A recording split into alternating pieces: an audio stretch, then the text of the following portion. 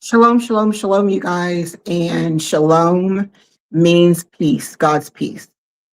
So shalom to you guys. Hope you guys are having a wonderful Sunday.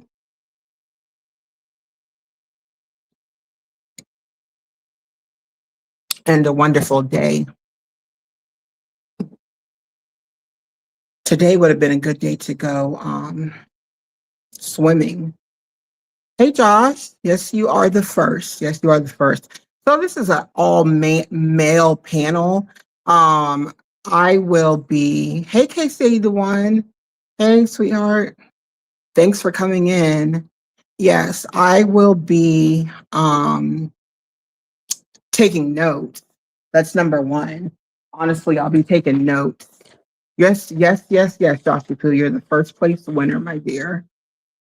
I'm definitely going to be taking notes because I feel like we have a lot to learn from men. And I think sometimes when you see a group of men and women debating, I feel like sometimes the man can be pushed aside or have his feelings pushed aside or feel ignored by saying their truth. And then the women then get upset because they're not saying their truth. So I really want to have a brutally honest men's panel where, when I say brutally honest, I'm not talking about just negativity. You know, that men need us as much as we need them. And so, but I'm just talking about brutally honest about what they like. And there's going to be a dynamic group of men. Oh, Josh just says that Josh just says that he's very special to us. She's very special to me. So he always says that. We allow Josh to claim his birthright. So I'm wondering, I invited a lot of men up here. I'm maybe 10 minutes early, so I just came up here to kind of say what this live was going to be about. It's an all males panel. I'll be up here, but my mouth will be, I'll be taking notes. You guys, it's all love. It is all love.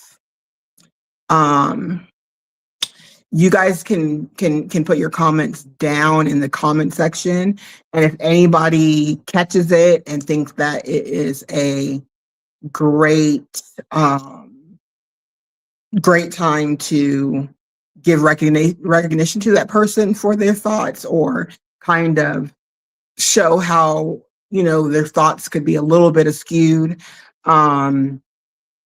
I picked men who were generally have a good sense of humor, have been through life experiences, are successful in what they do, is successful in YouTube.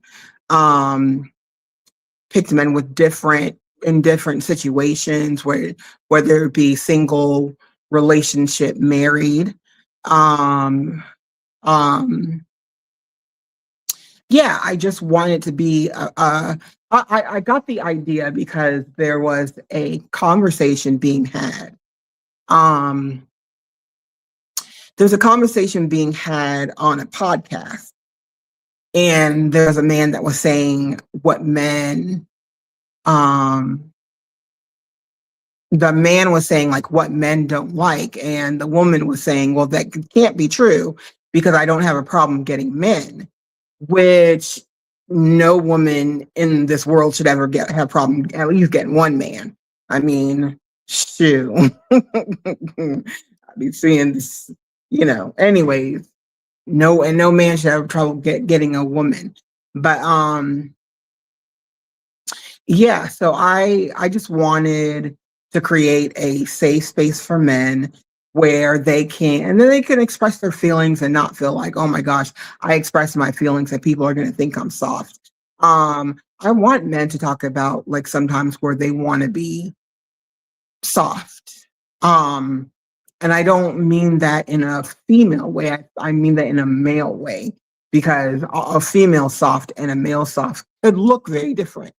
I think at the end of the day that we're all looking for love or we all want love.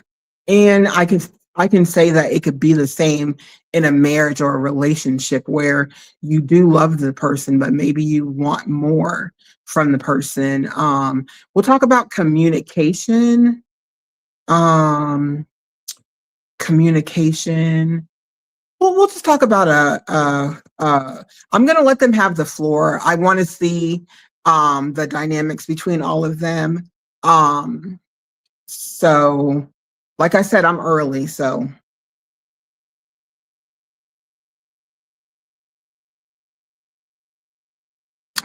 we shall see who pops up first. I have my I have my suspicion on who's gonna pop up first, but we'll see. Thank you guys for coming in, Josh, Pooh, and Casey the one. Casey the 1-7. Casey says all love.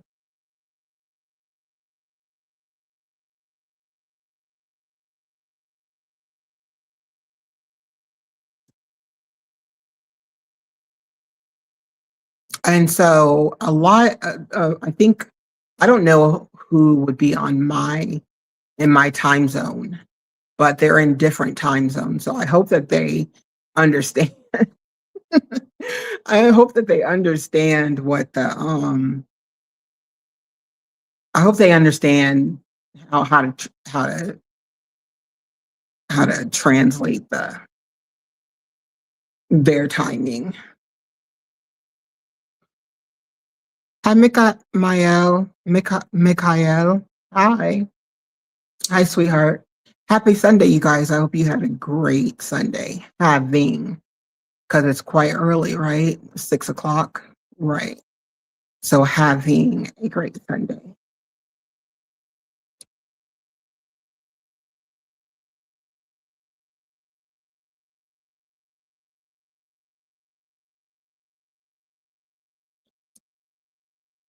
I will say, before the men get here, I do have, not for me, I don't have the pack of cigarettes.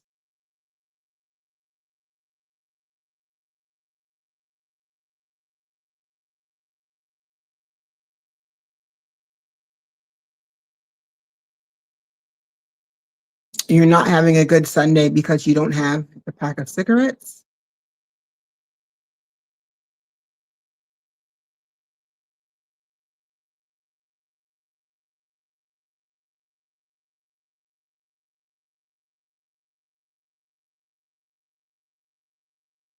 Oh, you don't have your pack of cigarettes with you? Okay. Or Mikhail, what country do you live in?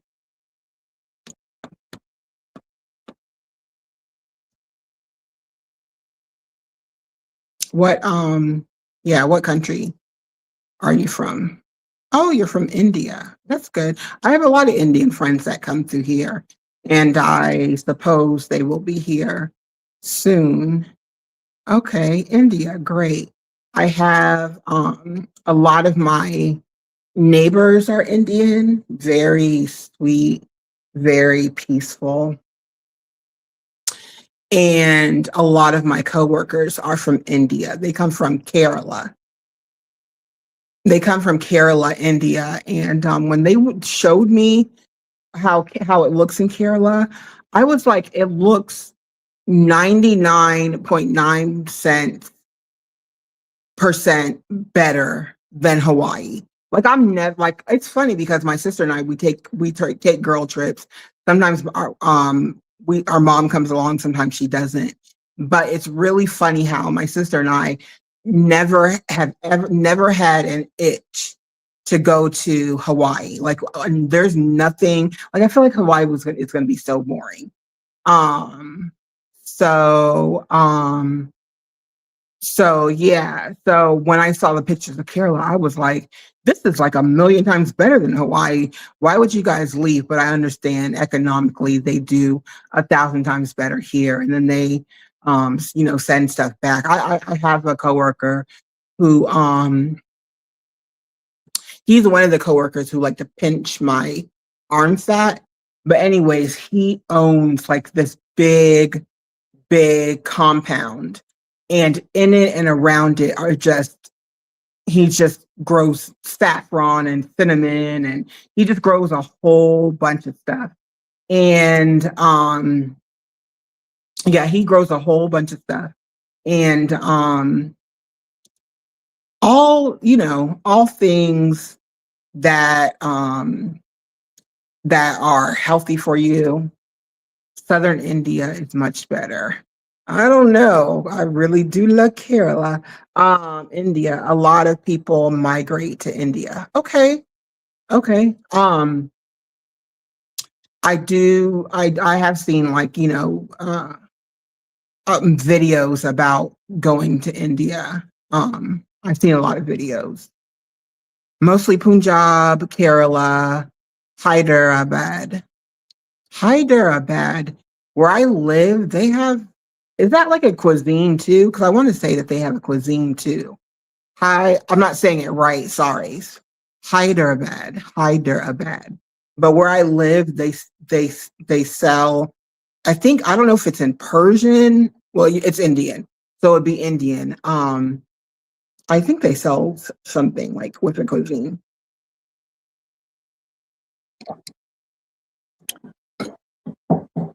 Y'all, the boys are late. So if they Southern India is much better. So if they talk about women being late, we gotta call them out on it. Hyderabad is itself culture, tradition, I gotta wait till somebody okay. Hyderabad is itself culture, tradition, everything. Okay. All right, okay. Um, yeah, yeah, yeah. So right now it's 6 o'clock in the morning for you, Mikael. Thank you, Joshua. Thank you for the thumbs up. Appreciate you. Mikael, so you would be 6:07 in the morning. My Indian subscribers and moderators, um, they're on a 24-hour thing. 12 hours, 24 hours, 24 hours. Yeah.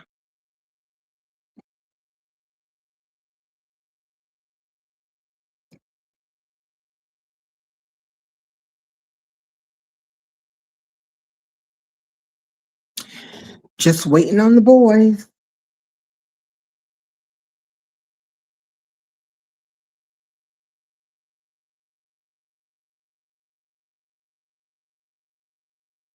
Just waiting on the boys. Y'all, I need to figure out y'all probably tired of me talking about that bike. But when I was lifting it up, so I don't have a lock. So for now, when I write it, I'm gonna put it on a sheet, up a sheet. But yeah, I don't know how I'm gonna do everything. I can't keep it outside for the ride. So we'll figure it out. I have a table that needs to be put together. So homeboy's gonna put it together for me. I'm gonna see like how much it costs to put this stuff together on TaskRabbit, and then just tell him if he can do it for maybe like 20% less. I'm going to subtract 20% and see if he'll do it for that price. Because TaskRabbit, the good thing about TaskRabbit is that's all that they do. So when they come to put my table, it's not going to take him a long time to put together. I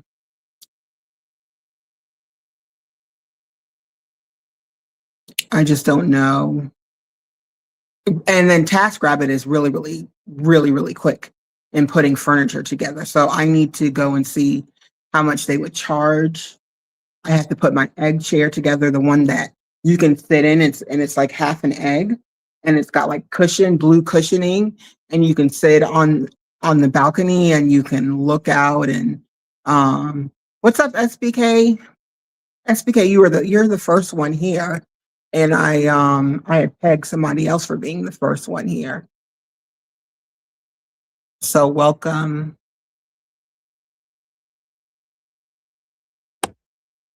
Welcome, welcome, welcome. And SBK, I just wanted to say, while I'll be up here, I want you guys to have the floor, and I want you guys to be brutally honest about what you want women to know. I was telling them, and I think I interrupted myself. I was telling them that I was watching a podcast, and there was a man, and I've seen it many times, and it gets frustrating, but there was a man that was saying that he was just saying what he didn't like. Some men say what all men don't like, but he was just saying that what he doesn't like. And when he was saying that, there was a woman challenging him on his preference, like telling him, no, your preference can't be that, because I do everything that you say you don't like and I get men. And I was like, okay, yes, okay, you're going to get a man. Like I said, it's not hard to get a man. It's not hard to get a woman. But the man just said that he didn't like this. Oh, he said he doesn't like it, but he'll tolerate it, is what he said. He doesn't like it, but if it's the last thing, then he'll take it, kind of deal. And I think that it would be good. I thought at that time it would be a good idea just to have men on a panel and be brutally honest. And being brutally honest is not a negative thing. I don't see it as a negative thing. And I don't think that you guys, the people that I picked out because I have respect for you guys. I have a lot of respect for you guys. I've learned a lot, and I appreciate your different points of view. And so this is an all men's panel. My big old face is going to be in up there, but it's really y'all's. And if you see something in the chat that you want to address, you can address that too. So you're going to be there amongst friends.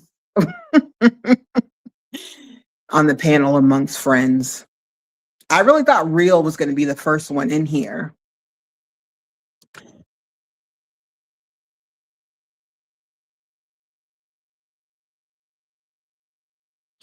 What's up, Urban? Oh, you're at work. Oh, okay. Don't worry about it. I think with whoever's going to come up, we might still be here when you're done. Hey, Urban, welcome. Shalom, peace to you. How are you doing? Doing good. How you doing? I'm doing well. I'm glad that you took time out of your schedule to come up here. You can come on back.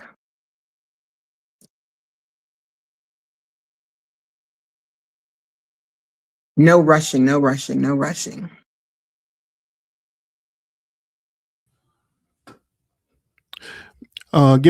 me 1 second. It's showing that I'm not logged in to StreamYard.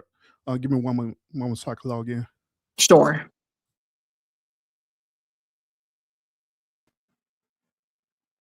What's up, Realski Broski? What's going on?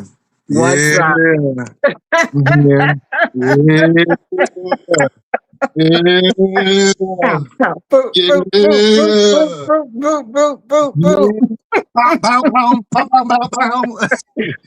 We in here.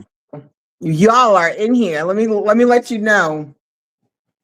Real. My mouth Mhm. gonna be shut. Okay. Okay. It's an all men's panel. I want you to. I want you guys to be as brutally honest as you can be. I mean it. Like hit us with your best shot. Um, when I say brutally honest, like I said, it doesn't have to be a negative thing. You can talk about some things that you like that you don't feel like and you know what? Real. Let me tell you something. This live was inspired by. This live was inspired by number one. There was a girl and a guy on a podcast, and the guy, hey Risa, hey sweetheart, shalom, and the guy was saying what he liked, and the girl was like, "No, you don't like that. No, you don't like that. No, you don't like that." And I was like, I actually posted on my wall, and I was like, "This girl is goofy. This man is telling you what he likes. He's not talking about all men." Like I was saying, it's not hard to get a man. And it's not hard to get a man with the makeup and the lashes and the blah blah boom. I dated those. I wear makeup. I do get va va voom a lot, and the guys that I date like that. Urban's coming back. Where'd he go? So that is one thing where I was just like, this guy is telling you and then the guy was like, if it's the last thing, I'll take it. So basically, you're not his type, but if you're the last woman on earth, then he'll take it. Also, when you were asked on a live stream, I think you were doing a live stream, and you said something like, you don't like to get gifts, or it's not important to get gifts. I always sometimes I'm a smart mouth Mhm. sometimes. So when I was on Facebook, I barely go on Facebook. When it was Father's Day, I would always keep the same energy for fathers as you do for mothers. I want the Mhm. brunch. I want the brunch dates to be sold out. I want y'all, take daddy to McCormick. You know what I'm saying? A little potente, like treat him well, get him a nice watch. One thing about and it resonated with me because whenever it's like my brothers and my brothers and my sister, whenever I can say like if I purchase my dad a watch, like say I go over there, the watch is still going to be right there in the package, and he's just like, oh, I just look at it, and then I it reminds me of you. I was like, well, it would really remind you of me, Daddy, if you put the watch on. And he's like, well, Mhm. I don't wanna. He was like, I don't want to damage it accidentally. I said, Daddy, if you damage it, I will get you another watch. But but Mhm. but girly, no. I'll get you another watch, Daddy. Put the watch on. And it's Right. with my brothers and sisters. If he gets something, he just like you right. So why is it you said he didn't like gifts? Oh, me? Yeah, Like gift and I think I remember saying that. Was that in Miss Sweet Alice's channel before or something like that? I think so. Um, and was I referring to like real like physical gifts and stuff like that? Right? I definitely remember that. Physical gifts like socks and tools. Oh yeah, like I don't Hey, know. It's just hey, like Risa what's Poo, going on, Lisa? you the best. I'm just a little bit different than other people. It's like I don't mind the gifts, Uh-huh. but I'm the type of person where it's like I like genuineness Mm-hmm. and I don't require a lot of time, but sometimes time. Mm-hmm. Not a lot of time, because I know people's time is very valuable, even though it's not a real, existential thing. But it's just like, because I know anybody can get you gifts and do this and say words and all that kind of stuff, and it's cool. but it's Mhm. just like I'm just not like I like people's genuineness, like genuine energy. Okay. Because I know people can get me gifts and they're just doing it just to, and I think the reason why I didn't like gifts, I think not all people who did it, but a lot of people who are around me, they gave gifts Uh-huh. just to try to get better things where they would be like, oh, I want to celebrate this, I want to do this. So they would get gifts and get the bare minimum of gifts just to try to receive something better and not be happy with it. So that's why I guess I didn't like gifts. You Hmm. know, like if somebody got me something, I wanted to be well thought out. But it's not that I don't appreciate the gifts, but it was in the contents of why it was given. It Okay, was, so if it's from a yeah, genuine place, you like getting gifts. yeah, but don't give me a gift because you come to me and it's like, oh, we should be. I don't really celebrate holidays, but don't. Oh, we should get each other I don't gifts, either. or I you don't. know, like Yeah. for our birthdays or for Christmas and all that stuff. I don't celebrate none of that. But Right. don't try to tell me that's what you want to do, and then you're getting me little tiny gifts here and there just to get up to that point where it's like you want something spectacular out of the situation, and you were trying to manipulate the situation to get something even greater. Mhm. Like that's what people were doing. It's like, oh, let me get you this thing, and oh, this, and it's like, I don't want socks. I appreciate Right. it, Or but it's like, tools. yeah, like okay, if you gonna buy a whole lot, like I'm fine with a hat. Give me a hat. Like I like hats. And it's the thing is, I know people are very impartial to what I'm about to say, that you should appreciate gifts. But it's like, why get somebody a gift where you know that they're not gonna like it or they don't want it, but you want them to like it. Now, if it's sentimental value and I know that you don't have a lot, that Yeah. I appreciate. But Right. don't force something on me and it's like you gotta like this. And it's like it's a gift that I really like. You know my style, you know me for what, and you know that I don't like this. And it doesn't have to be expensive. It doesn't have to be expensive clothing because I don't care about that either. But just something that's gonna be useful to me. But you just getting me like the run of the muck gift, like, oh here, this, that, you know? Yeah. So that's why I just didn't. So if it's genuine and you know it's genuine, then that's cool. Yeah, yeah, that's cool. But it's just like I think people. I don't like when they try to force gifts upon you. That Mhm. I'm like, you might as well have saved your money, and I'll still love you. I'll still appreciate you. I'll still be there for you. But you got me, and then you'll be mad if I don't really like it. Like I feel like we should be truthful in certain situations because some people feel like you have to. Oh, thank you so much for the. I'll still appreciate it if it's from a genuine place. But if Right. it's like something where it's like, okay, you got me this tie.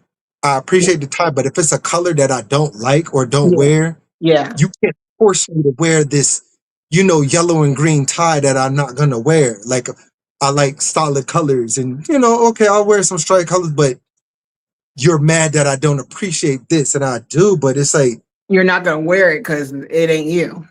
yeah, like imagine somebody getting you like they know that you like glasses, right? But Mhm. now they're gonna get Cinna a pair of like I guess 1970s era fashionista glasses that that look like that. You know what I'm talking about? Like the Eartha Kitt kind of glasses. Yeah, I have a pair like that. Now imagine that wasn't your style, but they're like, oh, I know you like shades. Here, take this, but you're not gonna wear that. It's just gonna be sitting around, you know? Yeah. Or accidentally end up in the trash. Yeah. So it's just like I'd Uh, rather you. sorry. Brick City, we've already started and you could hit the link to come up. What's up, Fun Tabs? What's up, Brick City? What up, Rissa? Risa said 6 o'clock almost 30 minutes ago. So in y'all's conversation, don't talk about how women are late. Um, I know she ain't talking. I know. Urban's gonna be. I'm glad Urban's is here because Urban he has no filter when it comes to certain things, I don't and want none of y'all I to have just hope filter. that Say real. yeah. What time did she put in her chat that the stream's supposed to start? 6. I think it was 6, right?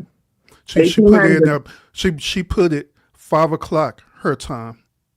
No. I put it 6 o'clock my time. Oh my bad. She put it 6 o'clock her time. Yeah. Did she start on time? To Yes, be I honest, started early. I don't even know. Yeah, I 'Cause I started was- early. because Um, her time means that her time means that my time is Central Time, so we start at 5. So I was waiting her at 5 for you. Oh yeah, because aren't you? Yeah, because I was actually over there, real live, chilling, and listen to Unreal do his thing. Really, So you we were was live? waiting on. So we was waiting on Oh, a you. little bit. No, I put 6 o'clock. I put the right. I put the right time. Oh, okay. Did I put the right time, real? I guess. Was it y'all don't get me to. I have to go look at it, but I believe it said 6, right? I believe it said 6. I believe. Let me look at this. I guess 6 her time, so that'll be 5 Yeah, o'clock 6. my time, right? Yeah, Oh, but I okay. put 6 my time. Oh, I put 6 my well, time. And in well, any, well, we just gonna say this: we all on time. How about that? right, Love it. right. And if y'all remember, to the women who are going to pull up to this chat, I need you to put on your thinking caps. I need you to put your mind into a perspective of being able to listen and to receive this information Yeah, and not have judgmental ways. Because remember, this is a live about what men think about situations and what men want. So I don't want people to feel that we're coming at them and all this kind of stuff. This is just a live where it's like, what men, I guess, like, or our perspective on things. So this is what, if these are the things that we like, it's like, oh, blah, blah, blah, there's too much. I don't like, that's not what it's about. Come yeah, with a thinking cap on, yeah, come with an open mind, and come prepared to be able to listen to certain things which could possibly change your perspective, and maybe you can learn or take away or give your input and perspective on things, or maybe we can see things inside of a different way. So this is not a bash 'em, rack 'em, sock 'em thing. I just want y'all to know that.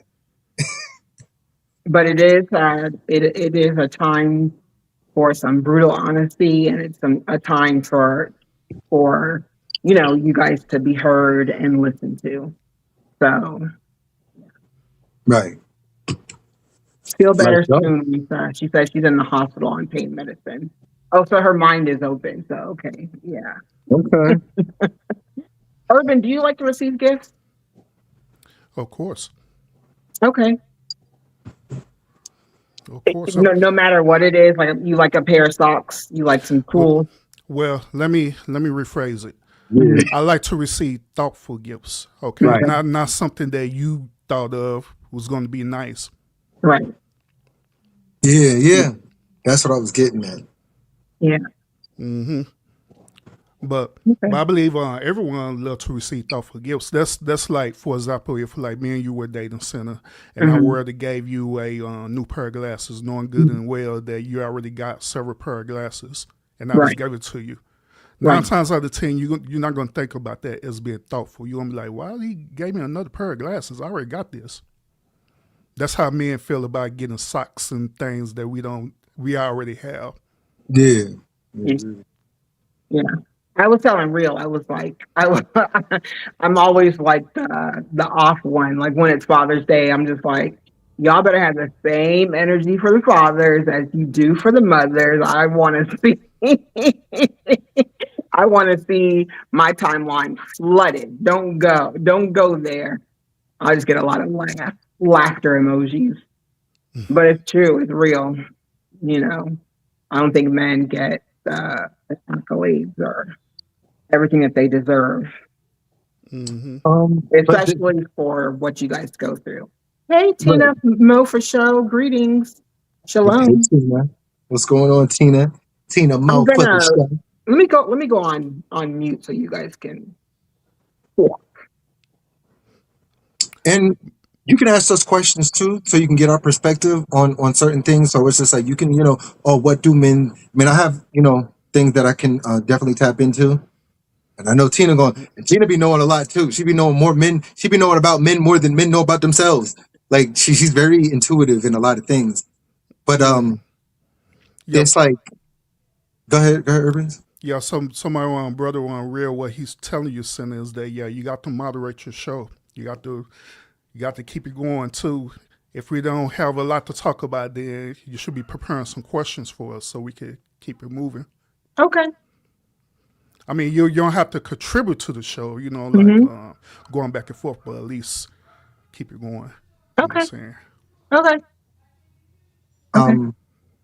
So what I'm going to start off with is what men like inside of a woman, right? Mhm. Now we have one end of the perspective where, yes, there's a lot of men that are geared on a woman's attributes, her physical attributes, and what she looks like, and her curves, this, that, her bosoms, and all that stuff.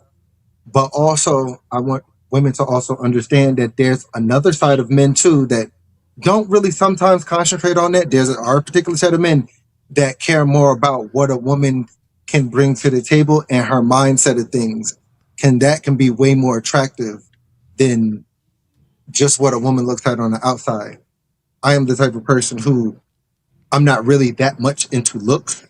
I know it might be hard to believe, but I'm the type of person that I can enjoy a woman for conversation, the great things that we can achieve and build together, the fun things, the small things, trying different foods, going out to eat, laughing, and a woman that's intelligent. Like, I don't know what it is, but I like some women that have intelligence and have intellectual sides about them, because I like to be able to hold and have conversations with somebody that has sense.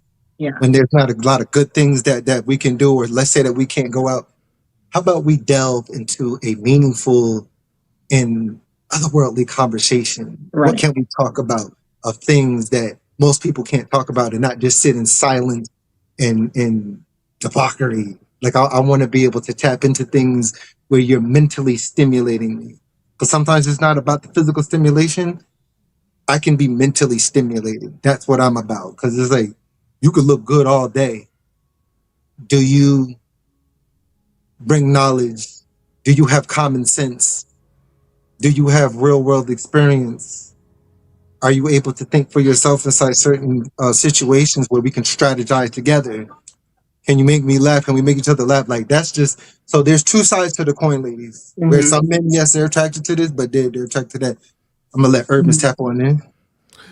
Can I just ask real? So, okay, so when you are deciding you do want to be with somebody, it's somebody you're attracted to, right? Physically. You have to be attracted to them physically as well. All those things that I just said helps me to become attracted to them physically. Like, if that makes sense. Like, that's what makes up the physical for me of that female. Yeah, because like, I can date beautiful women all day, and it's like, if you don't have substance, I don't want you. I rather, and I know, but I don't want people taking this the wrong way. This is just me. I'd rather take a 5 or a 6 on a scale, but it's like, I can have fun with you. I can have, like, that's just how I am. Yeah. And I've got picked on for certain things like that growing up. Yeah, I could have had this. I had models and all that stuff, but I would have certain people that wasn't, oh, this is what others considered the best. My eyes didn't see that. I was attracted to them. I like that. And I was happy. I can be happy with somebody who's, like, we're here. I do know because it makes sense on the girls that my brother dates. My brother's date. It makes sense now what you're saying. Yeah, that's what I'll say. Yeah, that makes sense. Hey, brother Real, what do you determine? What do you determine a 5 or a 6? How do you make that determination? Well, it's not more or less of what I kind of determine, but it's more or less going by what society labels. Because you know how sometimes society, if you don't have this, if you're not wearing like all the this and that and the makeup and all this kind of stuff, society will label certain people. Okay, your hair's nappy. You're not wearing any makeup. You're a plain Jane. You don't have this. You got a couple of spots on your face, and your body might not be up to the higher standards, but it's decent enough that's what society will label like a 5, a 6, or a 7. You know, because then society, like what society labels a 10, I'll be like, ugh, like all this Betty Boop looking extra, you know, I don't know. I don't know how to Yep. explain. Like, This is So listen, on my channel, you there's just nothing you wrong say with it. what you want to say. so Don't You hold know, back. listen, if you, but it's like, if you got the mind and everything to follow, and if you happen to look extra what society considers, that's fine. But if you're still fine, like, I don't know, I just don't. Yeah. so Hey, ATL sis. Hey, sis. Love you. so real. I understand about the social norm aspect of it, right? You know Yeah. how the social norms determine what's a 5, 6, 8, 9, and 10 and stuff. But the question I'm asking you specifically is, what is your determination of that? You know, because different people see a 5 or 6 different ways. You know what I'm saying? Some people will see a 5 or 6 as average. Some people will see it below average. So I'm asking you personally, what do Okay, you make that? so What do you make that determination for a woman to be a 5 or a 6? What is your oh, I see criteria what on you're that? saying. So like, if I was to actually delve and be shallow and go into that, like if I was actually able to delve into that, I would probably just look at like, I would have to allow my mind to go there, but just like facial facial symmetry and you know, like it doesn't have to be actual beauty, but how you keep up with yourself. Like if you brush your teeth, if you do this kind of stuff, at least keep up with yourself. I kind of go by that level. But some people are like, when you start letting yourself go, I determine it on your upkeepness with yourself. You don't have to look extra good, but like you're not brushing your teeth, and it's just like, okay, some people smoke, I don't care. But if you're not brushing your teeth and you're not keeping up with yourself and not putting lotion on and all that stuff, it kind of degrades you a little bit, you know? So I kind of look at it like that, you know? Yep. I Yeah, hate gotcha. smoke. Yeah, gotcha. So in other words, physical do initially attract you to the woman, correct? Somewhat. I just don't want you to look like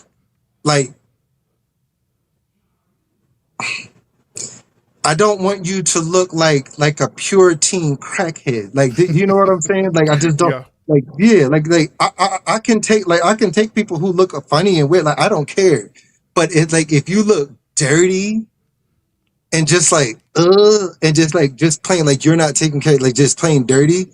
It's like I kind of have a problem with that. You know what I'm saying? Like, Yep. Yes, that would be a problem. yeah, like you just can't look dirty. Like, just fix yourself up. Even if you're not up there, fix yourself up.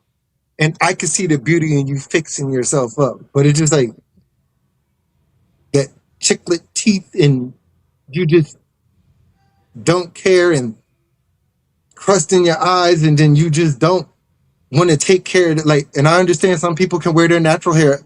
I like natural hair. But if it's just like flakes, you don't care about it, and you're not taking your cornrows out after freaking 9, 10, 11 months, and you don't care.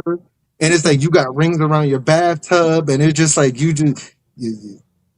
Ooh, not rings around your bathtub. washcloth stink, like like you're just dirty. Like, I don't want somebody dirty. I don't want no dirty. Y'all know it's just like, ugh, Yeah. ugh. So the reason why I was asking that question, brother, because I know you said earlier that for you, looks isn't what attracts you. It's overall the character of the woman, which I agree with you on that point. You know what I'm saying? Overall, it should be the character. But however, I don't want people and women to misunderstand that the initial looks do draw us to them. You know what I'm saying? Wherever that looks like to you. My attraction is going to be totally different from your attraction. You know what I'm saying? You may be attracted to like a 5 or 6 or whatever. I might be attracted to a 1, 2, 3, or 4, or maybe a 8 or 9. You know what I'm saying? Or other man may be attracted to 10s, but the initial attraction is what draws us to women, period. You know what I'm saying? But You're right.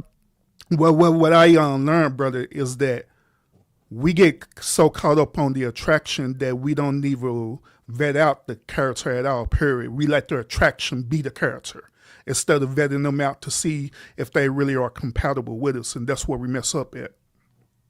Right. I mean, I learned my lesson on that, and I think sometimes women get pissed at me at that in real life because it's like, oh, look at me, I look good, and blah blah blah. And sometimes like, I don't even look their way. I'm just like, okay, you're just another, and it's just like you could be attractive all you want, but if that's all that you're presenting to me, and you're a headache, and you're toxic, and you're crazy, and it's just like you got all sorts of drama and like I don't care how good you look.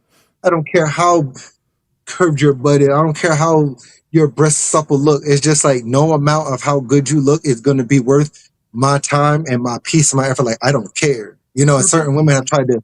Oh yeah, but I'm like I don't care. I Right. don't care. I dealt with that when I was younger in my early 20s, and it's like I don't. Give me a plain Jane any day over it.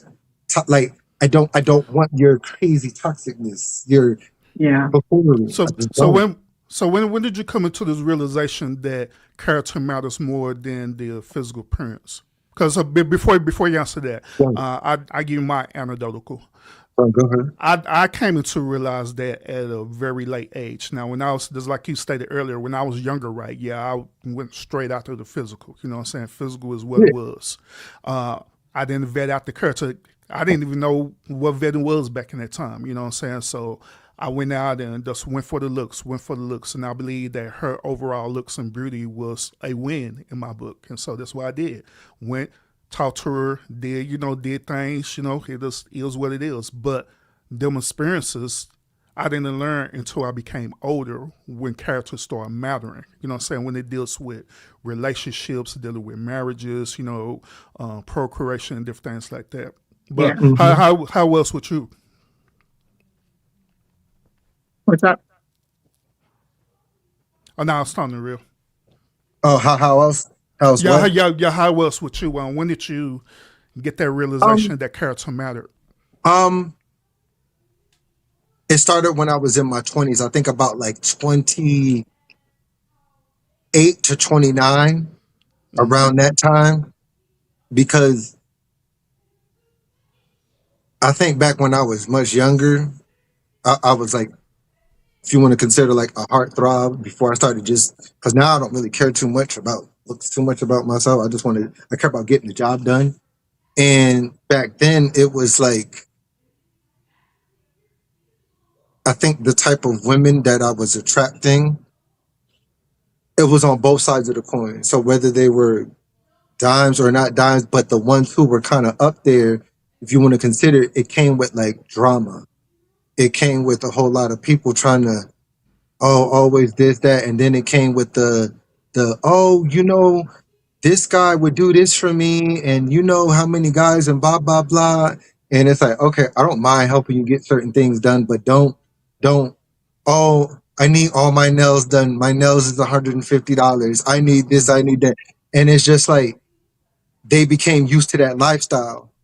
Yeah. And I'm like, I want to go further than this. Like I get it, that's what you're into, but it wasn't going anywhere. It was just like, oh, this clubs trap. Like it's just. And then I saw that certain men had ruined those type of women by spoiling them. So now they expected, certain things, and they were toxic. And because of They were, certain guys, go ahead. I'm sorry, they were toxic. Why? They were toxic. Why? Why were they toxic? Because of the thing. Well, if y'all want to be honest, like the whole like argue with me, fight with me, and then afterwards, like, see, it's certain stuff that I really don't want to say because I'm a little guarded with the stuff I say, but it's just like it would just Why? be toxic stuff. Why? Like, Why are you guarded? because it's just like I don't know, like even though y'all know I'm very funny and motivational, there's certain stuff that I kind of don't like to say. Yeah. But I mean, I can be a little candid right now. But it's just Yeah. like the toxic girls who were just, and like I said, don't hold this against me inside the future because I'm still upholding a certain, morale about myself. But certain females was just like, fight me, argue with me, I want to drink. And then after that, put your thing inside my mouth to shut me up. Fight with me back. I want to argue with you and I want to have like sex like this and I don't care. I'm going to call you out your name. I'm going to do this and stuff. But if you start to hear me calling you like this, and it was quite a few, put your inside my mouth to shut me up.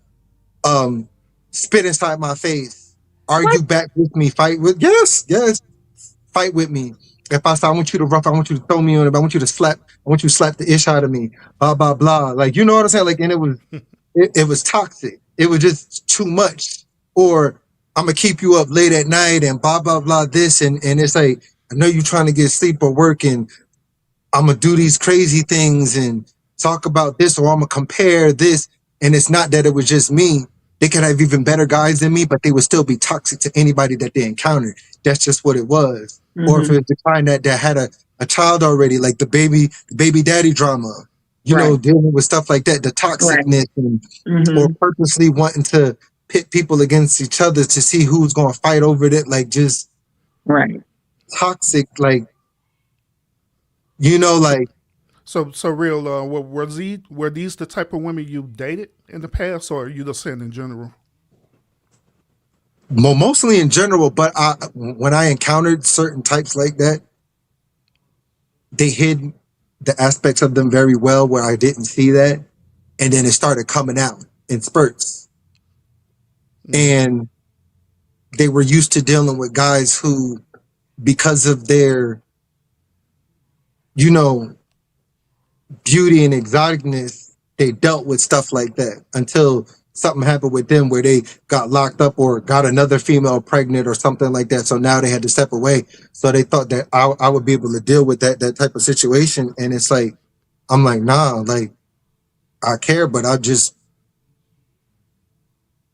I'm not doing that at the expense of my peace. Like, I could deal with a little bit of toxicness, a little bit, but when it's completely where it's going to ruin situations, you costing money out the situation, you know, wanting to fight with this person, we getting older, now we reaching out to, and it's like, you want to start fights with this person, start fights with that person. You want to be all up on social media.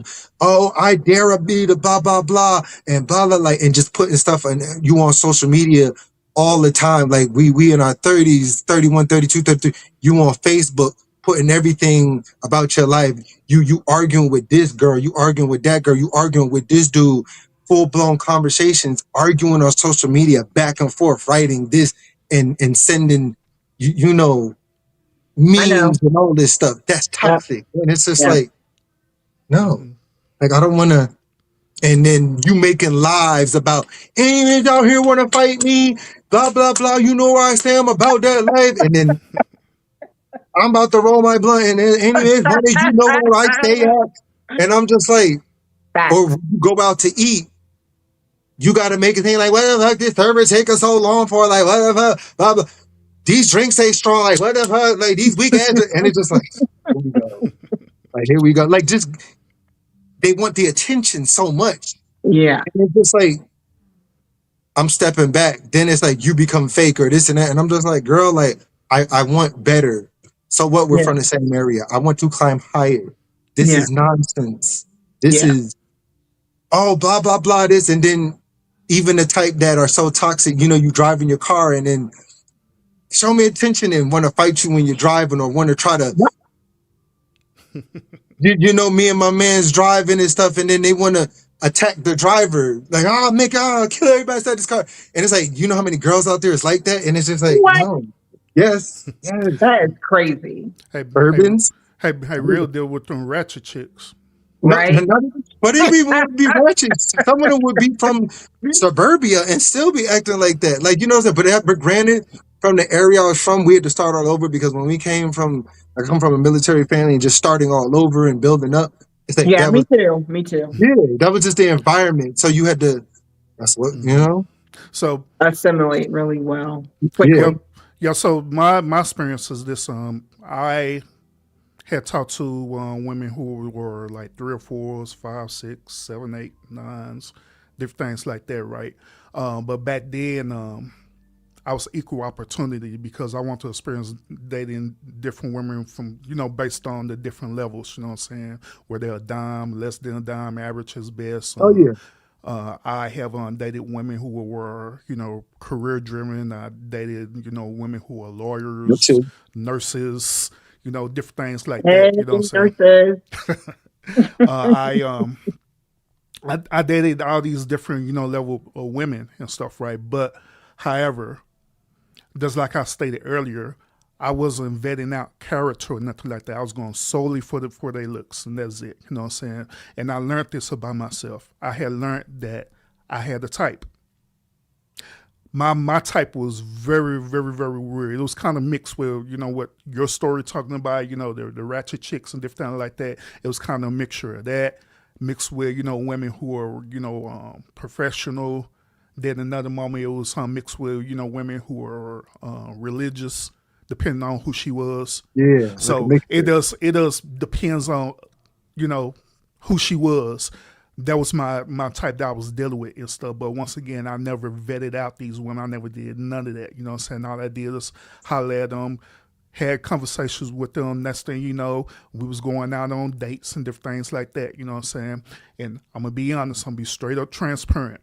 The dude that you was talking about, that simply treating them women the way they are, making them all spoil this stuff, I was doing it.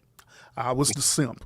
I was the sucker. I was preparing for meals and everything. But my mindset was different back then. The reason why I was doing it back then is because I believed that by me giving that I was going to get reciprocated in return. Doing the right thing is important, right? Yeah. We call that in modern day a transactional relationship. And so that's where my mom said, as long as I give, then I should be getting the thing in return. And my thing that I wanted in return, it wasn't necessarily a relationship. All I wanted to do, to be quite honest, is just to simply smash this chick whenever I wanted to. Smash City. That was my transaction, you know what I'm saying? So I did it. And can I just say something, Urban? Because I heard you say this. Maybe I'm basic, but if a man takes me to the Cheesecake Factory, I'm gonna be a happy girl because I love the Cheesecake. What's wrong with the Cheesecake Factory? Urban has said, if you're gonna take, and don't get me wrong, whenever I am asked out, for the most part, I get taken to nice restaurants, and no, they don't blink an eye. I know what a trick. I know who will trick. I know who will trick without who they know they gonna get no coochie, right? But yeah, you could and also if you buy me Whataburger and you take me to a nice picnic, I'm gonna enjoy that too because you put thought into it. You put something different. But honey, I'm telling you right now, the Cheesecake Factory always hits.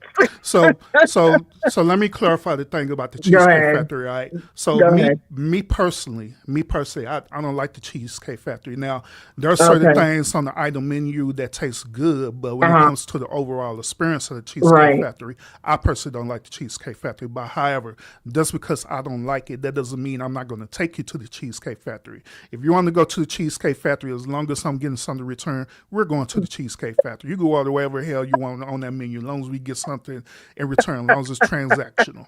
That was my mindset back then.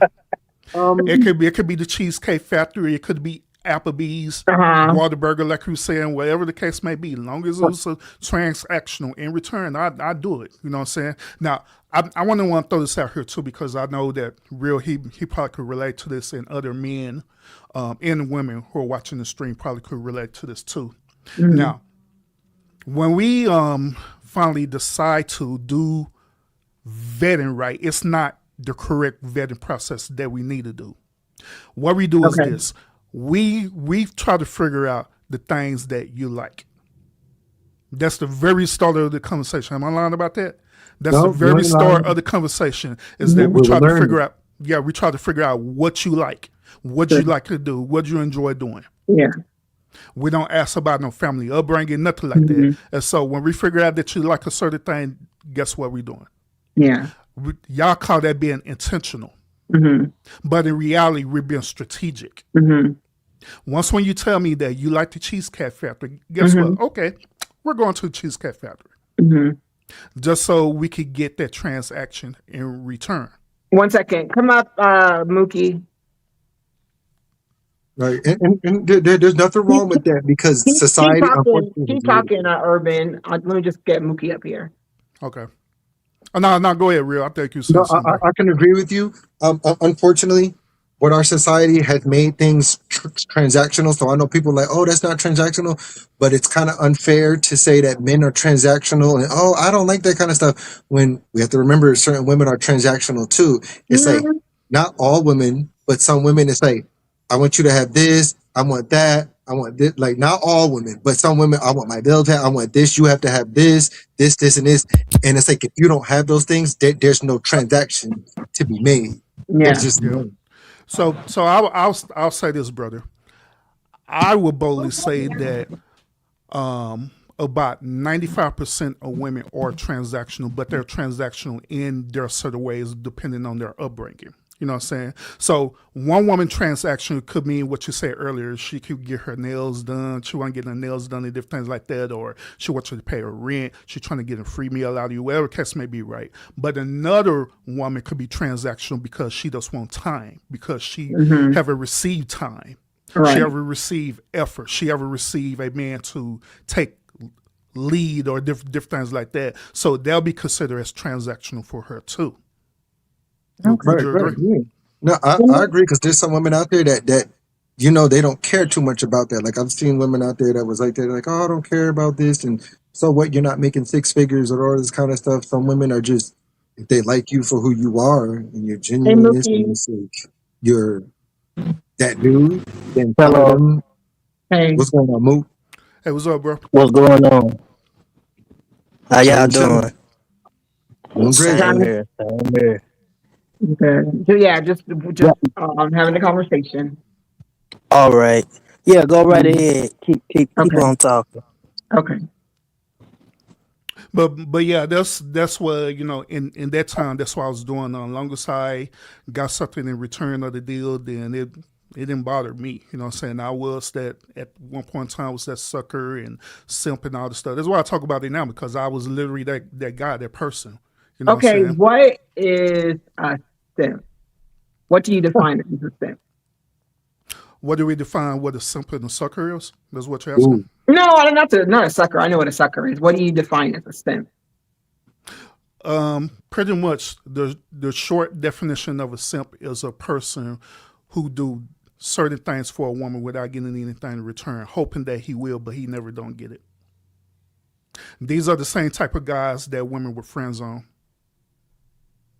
yeah, and Um. they'll purposely keep leading them on, but keeping them there, and that's kind of not cool because it's like Hmm. they have no intention whatsoever of ever dating them or doing things with them. But Hmm. some of them have a manipulative way where they try to act like you know. And to me, that I think it's a little wrong. But to keep giving somebody some sort of hope, thinking, oh, this and that, and here maybe one day I'll get you. And it's just like kind of not fair. But go ahead. Yeah, So facts. So simps don't win. Do the nice guys finish last? Do they finish When it, last? Do when it comes simps to that, do simps ever win? it does depend on how the way you perceive it. To be honest with you, because like certain men, they'll say that hey, the simps and the suckers are winning because they tricking and all stuff, and they ultimately is getting the girl in a weird way. But me personally, I don't believe that they're winning at all, because what they're doing, they're sacrificing their manhood, they're sacrificing their integrity, they're sacrificing everything, for this certain woman that's never going to give him nothing in return, never going to reciprocate, And so to answer your other question about do nice guys finish last, that's also depends on perception. You know what I'm saying? Mhm. Nice guys, they could finish last. You know what I'm saying? Others, it could be opposite of that, but it just depends on the situation. Okay. right? The only way simps do win is when those women who play that game. What ends up happening is when they start to get to like a certain, I know because I had pushback on this from somebody else channel, but when they get to a certain age, right? Some of them aren't able to continue on these games or these antics because sometimes age and things may set in, and what they could used to get away with, it's like now they're realizing, oh, sometimes, like I don't want people thinking like, oh, Yeah. yes, women could still be beautiful in their older age, yes, but sometimes when certain things happen, they can't get away with the same things they used to. And Mhm. now some of them may cure kids from the situation. They may start to age, they may start things. So now what ends up happening is now that these women can't play the same games because of, like the youthfulness and all this other stuff, Mm-hmm. they now want to find that guy. So now the simp, now he's that guy that they really want. Now it's like he's got the money, he's got this and that. Now he wins because he gets to choose what he wants. Because Right. I've seen that those same women years later, they come running back and they want and need that man that was really there and truly could help be Yeah. there for them. Now Yeah. they ruined it, and now they stuck with the Tyrones and all this stuff, and now that same game that they could play before, they can't. They Right. just can't. I see it all the time. Okay, Uh, Risa. I like that. Caters to you, but people think he's a gangster. I love that, Risa. Love that for you. Go ahead. So the worst thing for a man to do is to be a simple with money or simple with resources. You know what I'm saying? Because just like what That's we true. were saying earlier, That's true. once when you get resources, that means you could leverage. You could do whatever the hell you want. You could pretty much pull any type of woman you want to pull. It don't matter because you got the money and resources to do it. Because just like I stated earlier, I say up to about 95% of women are transactional in their own little way. Every young woman could be bought with a price. That's my honest belief. I believe that every woman could be bought with a price, depending on what that price is. You know what I'm saying? Now, how far she's willing to go with that price, or how far he's willing to put it out there. You know what I mean? I'll be thinking that too. Like even if it's women, a lot of them are like, no, I don't have a price. Let somebody offer you $3.5 million or $4.7 million, and you really need that. Who knows? You might do a little something strange for the change if you need it. But that's what I Yeah, just think. yeah, Or $1 facts. billion. Yeah, For $1 facts. billion? Yeah, for $1 billion, $1 billion. If I was able to transform into Diddy and I came to you saying, I'm like, yo, I'm Diddy. Have fun with me, and I'm going to know what I did. And I got $1 billion for you, $1 billion for Uh-huh. one night. Uh-huh. What would you? Would you or no? No, but at the same time, if you see me getting new houses and cars, mind your business, okay? If I got jewelry on, what does that concern you? Dang, no Diddy, Oh okay? man. I'm just buying a couple of houses. That's it. You can have one. Mind your business. Hey, it's interesting that you brought up Diddy, right? Because just think about the things that Diddy had did to the women. Every woman that was part of his circle or his ring or whatever, right? All of it was bought with a price, one way or the other, whether it's monetary value, whether it's transactional through social, economic status, you know what I'm saying, being made known, where they got hooked up with Diddy and Diddy hooked them up with other celebrities and stuff. So one way or the other, they end up receiving some type of price on their deal, you know what I mean? But at the same time, like I say, it's normal average women. It's the same exact way with just normal average men. If that dude have a high social economical status, guess what? She's gonna negotiate her price. Like matter of fact, I give you an example, right? My oldest son, he is in the military serving as a Marine, right? I tell my oldest son this all the time. Like, son, look, you need to understand that in average women mind, you're considered as a high value male simply because you serve in the military. Right. And the reason why they see you as a high value male is because they look at your benefits that you receive from the military. Right. So by you understanding that simple concept, right, you have to move a certain type of way. You really seriously do got to want to vet out these certain type of women, because if you don't do that, they're going to end up negotiating their price. And 9 times out of 10, their price is going to be that they're going to transaction with you with their body. He ain't lying. But there's women that used to be near the base, whether when we was in Camp Pendleton or when you was in Kansas. In Kansas, these girls, these women that know that this, and they're by the base, and then it's like no matter who comes through, every new cadet that comes through doing the same thing. So he knows. I know he's not lying. My dad, my dad was in the military. I have seen it all. I have seen it all. Especially, like, let me tell you something. Some women cannot keep themselves because it's like when husbands go out to sea, it's like you see them going in different houses. Like, wait a minute, ain't you married? What y'all doing hanging out together? And this was when I was young. I would be like, why is so and so going over so and so's house? You know what I mean? Like, and then when I got older, I was like, oh, Yep. They yes, could be married to a military man. They don't care. or don't care. yes, women will be like, yeah, I want me a military man because he gets good benefits. And they still cheat That's on him. basically all that they want. Yeah, and still cheat on Yeah. him when he gets deployed. Like they just. Oh, like they ain't never had sex before. Cheat Yeah, on yeah, them. yeah. What? Like, trust me, I've seen women do things like that, and it's just like, dang, like I thought you was married, and they don't care. It's just like getting it in, and like, dang, like.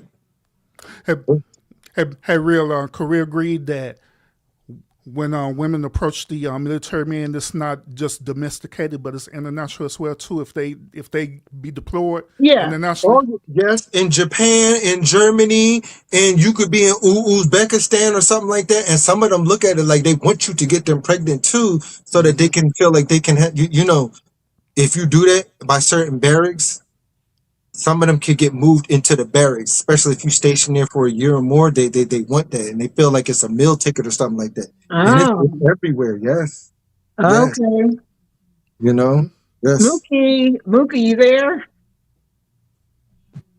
I'm still here. Can y'all hear me? Yeah. Are you just listening? Yeah. Okay. I'm here. Okay. You can tap on it. And I think it's something too about status, because this is like women like that too. Like when you let's say that you came home from deployment, right? Finished out, got your MOS. Now you got stationed when you needed to be stationed with. You're doing your admin, and when you come to the city, like let's say that you're wearing your blues. Your blues is your blues. It's like the blue outfit. It's different from your tans when you get with your own base. Women are attracted to that. I don't know what it is about that, but you got your blues on, you got your white hat. Something about that is just like, and don't let y'all go to a club and say, "Oh, we're gonna grab a drink or something like that," and you just coming back. It's like Absolutely. something, like something like they really throw themselves in. I don't know what it is about that. I think it has something maybe to do with the uniform or men in uniform, something like that. I don't know.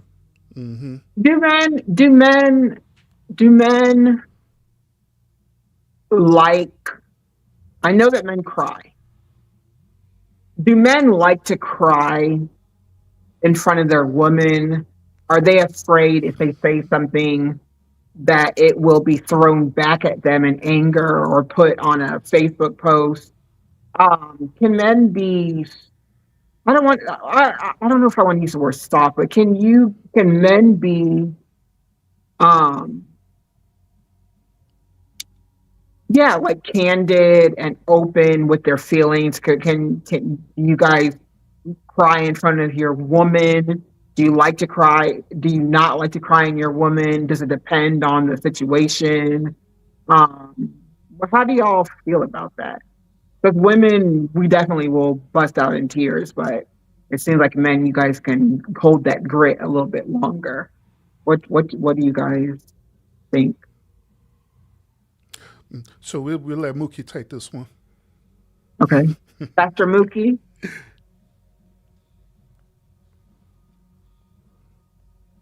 What do you think, Mookie? Or not? He might be multitasking. Are you there, Mookie? Or no? If not, I'll let you take that urban first. I don't know what.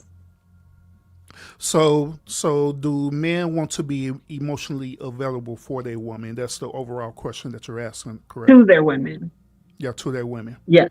So the answer to the question in general, yes, men want to be emotionally available to their women. Now, be as it may, when you're dealing with a man who's strong in his masculinity, he understands that at the end of the day he's human. He's going to make mistakes. He understands that he have feelings and emotions, and he know how to channel them emotions where he won't become a hyper emotional male. but he can express that. So yes, he wants to express that with the woman that he loves, that he cares about, that he opened up to. You know what I'm saying? But however, on the flip side of that, Right. that once again that goes contingent on who he then select to be that type of woman. Right. Well, with that being said, if he select the wrong type of woman, on the average, that woman, she may console him, she may hold him, but I guarantee that woman is going to hold his feelings and emotions against him for a rainy day, and it never fails. You mean most women? If they have that mindset, yeah, most women who have that particular mindset, they will literally weaponize that and then emasculate away every single time. So this is the reason why most men don't express their emotions to their women, or they become emotionally unavailable, because they're afraid of the end results behind it. They're afraid that one day, if you end up like say for example, y'all get into a disagreement, right? And Right. you got to take the leadership role. You got to be the man to take the leadership role. She don't want to do it. That's when she end up throwing that back in that man's face. Say, well, you did this, you was crying because of this or that. Yeah. You should use acting like a punk, Yeah. a sissy and stuff. They'll Yeah. weaponize that. So the moment when they do that one time, that's Right. when instantly that man is not going to be available to him no more, because Yeah. they're not going to trust him at all. Period. Oh, I thought you would say that he's not going to be emotional available to any women anymore. Well, he's not going to be emotionally available to that particular woman. Now, if he haven't healed from that particular relationship, then of course it's going to transfer over to Okay. any type of woman that he's in interaction with. You know what I'm Okay. saying? Because be as it may, ladies, we do understand that women are different. Y'all have y'all different characteristics, y'all different ideologies and emotions and stuff. You know what I'm saying? We understand that concept, but we also understand that when it's dealing with certain type of social norms, right? Women act the same. You know what I'm saying? Yeah. Especially if they have not been taught Right. to not do that to men. Right. You know what I'm saying? Right. Yeah. Right. That makes a lot of sense. Tina Mofo Show says most women do not respect men's vulnerabilities. Yeah, I believe the reason why she say that is because, once again, that's dealing with social norms. Because we are meant to be the men who's supposed to carry the burden, carry the load. You know what I mean? We got to carry our cross. We can't be vulnerable. We got to Right. be tough and Yeah. all these Yes, different other yes. things. You know what I'm saying? Mm-hmm. Oh, go ahead, Mookie. You can't be tough all the time. I mean, this thing about it is that we don't want to be tough all the time. You know what I'm saying? Okay. We want to have a moment where we can be vulnerable. We want to have a moment where we could confide, in our women. But Yeah. unfortunately, due to, our selection process, it Mhm. don't happen all the time. Mhm. A matter of fact, on that, I'll let Mookie go after this. In the scripture, it says that he'll find, so wife, you find a good thing to find favor in the Lord, right? Mhm. Yeah. That's the whole concept behind it, is that many of us as men, we have not found that actual woman, simply Yeah. because That's we true. haven't vetted that woman out. Mhm. But go ahead, Mookie. Yeah, I was gonna piggyback what you said. Everything you just said, basically, I was getting ready to say. Like that is so true, because men's they have feelings just like women's do. We hurt just like y'all hurt. Yeah. But sometimes most men's, like, I agree with Urban what he said. Especially if he got a good woman. Like me personally, I can't speak for nobody else, but me personally, I express my feelings to my wife when I sometimes get emotional Yeah. all the time. Yeah. And then when I'm down or not feeling good or things like that, she's there to hold me up. Or when she down, I'm there to hold her up. Right. And you basically supposed to have, when you with somebody, you basically supposed to have each other's back. Absolutely.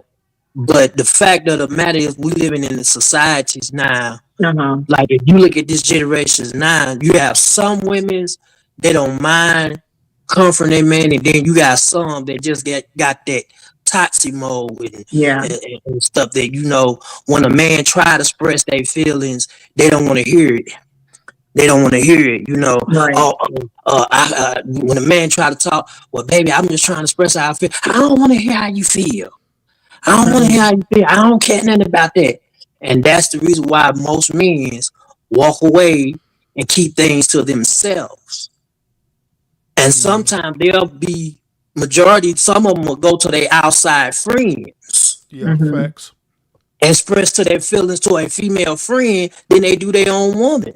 Okay. And they be like, well, how come that you express your feelings to them, but you don't ever want to express me? Remember what you told me. You don't want to hear nothing about my feelings. Right. You don't want to hear about how I feel. Right. So someone got that I don't care spirit, and they just you know, they just blah blah blah blah blah blah blah blah. Then when a man and Urban can vouch for this, so you know as well as I know. So sometimes when a man try to express his feelings, you got some women they just run off at the mouth and blah, blah, blah, blah, blah. And then you have some that's humbly don't mind listening to their husband. Right. Listening to their spouse, you know, Right. oh, what you going through? If you hurting, I'm hurting. If you going through, I'm going through. Right. And it's all about balance. You know, it's all about setting balance and having understanding. You know, a man's supposed to listen to a woman's emotion and a woman's supposed to listen to a man. But if you can't hear that man not expect for you to hear, and you know, and you expect for him to hear you out, how you gonna make it to the next step? So How you gonna go to the next level? Can I just ask? I just want to ask Fantastic Five what you meant by having a man as your best friend first. Oh, having a man as your best friend first also makes it easier to express yourself. Okay. I got it. Never mind. I got it, girl. I got it, sweetheart. I read it the wrong way. So Mookie, I had made the mistake of, you know, what you were saying earlier, right? When I confide with one of my homegirls about a situation that I was dealing with, right? The reason why it became a mistake is because just as the same as, you know, my woman was doing the things to me, right? My friend girl was doing the same as that thing, but the only difference between the two is that I found out later down the line that she actually liked me and stuff, right? And so, of course, she's going to fire me and she's going to, you know, give me that temporarily emotional support because just like I stated earlier, you know, women are transactional. One way or the other, they want to be transactional. However way they can get it, you know what I'm saying? They'll get it. Even by just being a friend in a friendship or being in the friend zone, they're going to get it one way or the other. So in that situation, she was confiding in me, you know, she was saying, how dare that B do such and such stuff? Then the famous words that they always say, I would never do something like that. Come on, but later on down the line, she still ended up doing the same as that thing that the one woman was doing me. Oh wow. And so these situations is some of the things that men deal with, you know what I'm saying? And yes, ultimately, if you're dealing with one woman, then you're dealing with another woman, then another woman that you consider as your friend too, and all of these situations are the same, naturally you're going to be thinking that there's something wrong with the woman. You know what I mean? That's true. But, however, through my wisdom, I learned that true, it could be something wrong with the woman, but I also learned something about myself as well too. I learned that, like I stated earlier, that I had a certain type of women. And so it was also my decisions to be with these certain type of women, regardless if it's a friendship, relationship, or whatever. So I have to start reevaluating myself. I have to start figuring out why in the world am I selecting these type of women who keep doing this to me over and over again. You know what I'm saying? Just like what Real saying earlier about toxic women and stuff. You know, there are men out there who love toxic women. It's exciting to them to have a toxic woman. It's exciting to them to have a ratchet woman. You know what I'm saying? It's super exciting. You know what I'm saying? So, but yeah. That's true. Yeah. So it was like Real froze. Oh, I'm still here. I had I went into my text. No, I was writing something. You really did look like you were frozen. No, I was frozen. Oh wait, or was I really? Yeah, like, you froze for a moment. Oh, because I was really like sitting here just. I was like, oh, hold on, somebody text me on this phone. But I like what y'all was saying, right? So biblically, I know that there was a story. Some people don't want to hear this, but there was a guy who was a great prophet of God, but he always cried a lot. He was a crying prophet, and even though he was a very powerful man and man of God, he always wept. They call him the weeping prophet because he wept about his people. He wept about the concerns of the nation, of the people around him, the women around him, the men, even certain relationships. So it's crazy that certain people can cry and they'll, oh, well, biblically, or if Christ cried, or whoever you want to say cried. But now to these days, it's like if a man cries, do I see something wrong with it?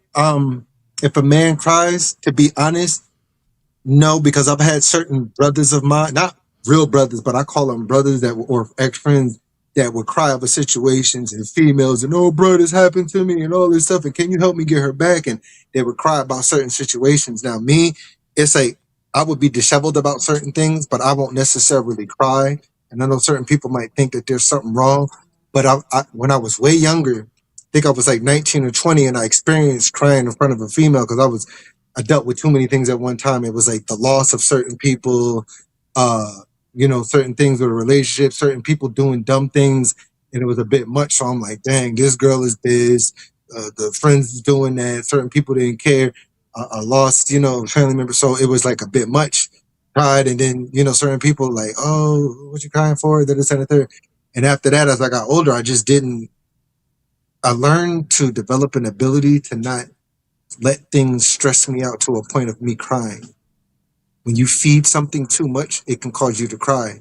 Not everybody has that strength or ability to be like that, but to me, it's just like when you think about things too much and how hurtful, I get it. It can make you cry, but I don't know. I think I've developed just safeguards to not, and I don't want to sound like I do have empathy, and I do care about people, do care about the human race, but it's just like crying is just like, I don't know. I think I've been around enough females that have strengthened that part of me where it's just like, there's no point. Like, I don't know. So Cinna, let me ask you a question. Mhm. Is there a boundary or limitation to men crying? Is Like, there a limit? yeah, is there a limitation or a boundary where you be like, you know what? Nah, you don't need to cry about that situation, or that's your personal anecdotal experience. Would you allow your man to cry about anything? Yeah, if you need to cry it out, cry it out. If you need to be by yourself, just let me know. Okay, I need to be by myself, and when I'm, good, I'll come in. You don't always have to even tell me what's going on. If you want to cry around me, I'm gonna be emotionally open towards you, and as much as I can. I'm not one of those people who believe that men should just open up, not never open up to their woman, but I want to be the type of woman that, and I think I have, that allows my man to express himself, um or Yeah. cry, or get it out, get the anger out, or So so that's based on your experience, right? It's never a moment of time where you literally told a man like, "Nah, that's not manly. You don't need to cry about that." no. Interesting. I know some women that don't like that. Like I knew somebody well, currently I don't know who dated somebody, and she didn't like the fact that this guy, like she told me about her ex, that he said like he would cry over everything, like everything he cried for. Or when men would try to talk to her and he would cry, or when somebody yelled at him too much, he would cry. He had a bad day at work, he would cry. Oh, his parents told him that you need to do this and blah blah blah and stop doing it, and he cried. And I guess certain women can't deal with that like a man. Like I'm not saying that that's wrong, but I just know Yeah. a female who encountered somebody who cried all the time. Like she said Mhm. she didn't like that, this, that, and I kind of felt sorry for the dude, but I'm just like, like he cried every single day. yeah, like if somebody yelled at him, he would cry. Somebody cut him off inside the traffic or something like that, gave him the finger, he would cry. Like like this was just like or people at his job, and he would cry like he just couldn't take things and confrontation in real life, and or would just sit Like aside a and cry. low frustration level. Yeah, like, and then every day or every this or being told no, and you would cry, and I'm just like I almost felt bad for the guy. I'm like, dang, like, but Yeah. go ahead. Ebony. Let me just because I put this person in timeout and they came back. So let me just give them some airtime. So this is from Airflex. Cinna really acts like she's the smartest person in the room, but somehow still manages to miss the point every time. She eats all the time and then acts surprised when nobody wants to deal with her. Okay, I just want to give that person their airtime, and then I could block them. Well, not block them. What am I gonna do? Do do you do do do do you do. did it me. You still read it. That's what I'll So be doing. I'll be reading it. Go ahead. yeah, so the person that Real is talking about is a hyper emotional male. Oh, that's what it's All called. right. So that's why I asked this question earlier about that which you sent him, because if you're dealing with a hyper emotional male, then yeah, that's something more mentally that's going on with him for him to be that emotional, that wants to cry about every little thing. You know what I'm saying? Without him learning emotional regulation, emotional control. You know what I'm Right. saying? Hey, So Wanda. so I'm gonna ask the question again, since you understand the whole context of what I was asking earlier. It real clarified that, right? Uh-huh. Would you talk to a man that is like that, who is hyper emotional like that? Yeah, Like, hyper. Well, yeah, where you won't have no boundaries with him, no boundaries. You just let him just be who he is. Would you still talk to a man like that? if he cried all the time, Mm-hmm. um, no, I don't. I wouldn't want to be with a man who cried all the time. And I would also, I mean, I wouldn't want to have a friend who cried all the time or anybody who cried all the time. So I'm putting more into what you asked me. But if a man cried every single day, I don't. It's not my, it's not my thing. Yeah, I got you. See, the But only when I'm in a relationship with somebody and I love that person, when I love somebody, like I love them deeply, I love them truly, right? mhm. I'm not like every woman can say this, but it really does. Like, I'm not like, if I get out of a relationship with somebody, it's not a big deal to me. It's not. I genuinely think that when somebody exits your life, that's God asking them to go, and you're not supposed to be with this person. What was I talking about before that? True by crime. Um, About crying. Talking about crying. and sometimes God could bring you back to certain people, because I know that there's a story inside the scriptures where that man. I was surprised when I saw that story. I don't know if I would deal with that, but the No, God story ain't of the breaking. man. No. I don't have a problem with my exes. We get along. I don't talk. I mean, maybe they might hit me up, but I won't talk to them, like, maybe twice a year or whatever. But no, God ain't doubling back on none of my ex. Um, have you heard about the story No. about the man with the prostitute, and his wife was a prostitute, and she left him and cheated on him and became a prostitute and all this other stuff, but then God made him buy her back. Are you familiar with that story? He made him buy back the prostitute, All right. and Mm-hmm.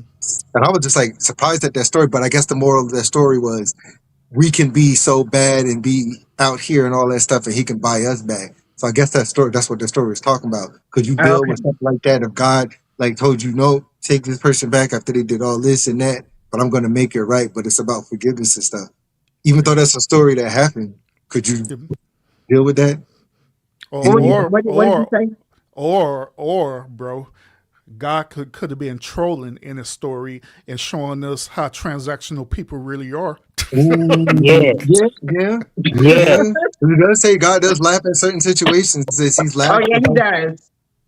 he does. Mhm. Wow. But now that's why I was sorry, that's why I was asking you that question, Center, is because at the end of the day, I do believe that it's a limitation behind the crime.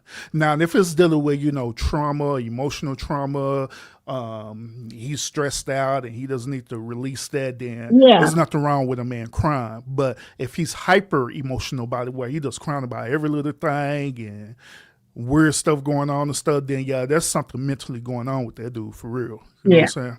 Yeah. But the problem, and as a psych nurse, I want to come home to peace. I do not want to come home to drama. Yeah. I want to come home to peace. I want to give my man peace, and we can't, babe. We going for a walk, but I have a question for the fellas, real quick. Could you guys deal with an overly emotional female, like the one who's always crying all the time and want to be inside your arms and always crying about every little thing, like every single day in life? And that, could you deal with an over emotional female crying? Hell no. What about you, Mookie? Nope. Why not, Mookie? He's like, nope. No, we're here to be honest, brutally honest. I just can't on that. Nah, I agree with Urban on that. I can't do that. On that one. Here's the reason why I'm saying no, because once again, I have a lot of dating experience. I done dated a lot of different type of women, you know what I'm saying, through my journey of life. One of which is dealing with a woman who was overly emotional. But the thing about it is that she wanted me to give all the time. She wanted me to comfort her all the time. She wanted me to console her all the time. Mm-hmm. If I did any type of, soft correction, it was an issue all the time where she ended up crying and, oh my God, you don't love me. And she just go from 0 to 100, you know what I'm saying, every single time. Yeah. Go out to the restaurant. The waiter don't get the order correct. She's crying about that and mad. You know what I'm saying? Oh, and like tears are coming out? Yeah, literally. Be mad. Like, so we be at the one movie theater watching the one drama movie, and it'd be a crime scene. It's cool to cry on the scene, but it's not cool you crying throughout the rest of the movie. You know what I'm saying? Well, so, you ain't the only one. I had dealt with some woman like that in my past too before I got married. Yeah, it's too much energy behind that. You know what I'm saying? So that's why I circle back around when I was asking you that question, because by you saying no, I won't deal with that, I understand it. There's nothing wrong with that. You know what I mean? And you know what, Urban? Let me tell you guys something. I think I said it before, but I do say things before and I repeat them. So it is what it is. My ex, he's deceased. When I was with him, I was going through a lot of bad anxiety, a lot. And it was coming from. It maybe was coming from some of the people that I was acquainted with, weren't friends, acquainted with. No. Let me just take that. Let me just put it on me. I just had a lot of anxiety, and I would get panic attacks. And what's up, Lionel? What's up? Thank you for hitting the like button. I felt Lionel was going to at least pop his head. I felt it. I knew it. I knew it. Somebody felt your spirit coming in here, Lionel. Y'all are in the same realm. But so he was the kind of person, he had respiratory issues and also sickle cell anemia. And he knows that he was the only child, but he knows that I get bad anxiety. He could tell when I talked to him. He knows that all of my family are on the East Coast, even though there was one time where I had said something and then all my family showed up and I was like, why are y'all here? I mean, I enjoyed it, but my family will pop up if I need somebody. But he's here in Houston. So he would, like, sometimes I'll be stressed out. And so I would just call him just to say something. And he's like, you're not doing good, are you? And I was like, no, I'm fine. 20, 15 minutes later, babe, come here. Let me hold you. And even though I enjoyed that, and even though he liked that, he liked being that savior for me, I would never put another man through that. Never. And that's part of my journey. That's part of my intentionally not dating. Whatever the troll said, honey, if I showed you my old work, you would never say anything. And if I showed you the guys that were trying to get with me, you would never say anything. That's number one, even though I don't like to talk to the trolls.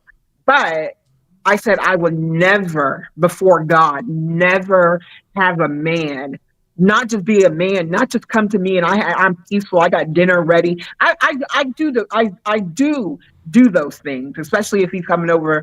I'll DoorDash something. I'll cook him a good meal. But I will never be like that with a man again, where it's all about my anxiety. Like I had to go to the Lord about that and have him fix that before I get into another relationship. And it's cost me 4 years. But I'd rather it cost me 4 years than me be in another relationship or situationship and that person is like, dang, again, you know, and the Lord fixed the anxiety where you know it's not a it's where, you know, it's manageable. So yeah, I when it comes to what, you know, what you guys are saying, for women too, we have to check our emotions too. We have to check our emotions too. So, And yeah. so question, gentlemen, question. Have y'all ever dealt with a woman who wanted you to be her therapist? Can I answer that first? Yes, yes, and more. Yes, I've dealt with women and unfortunately some of my bros that wanted me to be their therapist, but women that wanted me to. And the thing is, there's nothing. Can I just say something real? No, you may not. No, I'm just kidding. Okay. Go ahead. Go ahead. I'm messing with you, sweetie. Go ahead. Okay, so I think it's a good thing for men to go to other men for advice. No. Yeah, it's good, but the thing that if you ain't listening, it kind of pisses me off. Don't ask me for no Okay. advice, and you know, follow back. That's facts. Okay. That's facts. Yeah, And I go with the that. same Yeah. thing with women, right? I love y'all ladies. I appreciate the female aspect of y'all being inside y'all human avatars here on this plane of existence during this dimensional traverse when y'all here. But the thing is, when it comes to that, like me, I'm fortunately sort of built for that kind of thing. Like I'm kind of built to help people tread along their journey. Not fully help them, but to help tread along correctly. So I'm good with being a slight therapist and giving information. But what I do not like and sometimes appreciate, and I try to help people get through their trauma and their bad side of the shadows that they have enveloped inside their lives, is when you want me to be your therapist, but then you're not listening to anything I tell you, and it's not me being controlling, but when you come to me about a situation, and I've dealt with thousands of situations. I'm a well-traversed man. I've been all across the world, all across different states, black, white, Spanish, different types of situations, people, cultures. So now I know a lot of things. It's not that I still have a lot more to learn, but I have wisdom inside certain areas where I can give proper guidance in certain situations. And when people or women come to me, oh, this guy, this, or this situation, this situation, that, especially when it's like years on end, and it's like you're not listening to anything I tell you. I don't like when certain people just want me as an audience, and it's just like you have no intentions on changing. I don't mind helping to be your slight therapist, again, not a full on that, but to help guide you, and you're making changes. But if you're doing the same thing year after year after year, and it's okay, and you keep telling me the same thing year and year after, and you're not making any changes, and you constantly want to blame other people, it's like I kind of have a problem with that, because then I could be using my energy, my power, and my likeness someplace else to somebody who genuinely wants to help themselves, whether it's a slow ride. I get it. For some people are not as fast as others. I don't mind that either. But if you completely don't you enjoy your problems, you like your problems. I don't want to be a therapist to you because it's like you're just, and then you go and ridicule me about the stuff that he think he know everything. He told me the blah blah blah, but you came to me about your problems and your issues, and then you go right back into the situation each and every single time. You don't want to That be saved. You don't want to be helped. You want that in your life. I like what Risa said. She knows a 26-year-old with 3 kids, and she said she kept asking her for advice about her baby daddy. Then she told me she's pregnant with baby number 4. She was happy, but I kept it real and said something about toxic. See, Yeah, that's the worst. that's what. And then the thing is, I don't like when women do that. Like you sit here and you talk about that man, you bash that man. He ain't ish. He ain't this. I don't like him. Blah blah blah. And you're asking other men for advice and all this stuff. And then you go back and you get pregnant. You keep doing these things. You keep doing that thing. part. He's stealing your money. He's smoking. He's smoking the funds up, smoking his money up. Doing it. You talk all this crap about him needing this advice. And then you get pregnant by him. Oh, he cheated on you and this and that, and you put it all over Facebook, all over freaking Instagram, whatever. And then you end up right. And then the sad thing, y'all, is when they use you as and then they turn on you. Don't talk about my man. Don't say you the one that told me all this stuff. I reiterated what it is. You don't need to be dealing with that. He's doing it, and then you become the enemy. That's why I like with situations like that. I'm like, you're stupid heifer. Like I hate. Never mind. No. Don't go through that with nobody for no years. Don't just that. There's a block button on your phone for not be like. It was really nice knowing you, but it's gonna be really nice. Not retrograde will help that happen. The retrograde will help that happen. They don't want to learn. They are toxic. They're asking you questions. They already know. I mean, most of the time when a woman asks a question about a man, she already knows the answer. She already knows the answer. But what is the purpose of doing that? Like I know Lionel probably attention. Like women, we love attention. We do things for attention. It's attention. Attention is very, very, very much a currency nowadays. Very, very, very much so. So hold on, why my that's bullshit button at? Let me push. What are you talking about? That is not the reason, Senator, that women in general do that. The real reason why women do that in general because that is a form of manipulation and control that they do with their men. Okay, yeah, because check this out. You already admitted that women do that because they already know the answer to the question. Right. So real asks you, okay, what's the point of it if you already know the answer? The conclusion to it is that she's trying to manipulate and control that man into a certain narrative that she already formulated a conclusion about.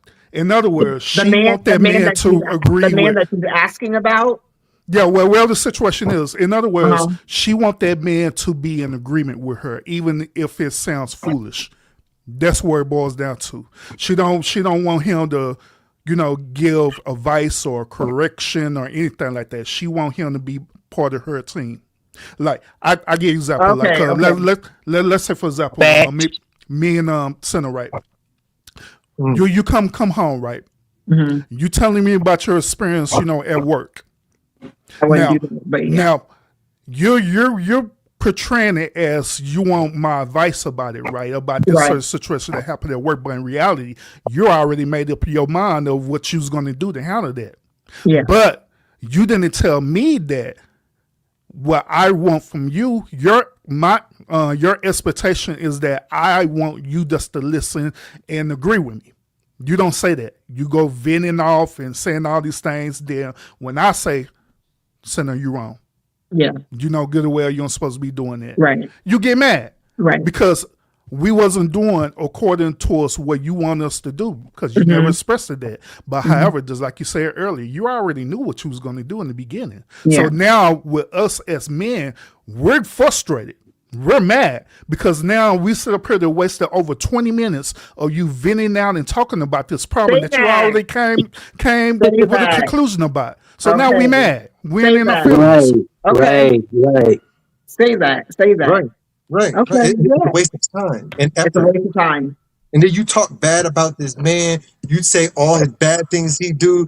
I can't stand him, and I'm talking to this other guy. Blah blah blah. Like all just to. I don't know. It's like I'm starting to think. Like sometimes I think it's like a mental thing too. I'm just like, is it a mental Yeah. thing? But you say that you want better. You say you want to do better, and it's like, oh, I don't want these people around, and I'm up here, and then it's like you're right back in these same situations, and then Hey, just like Marlene says. Hey, Marlene. laughing about it. What's up, Marlene? So I do want to throw this out here.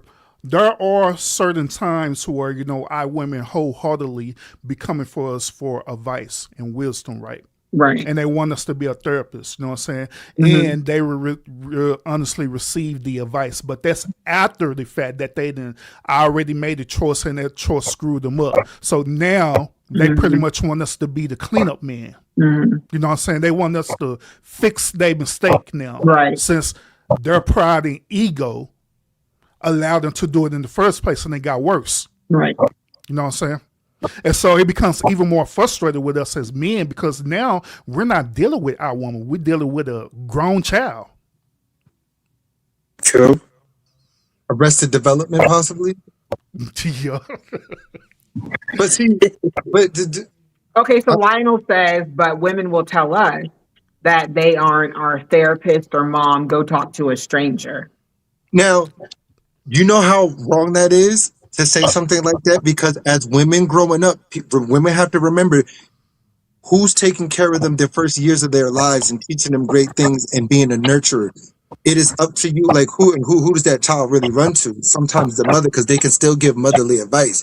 Women have to be able to understand that sometimes you remember you're still a nurturer.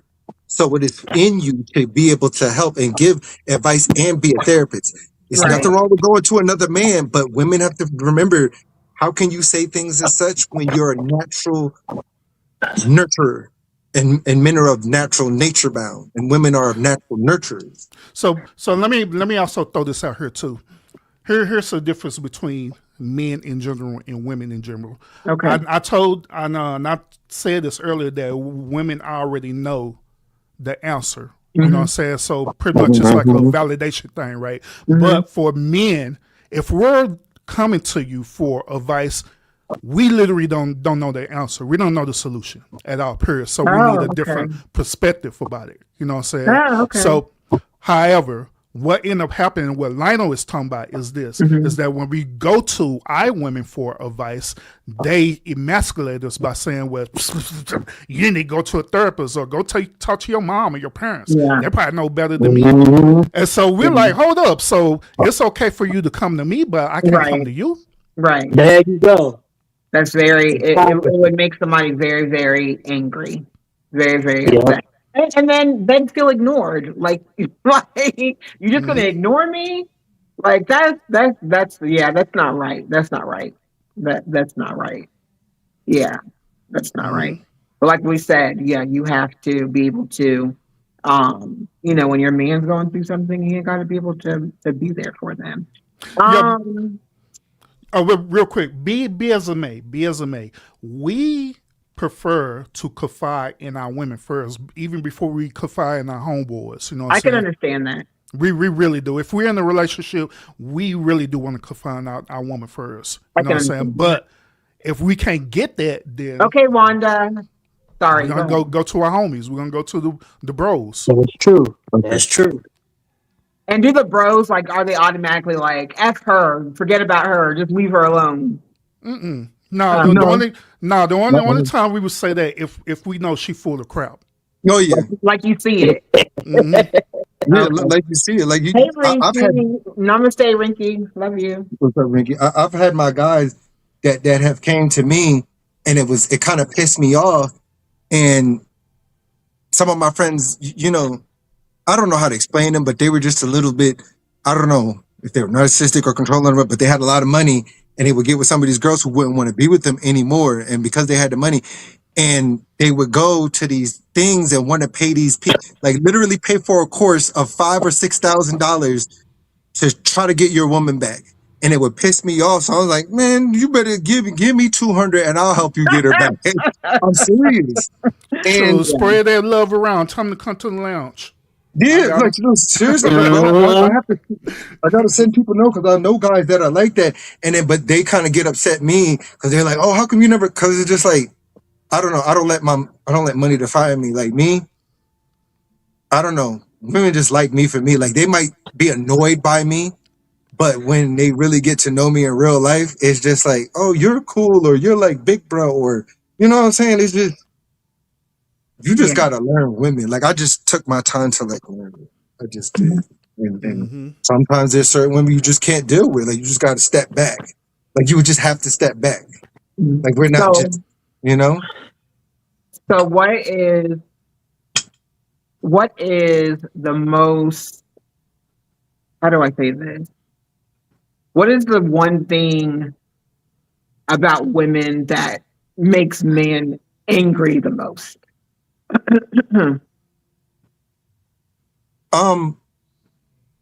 I think like in my world, in my opinion, I've done so much things for society, done so much things for people. I just don't talk about it. Served my country, did certain things across different states, and helped so many people. Right. And one thing that can piss me off is when women, I guess, don't know your background too much, or they do, but they demean you and condemn you, like, oh, this and that.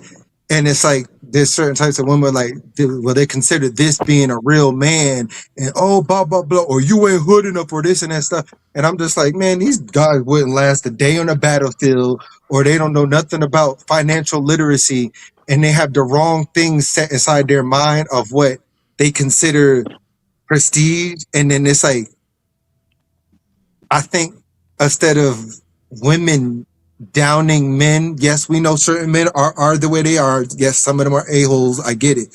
But I think that there needs to be a reconciliation where women start uplifting men. Yes. And stop downing and disrespecting them. Even if like I could have served and done so much things, right? Right. But just because if I'm not making six figures like this guy, let's say I'm just making this amount, or making, whatever. Right. You'll group me inside of a category. Oh, you ain't doing this, and it's like, but he didn't serve his country. He didn't put his life out. He didn't do security. He wasn't part of recon. He wasn't this. He didn't do things. It's like he didn't go to town hall meetings. He doesn't do these real things. He doesn't make sure the people of the state are good. You don't go to these things and these ratifications of these laws that are fixing to be made that people don't care about. And it's like, okay, let's see what's happening here. Or they're going to ratify these laws behind the people's. And then the wrong things are just behind their head, and it's like they don't know the trueness of what real men do. I don't know, like that pisses me off. That right there, or women pointing things online like, oh, this and that, and he's this. You don't know what people are doing in real life. Yeah. That's true. That's true. You don't. Right. Yeah, You don't even know what they're That's capable of doing. But that part, bro. What'd you say, Mookie? I said, you don't even know what they're capable of doing. You point the finger, oh, he got this. You don't know what that type of man might be. And see, even if a man makes, I don't care if he working for a trash, place, you still supposed to be able to appreciate the income that he's bringing in. Mm-hmm. Some women don't appreciate it. They want more. Mm-hmm. They want more. You got to appreciate it. You got to uplift your man. That's what a man like. A man like a woman that's uplifting. If a man can uplift his woman, the woman should be able to uplift his man. Yeah. Talk good about him, instead of talking down. And then you have some that just talk down and still come back for more. They'll talk down. Oh, you ain't nothing. You ain't nothing. You a broke dude, but every time when you got money, your hand was out. Yeah. Facts. Because I uplift women. I do. But now to the point, I don't care if a woman uplift me or not, because I'm now to the point where I know how to perform self-validation. But for the rest of the men of society, I would like for them to, be the change that you want to be. Maybe some of these guys out here need that upliftment. You know what Yeah, I'm saying? Maybe they yeah, do. And it's like me, but I'm not going to wait for that. I'm just going to validate myself each and every single day. I don't, but there's men who out there that need that. You know what I'm saying? Like, you Yeah. don't know how hard certain people are working. And that's why I validate women, single women, women who don't have kids, women who do have kids. I'm like, I appreciate y'all being, I appreciate y'all. You're still a woman. But I think that men have been bashed enough to a point where there's good ones out there that are being pegged into this category. And Yeah. I'm not talking about the messed up guys. I'm talking about the guys who are genuinely good. Yeah. And it's like they still get attacked. They still get bludgeoned.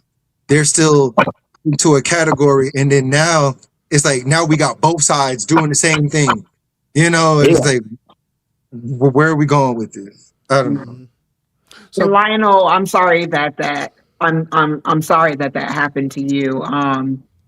My channel's not really about this. Well, I guess if I do this, I'm taking away from Lionel. But Lionel, I'm very, very sorry that happened to you. Um, Right. and I don't, you definitely, don't tell that to everybody unless you're super close and you're in love and, you can open up. When you're meeting somebody, like, yeah, you have to be yourself. Or, your likes and dislikes. If that person has a lot of red flags, don't see that person again. But I'm sorry that you had those experiences, Lionel, all the experiences of actually the stuff happening to you and then getting laughed at or somebody making you feel a certain type of way. I kind of I like your writing style. I like, you are passionate about what happens to kids. I still watch the one show where you collab. And this just makes me understand you more. So props to you for putting that in the chat. And I hope that, you thought, when you are ready to, I don't know if you a settle down kind of guy, but if you find somebody, true and genuine, pray that they don't do that to you. That's really messed up. It's beyond messed up. So, sorry, I need to take some time just to acknowledge Lionel because that wasn't it. That's not, that's, Yeah, that's not the experience that you should have. So I'm it's very, all very good. sorry. hmm And he too shall so eventually get through that. Go ahead. so me I believe that whenever he's interacting with a woman potentially that he should tell that right off the bat, let it be a disclaimer right off the bat. Hey, this is my reality. This is the things that I have experienced in the past. The reason why I'm saying that is because Mm-hmm. it goes with the whole concept what I was talking about earlier about vetting. Yeah. Because you need to honestly see who's going to be a part of the team or not. You know what I'm saying? You Uh-huh. can't wait later on down the line when you actually really start liking a person. Then Right. you mention that, then all of a sudden, oh my God, that's way too graphic and uncomfortable for me. I can't deal with that. That's a deal breaker. You know what I'm saying? You don't want to do that. It's the same concept with this. It's the same concept with a woman who either had like a high body count or a man who transitioned into a woman. Mm-hmm. You know what I'm saying? You would want them to give you that disclaimer way early before you become interested into them, correct? Yeah, that's true. So that's what I'm saying. Even a person who have like a prior background, like you probably had a felony conviction or whatever the case may be, something probably bad happened to you. I believe that it's disingenuous for you not to want to give that disclaimer right off the bat, so that way right in the beginning that person could make the choice versus waiting later on down the line like, oh yeah, by the way, you know what I'm saying? Yeah. I'd rather for you to be honest with me and truthful than withhold that. Then what's going to happen is that you're going to start getting attached to the person who's withholding, they're going to start getting attached to you. Then it's going to become more harder for them to express it because now No, I in their don't. I'm not. mindset they don't want to lose you. You know what I'm saying? Yeah, By no, saying it. I didn't say don't tell them until y'all both start getting feelings. Definitely you should tell them before that, way before that. You know, I don't know. That's how I am. I'll be telling people how I am, and I was like, if you like me, you if you like me, you like me. If you don't, you don't. If not, next. That's how I look at situations. Like I'm just Yeah. upfront. Like this is my.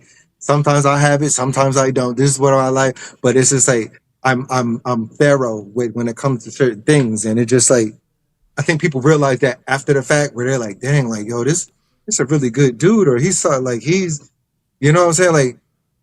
I have a lot on my plate when it comes to certain things, but I'm still willing to help people. So that's why I want a lot of people to understand. Like I try to, here. It's a lot, but Yeah. I'm willing to. I'm not gonna call myself like Captain Save. People are like, oh, you Captain Save a hoe. No, but I'm willing to tolerate people and help them to get to a certain that's just me. I know the average person is not going to do that.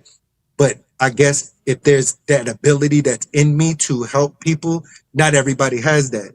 But Right. you just got to be able to will it, like let me know these things. Just like Lionel said, like, oh, let people know from the beginning, because then it's just like I don't want to find out things later, and then it's just like, you know, this is who I am, accept me who I am, but that's not the person that you portrayed to me years ago. Like, you know what I'm saying? Like that's just No, not I know what you're saying. My sister had a friend who got married to this man, and she knew this man for a long time, before they got married. And the family knew about the guy, what was going on. So she married this man. All of a sudden, this man started acting crazy and paranoid and psychotic. And she like went to the family and was like, "Why? Why is he?" And they were like, "Oh, because he's got schizophrenia." And it's like was anybody going to tell me that the man didn't tell her that he was diagnosed with schizophrenia, paranoid schizophrenia at that. And they got married, and he wilded out on her, and she was scared for her life, so she had to leave before she got divorced. And I feel like this happened after they got married. So, oh my gosh, yeah, yeah. I mean, You that like definitely have to. if somebody has that, I can, like I said, if people let me know things like that, it helps me to understand them better. And then it's like it makes me realize, like, okay, you're just not a mean ass. You're just not a derelict. You're just not a truly chaotic person. The more I understand, that's just me about a person. Then now I can be like, okay, I'm not thinking you're just a messed up individual. You're doing things on purpose. But then I get it. Some people might not want to disclose these things. That's when you tap in, and then you're like, okay, maybe this person's dealing with this or that, and then it becomes understandable, So, but it's better to know these things, but you can't always. I feel like you should. I feel like you should disclose those things. Yeah, For sure.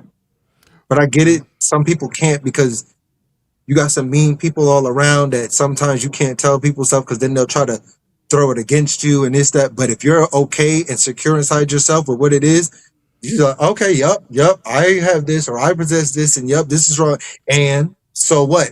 Because some people, I've seen people who even done that on this platform, disgusting, and they're like, yep, I have this, that, and people they show up and they're very loving to these people. And I'm like, dang, like that's what's up. Like they let people know I got this, but go ahead. So say real, you said something earlier, right? It made me think about this, right? And I'm kind of just introduce a different perspective to you. That's what you consider, right? So ultimately, what you were saying that you are a caring and loving man. If you have it, you would give it. You know what I'm saying? And you would give your all to it, right? But I just want you to consider this, brother. In the Bible, there's a scripture in the Bible that said that you shouldn't cast your pearls among swine. So the reason why is because they would take it and trample over it. Well, with that being said, I had learned this. I learned it the hard way, but I learned this. I learned that I can't give my gift to everyone because people just don't qualify for my gift. Because all they're going to do is take it, manipulate it. They become energy vampires and all this weird stuff, you know what I'm saying? Like, case in point, like, matter of fact, several of your live streams that you've been talking about on Real, the whole center of your live streams, you was talking about how people would try to use people, preferably like on YouTube and different things like that, right, brother? Yeah. So they will use and manipulate you all because they're trying to gain something out of you without reciprocating in return. You know what I mean? So all I'm just saying is this, brother. That's consider that you don't need to give out your precious gift to everybody because you're a good person, because at the end of the day you're going to be that good person that's going to get screwed over, and what's going to end up happening is that it's going to be repetitive. It is going to end up taking away your light from you, brother, where you no longer is going to be that good person. You're going to start becoming resentful, and then you're going to start seeing everybody like that, you know what I mean, who's trying to take away from you, you know what I'm saying? So I'm just saying, just consider being strategic about it. Now, that's real I don't case want in to become point. hateful in the point of it. Yeah, so that's real case in point. That's one of the main reasons I learned through, preferably on YouTube. I learned on YouTube that I don't cast my gifts with everybody. There are a lot of things I know about YouTube that I could share with people. You know what I'm saying? They will literally help their channel to change their life and everything, but I don't do it because I be strategic with it, because I know some people, all they are like swines. They're just going to trample over it. They're going to eat it, devour it, and you're not going to get nothing in return behind it. You know what I'm saying? So it's not even worth it. You know what I'm saying? So I'm real strategic about what I say, how the way I said it. Then, I'm real strategic about, when I share certain information with, certain people as well too. But once again, that is something to consider, brother. Right. And that's totally understandable. And I'm sure that we've all have experienced something up here like that. All of us on this platform, like people just being manipulated. But it's like the sad thing is these people can be very manipulative in usury. But the sad thing about it is, why do people do that, knowing that people can be there or be good friends or help them and have the means, but yet they still turn around and try to manipulate the situation and know that they're wrong and evil and mess up something good, and now they're sitting and squabbling with nothing.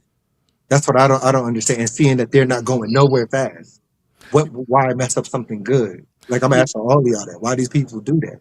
Yeah, but you want to know what's interesting about that, brother, is that like in my past relationship, right, my past marriage, right, my wife was like that, you know what I'm saying, where I was given a lot in that relationship, even though we had the age gap differences and everything, and I was doing my best to give a lot into that relationship, but it wasn't being reciprocated in return, you know what I'm saying? Then when the relationship ended, guess what she was doing? She was going around telling her families, telling her friends, and trying to slander my character, trying to slander who I am. Wow. You know what I'm saying? And so some people was believing it, other people wasn't believing it. But check this out. After when the smoke did clear, everything then settled down, I then eventually moved on and got remarried again. Guess what's happening? Now she's realizing the errors of her ways and stuff, right? You know what I'm saying? And low key starting to, do subtle stuff like, I should have did this, should have that. Like, no, it's over. You should have thought about that in the past, bro. You know what I'm saying? But that's to answer your question. Real is that I don't understand why people be that way. You know what I'm saying? I don't understand. Maybe it's because of, their upbringing, maybe because they have some type of business. I have no idea. It could be different reasons, you know what I'm saying? But I really haven't solved that equation yet, you know what I'm saying? But I know what to do with me, which is just to continue to move forward, continue to make sure that I have a good and righteous heart, for my sake, not for other people's sake, but for me, so I could continue to be grounded and rooted. And when it comes to a time and opportunity for me to give out my gifts, then I give out my gifts. You know what I mean? You said you don't understand why women what again? Urban again? Or people. Oh, well, I'm saying what Real was talking about, he was saying that he don't understand why, people in general, when women do that, where they be, do all the slanderous things towards you and stuff, right? I'm gonna tell you, some of that stuff could come from bad, toxic relationship that they could be in, and I'm gonna say this: if a woman is in a bad, toxic relationship, or she have been toxic on herself, or it could be things that's been traumatized too, that happened to her when she was a child, or something that she could have seen from her parents. But I feel like this: if a woman been through some bad toxic relationship and you trying to take that out on a good man because of situations you went through with the other dude, you need to go somewhere and heal. You need to heal and get yourself together, because once you go into another relationship, a real man don't like a toxic woman. Right. A real man, especially a genuine man, a real man don't like a toxic, just like a real woman don't like a toxic man.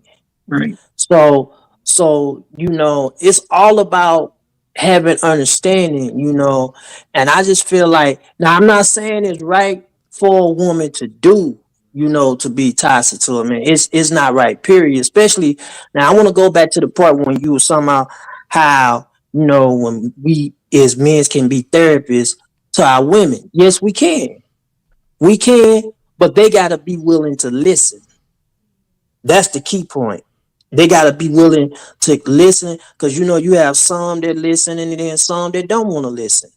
They well, I feel like I'm giving this advice to you. I Right. feel like, what should I do? This, that, Right. and third. Then once you give them the advice, then they get offensive with it. Or so you taking their side now. So you taking their side. No, no, no, Yeah. I'm not doing that. We're just trying to understand the situation. You coming to me just like I had a friend one time. Her baby daddy kept hitting on, abusing her. She'll come to me and tell me, he hitting on me, him, and then she go right back to him. And I tell him, hey, if Yep. he's beating on you, hitting on you in front of your kids, you need to get out of it. Yeah. You need to get out of it. She go right back to him again. I said, you know what? I ain't got nothing to do with it no more. Yeah, Yeah. Mookie, they'll say, you make it sound simple, but it's not that simple. Hmm. Yeah, yeah, But the thing is, if yeah. you work on these things, it can be simple, because I don't think what people realize, there's steps that we need to take to get to this point. And that's why I'll be trying to teach the people. If you take things a step at a time, it's not, oh, you make it sound so simple. It wasn't simple. And it was a process. Mhm. And if I was one of those people that was deep into certain things, or like, constantly thinking about this or the past or something like that, and if I'm able to pull myself, because like I was uh, reiterating stuff all the time, I was able to pull myself out of that through steps, some steps, and some it was, you know, Right. other things that happened that just, it's like, and I would like for people to experience that too, where it's just like, nope, I'm taking this from you, I'm removing this, you're not allowed to be like that. And I'm sure people can relate to that. So it's just like, it's possible, and these things are out there, like it's out there, but to get everybody to that level, it's like sometimes you have to remove certain things, you got to sit in things, but there's things you can do yourself, and there's otherworldly things that can literally, like, just, you know but I And think then you have. again too, I'm glad you said that too. A woman can go to a man for wise advice and therapy is good, but also too, if he's telling you the first time, hey, I don't think you should do this, that, and the third, and I think you should just, leave it where it be. I don't think you should get in the middle of this, that, and the third. You should be able to listen to him, because he only saying this because he care about you. He want the best for you. But if you go back and do it again and do it again, one thing about a real man is not going to keep repeating himself. He's not going to tell you over and over again what you should do after you done came to him the first, second time. If he done told you and you didn't took heed to it, then that's not on that man. That's on you. That's on that woman. Mm, mm. And I But then it believe, try to and make I you feel better. believe That's on the that, woman. yeah, I believe that once you get a husband, your husband is your covering. Yeah. And he'll be the one that will, because I've made some mistakes in life, and I know, like, if I had like a husband, he would not have allowed me to make those mistakes. When I sat back and I thought about it, going on this healing journey, I was like, man, if I had, like, stop, like, just whatever. I never taken certain things seriously. Like, I would have a good covering. Like a man would cover me from making some of the mistakes that I made.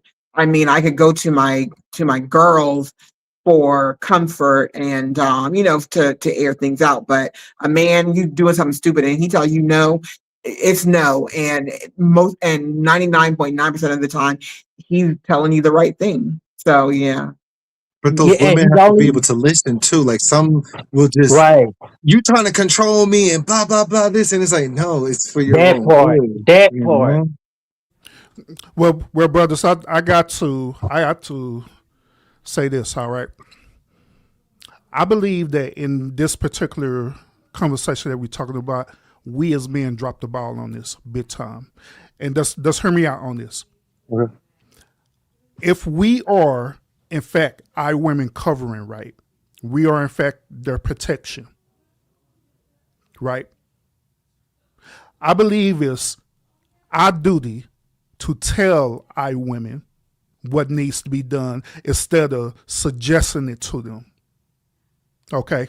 Like, say, for example, if she's saying that this certain situation happened, instead of trying to be a therapist and like, maybe you should do this or maybe you should do that, you straight up tell her, no, this is not going to work. And you give her the reason why, but you're not telling her in a way where it's going to make it seem like, she's submitted like she's a slave. But you're telling her in a way that you've been that authoritative figure in her life, because once again, we're her covering, right? This is what we're supposed to do as men, right?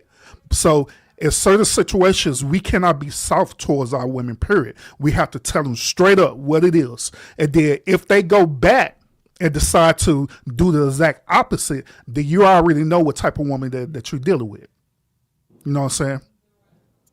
Right. Because some women, like I've had certain women admit things to me that they, this and that, and they know that they need to be better. But I've had certain women, friends, family members, cousins, sisters that have admitted that they're very prideful and it's hard for them to listen to anybody. They just want to listen to themselves, and it's almost borderline narcissistic, and that word came out their mouth. They're prideful.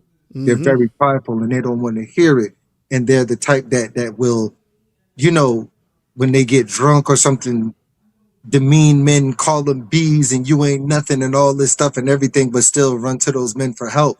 And it's like, what do you do inside of a sense like that? When people are saying like that, I'm like, obviously you can't be helped. You don't want to be helped. You're telling me you're prideful. You're full of pride. So what? I'm like, you have to stop that. You know you need to do these things, but you refuse to listen. But in the same sense, they want everybody else to listen to them. That's what baffles Exactly. me.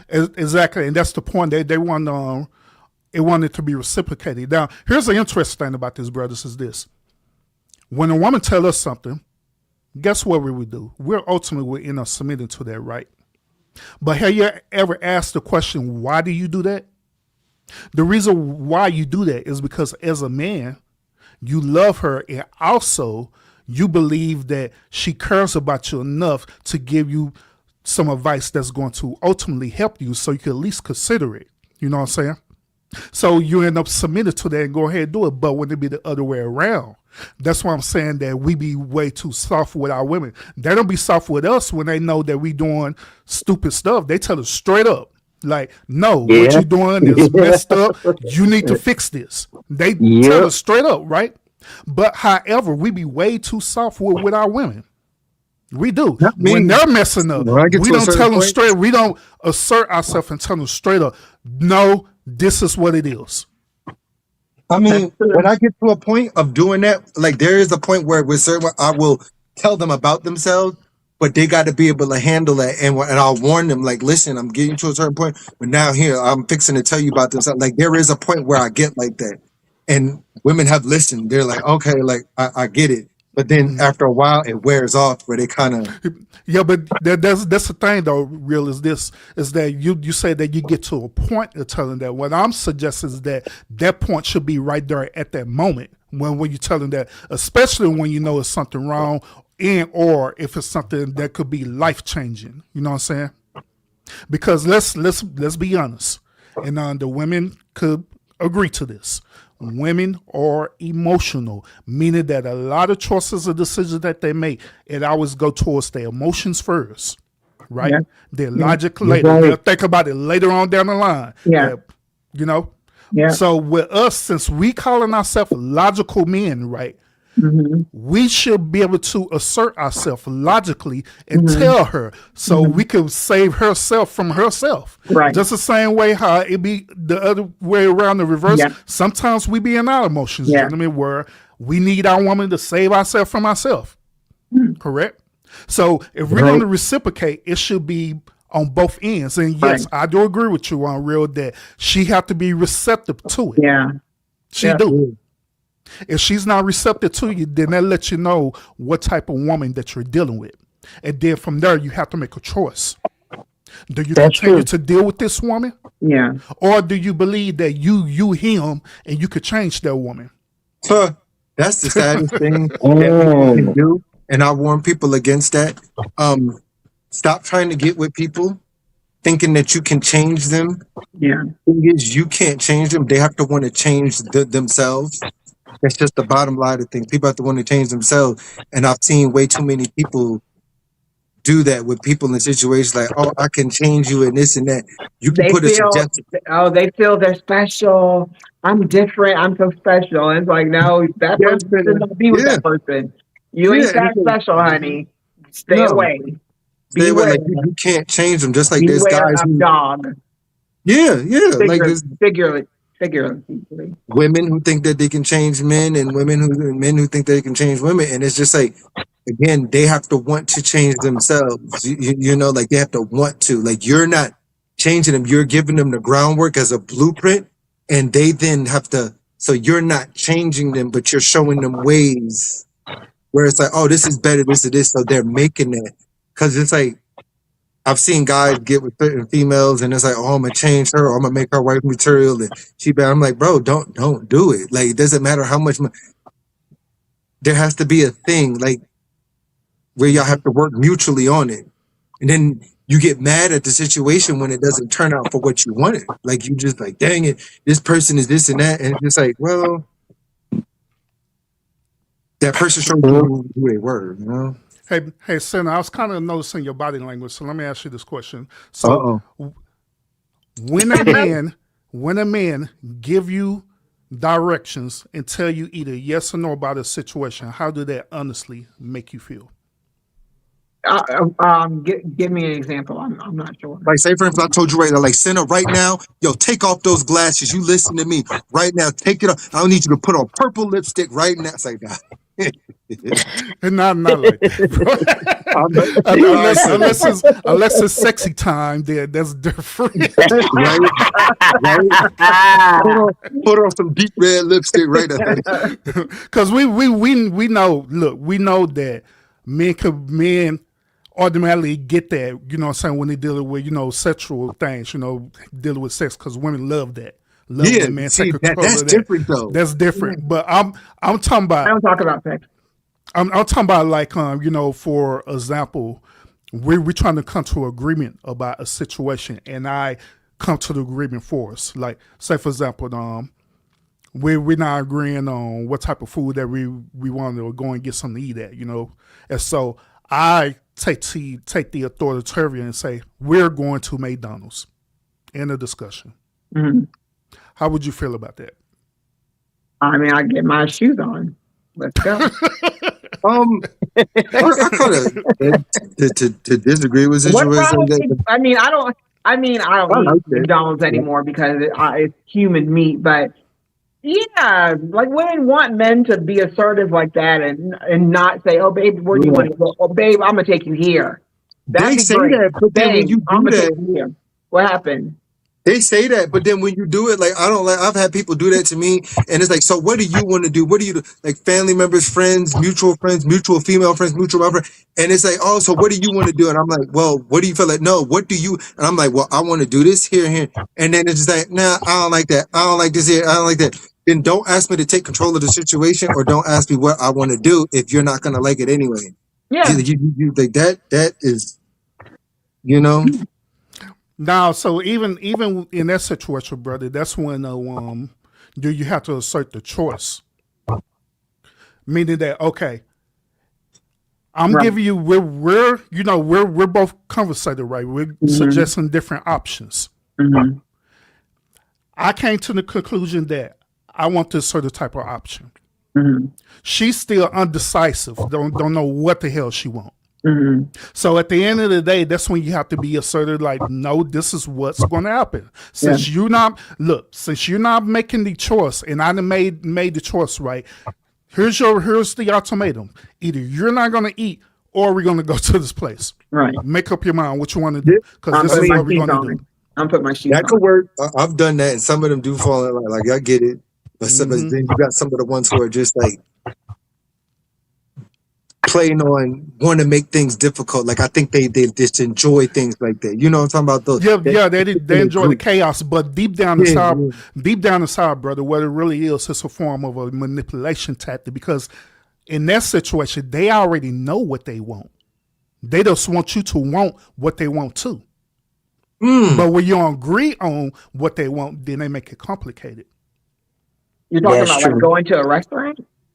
Yeah, it could be simple as going to a restaurant. Like, say, for example, Cinna, you already made up your mind that you want crab legs. I don't want no crab legs. But you're trying to convince me that we need to go and get some crab legs. Okay. And then she asked, but what restaurant do you want to go to? Yeah, but you already know exactly. inside your mind. But you already know that you want that. That's what you But then want. you still want to ask, so where are we going? Where do you want to choose? And it's like, you still make things difficult. I mean, but if that was the case, I would say, oh, baby, I got a taste for crab legs.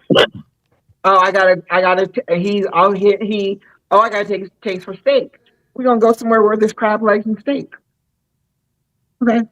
I'd be like, there's Uber Eats. You order what you want, I order what. Yeah, thank God for Uber Eats and DoorDash, bro. But now on the cool though, you could say that you want crab legs, right? Which that's fine. Mm-hmm. But however, you withholding the information about where do you want the crab legs at. Oh, you already made up your mind. You already made up your mind that you wanted some crab legs at McDonald's. Not McDonald's, but what? Red Lobster. You want some crab legs at Red Lobster. Yeah. But I don't want no crab legs at Red Lobster. Okay. I want my crab legs at a seafood joint that have crab legs. Okay. But you didn't articulate that to me. All you said is crab legs. So I'm like, okay, we're going to go here. And so now you're pouting. Like, what's wrong with you? Thought you wanted crab legs.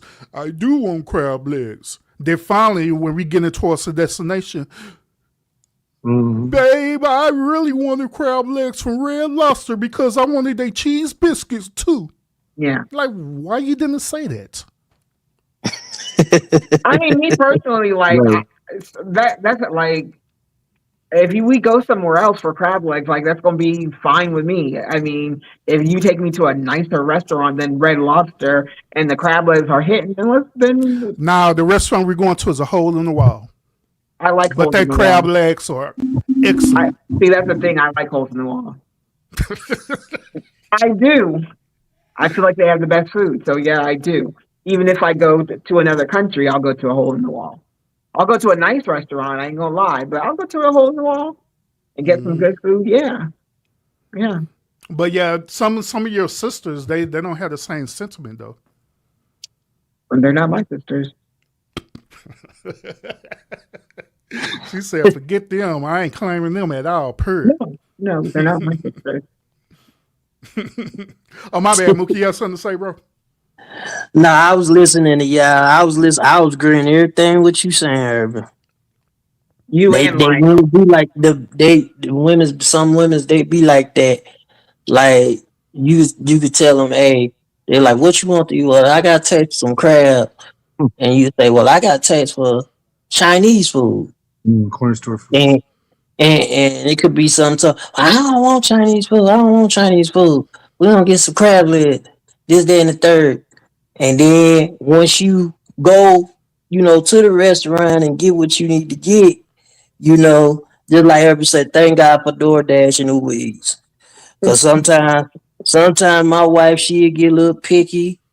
She'll say, I want Chinese food.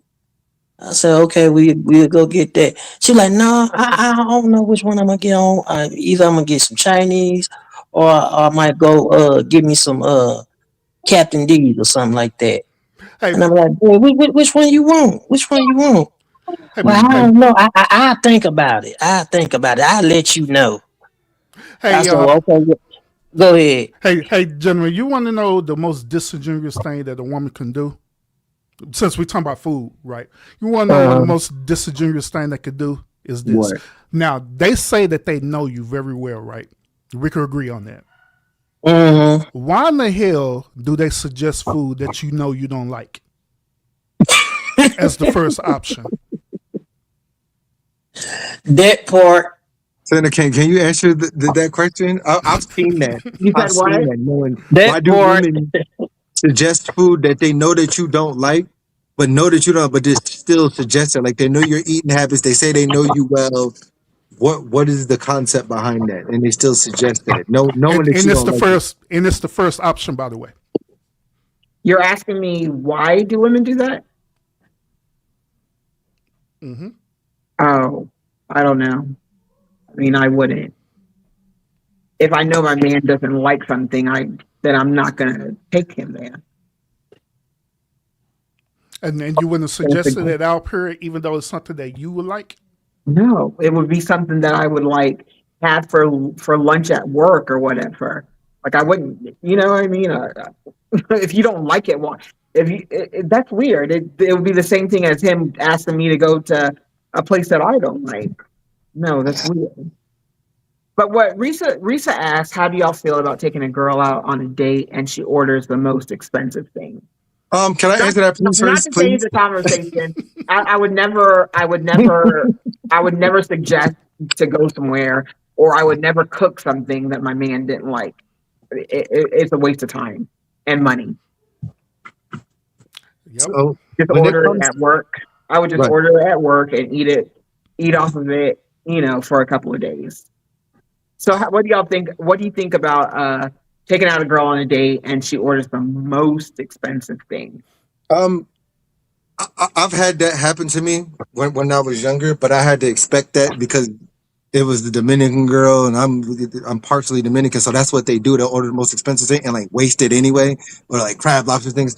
Me, I don't like that because what ends up happening, you can actually, and I know people are, oh well, that sounds like a personal problem. No, if you constantly keep doing that, right?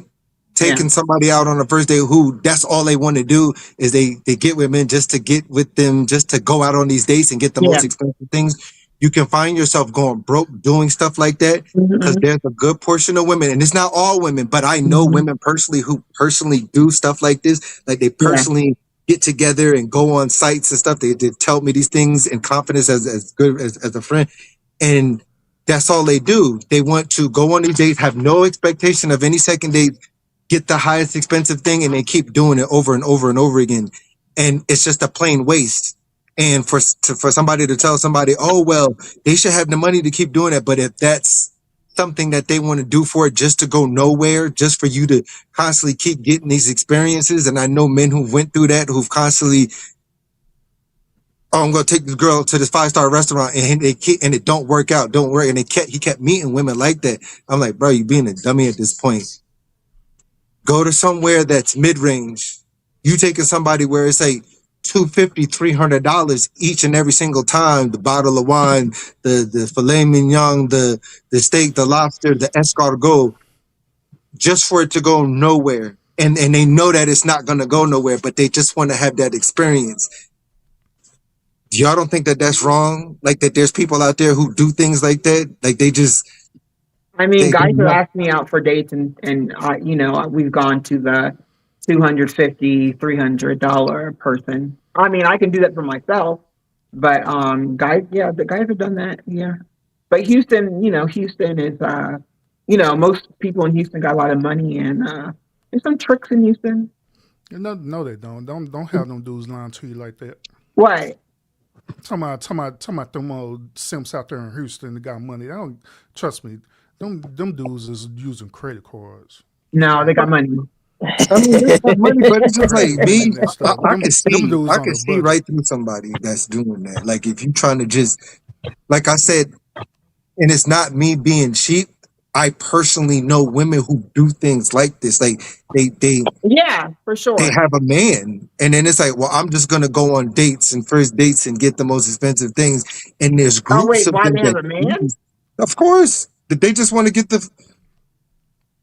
That's just what they want to do. Like you'd be surprised at how many. Like I said, I've learned to be friends with women I'm getting and learn old. so I'm many getting things. old. Yeah, like that's just what they do. Like some, not all of them, but there's people who do. Like they have no intention. Yeah. Like So what would you do, real. Lila? Okay. So real. To be fair, everything that he stayed in center is with women who be on these dating apps. Okay, like on POF, Mhm. Tinder, different Yeah, things yeah, like yeah, that. yeah, yeah. Those They type of they women. them type of women that be on them dating apps. Them Mhm. are the women who do that. They Okay. literally they have a dude to take them out on every day of the week. You know what I'm Yeah, saying? like this Monday, dude's with it. This Tuesday, Ah, dude got the nice Wednesday. car. This I dude see. buys Yeah. the groceries. This dude, they'll give him his eggs. This dude, he gets Okay. time spent with him. It's just like, and they got 4 or 5 of them on the lineup. Like this. Mm-hmm. I see what you're saying. Okay. Mm-hmm. It's the roster. Yeah, Yeah, yeah, they yeah, yeah. literally The It's the one. got a roster. roster. Now to be fair, in this conversation, when y'all was dealing with, as Lionel called, Pookie Urban, right? Mhm. I was the one who sent up her on paying on them dates and stuff. I was on POF and all the stuff there, and I The knew worst place that. to meet a man is on a dating site. Shoot, it was too. When I was single and stuff, it was great for me because I got exactly what I Exactly. wanted. Exactly. But the thing, Exactly. Who's my the thing about point? it, the thing about it is that I wasn't meeting on quality women. I was just meeting women just so I could get a transaction out of it. Just like they Yeah. want a transaction out of me. Just like what Real talking about. They want to Yeah. go to these expensive dates and stuff and order, all these expensive stuff. I'm fine. Fine by me, as long as I get something out of the return. But it But do what if you be. don't get? What if you don't Yeah, get anything? I was getting to that. Okay, I'm It sorry. have been a few times where I didn't get nothing out of in return. The one heifer lied, separate to my, well, I'm on my cycle and all that Not crazy dumb heifer. stuff. So I ain't no getting nothing. I ain't no getting nothing out of it. It was just a waste of money. Lionel I'm saying? said then she has to go. Yeah. She has to go pick up her 4 kids for her baby daddy. Oh wow. Mm-hmm. She'll use that excuse too. Be trying to pull up. Well, I don't have a babysitter for my kids, so and I don't want you to be my kids yet.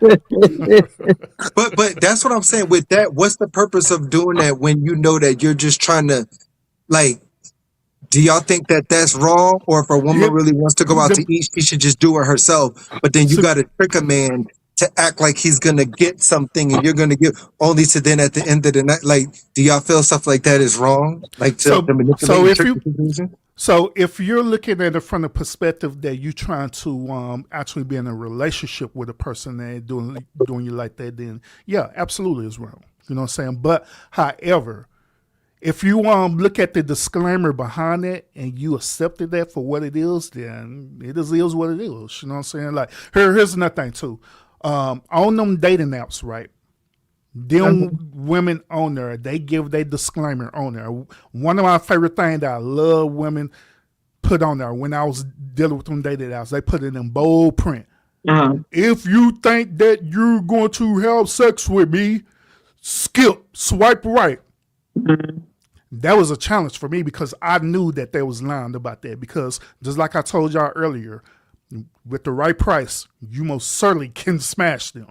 You know what I'm saying? But this does depend on the type of price that you're willing to give in order for it to happen. So every moment, also for a few moments, when I swipe, we start talking, communicating, we exchange numbers. Then within a couple of days later, we going out on a date. Then maybe another couple of days later, I already smash her. Some days it'd be within the same time of the date, Ew. depending on who it is. You know what I'm saying? So it is what it is. That's what I say, bro. It is what it is. It just depends on the intentions behind it. If you're looking at it from the concept that, you know, you're a good man and you're trying to look for a good woman, but this woman is pretending to be a good woman, but she's really not, then yeah, it's wrong. You know what I'm saying? Right. And if it's a friend, I don't mind that. Like if it's somebody I'm cool with, like that, now I don't want people thinking like, oh, he's only up for this and that. It's like, but I don't think it's going to be super, super, super expensive, but it, you know, it could be something decent, at Well, least 3 or 4 star. yeah, I do have a best friend. He is my best friend, Yeah, right. and um, so he is my best friend. Why you got him in Okay. friend zone? Huh? Why you got him in friend zone? Why what? Why you got your best friend in friend zone? You say he Because I'm right? not attracted to him, and he's not Yet, attracted to me. yet. There's no yet. He doesn't date black girls. Oh, So he's shit. Cameroonian. He's African. What's going on? Nothing. Nothing. Go ahead. No, he doesn't date black girls. So why? So what's the problem? What's funny about that? Hold on. You say he's African? Yeah. Oh, What? what's his nationality? Is he He's Nigerian? from Cameroon. Oh, okay. Um, Understandable. I have So a question like about that. if we go out to an expensive place, he's paying all the time, and then like my last trip to Cancun, he paid for it. There's nothing transactional. He knows I like Cancun. He knows that it's peaceful there. He'll pay for it, and it's not the first time he's done it either. I know y'all been best friends. Now you got me curious about this. We have been best friends since. We've been best friends for 6 or 7 years, or maybe Have y'all, 8. have Nobody. y'all ever? So in our 8 years of being best friends, there has never, ever, ever been a time when anybody has asked me, how come we have not progressed to anything more? Because they see the interaction between us, and he's like a brother to me. Like my parents have his number, know about, you know what I'm saying? Like he's part of the family. So, and like my older brother, he would give me a lot of. My older brother would send me on a trip or whatever. He would do that in a heartbeat. He's done that. So that's, some men, you get things, in the friend zone. You get some things in the friend So, zone. But do I do things for him? Yes, I do. Yes, I do. But he also has seen me do a lot for a lot of people. And when I say a lot, like a lot, like a lot. And he's seen how those people treated me afterwards and just threw me away like trash afterwards after I've done the most for that person. And he feels like he wants to make up for that, where I'm just like, you ain't got to make up for that. It's like that. It happened. I'm not doing it again and stuff like that. But he's not like in the friend zone. He's just my friend. He's my best friend. I have a best girlfriend. I got a couple, but he doesn't expect anything from me. Yeah, nobody's ever said, well, how come you and so and so never? Because we don't flirt with each other. We never do nothing that looks like relationship wise. Hey, Chris. Have y'all ever done anything? Have y'all ever done anything, even in the beginning, and then it transitioned into, okay, I'm not like you, I don't like you like that, but we're still gonna be cool. Y'all never did nothing, anything, no kissing, no sexual, no licky lick, What else? nothing. What else? So What put everything else in there? okay, kissing, No, sexual things, no, penetration, no, oral, no, nothing, no. not even a kiss. No. So how did y'all even meet to become friends? We worked together. Oh, okay. We worked together a long time ago, and we became friends almost instantly. Became friends. And no, he's not gay. Almost instantly became friends, and we both like to laugh a lot. We always have a good time. We have another friend who's always basically. I have two friends that we talk a lot, but we don't see each other a lot. Then I have my two Geminis that we don't talk a lot, but we see each other a lot. So usually when I'm with, or like he'll show up for a birthday and scoop up the check or whatever. So usually when I'm out with him and my other friend. It's always the three of us, or I have another friend and we'll go out or whatever. Me and my best friend, we've gone out by ourselves, but it's never. It just never. It doesn't look like what it isn't, and it is, and it isn't. And I think people feel like, how can you have a male best friend and nothing happens just because we're best friends? Like I said, he don't even like black girls, so I don't know. So real, you ain't asking the right questions, bro. I got Okay. you.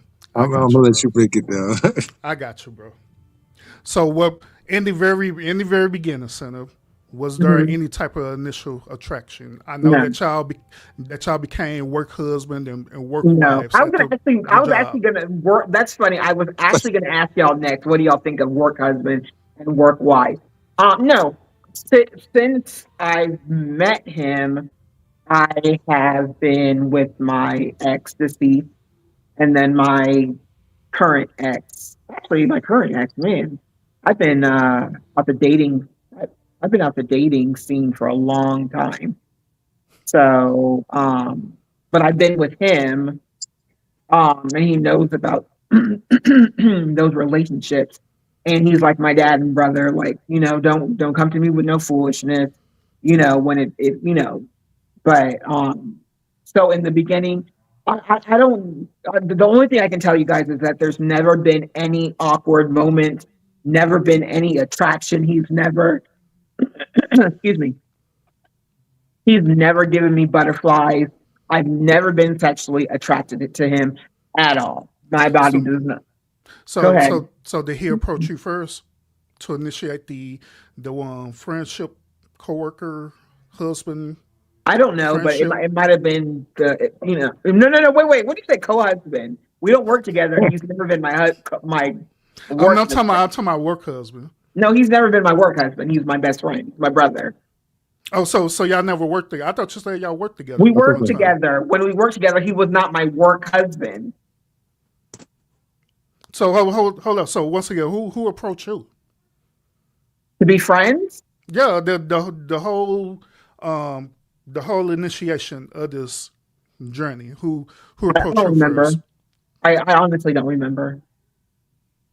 I do know that something funny happened and we both bust out laughing, and then we started talking, then we started talking about, different things. But what started it is like somebody did something, funny, and we both bust out laughing, and since then we've been talking. Mm-hmm. You can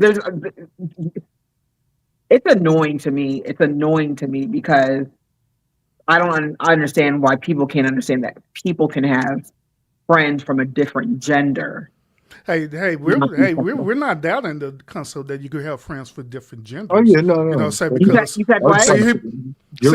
here's the thing is that you can have friends for different gender, but that doesn't dismiss biology, simple biology, because in order for the conversation to happen, there had to be originally some type of initial attraction. Remember, that's why I told you earlier in the show is I've heard that. It's physical attraction first, right? Now, it may not be in a physical attraction with you per se, but I guarantee at first he has some type of physical attraction He for doesn't you. date black girls. Why would he be attracted to me? Listen, Linda. Listen. Linda. Listen. So look, initially, he may have been attracted to you, not probably by, your skin color.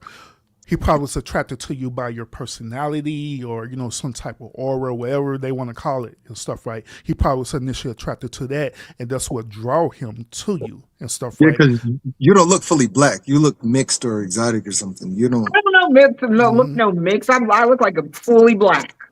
No, you don't. No, you I'm don't. black. No, you No, don't. you don't. No, I do not look mixed. I'll go sit out in the sun all yes, day. you do. Okay. Oh well, my God. I We- hate that no, when no, people say Riz- that Riz- I'm brown. Oh my God. We're not saying that. We're not saying you don't have to be attracted to sleep with someone. We never said it.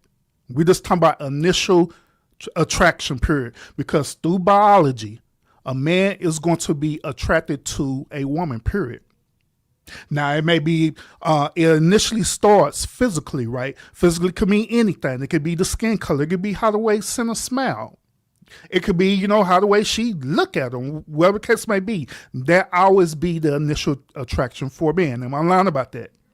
Something physical that a man would be attracted to that woman is about. Now, he may have a certain type of deal breaker, like you stated that he don't date black women, right? That may be his deal breaker, but he probably was looking like, damn, I don't date black women, but I mean, damn, she look good smelling. Okay. I will. I'm just saying, and that was his initial attraction. I will say, I can't disagree. Okay, I do know that I do know a lot of black men who will sleep with black girls, but they're only attracted to other races or whatever. They're not really going to be with a black girl, but they'll cheat with one too. Do y'all see what Rissa wrote? What Rissa write? Yeah, y'all saying I addressed it. He said you don't have to be attracted to someone to sleep with them. Yeah, anyways, yeah.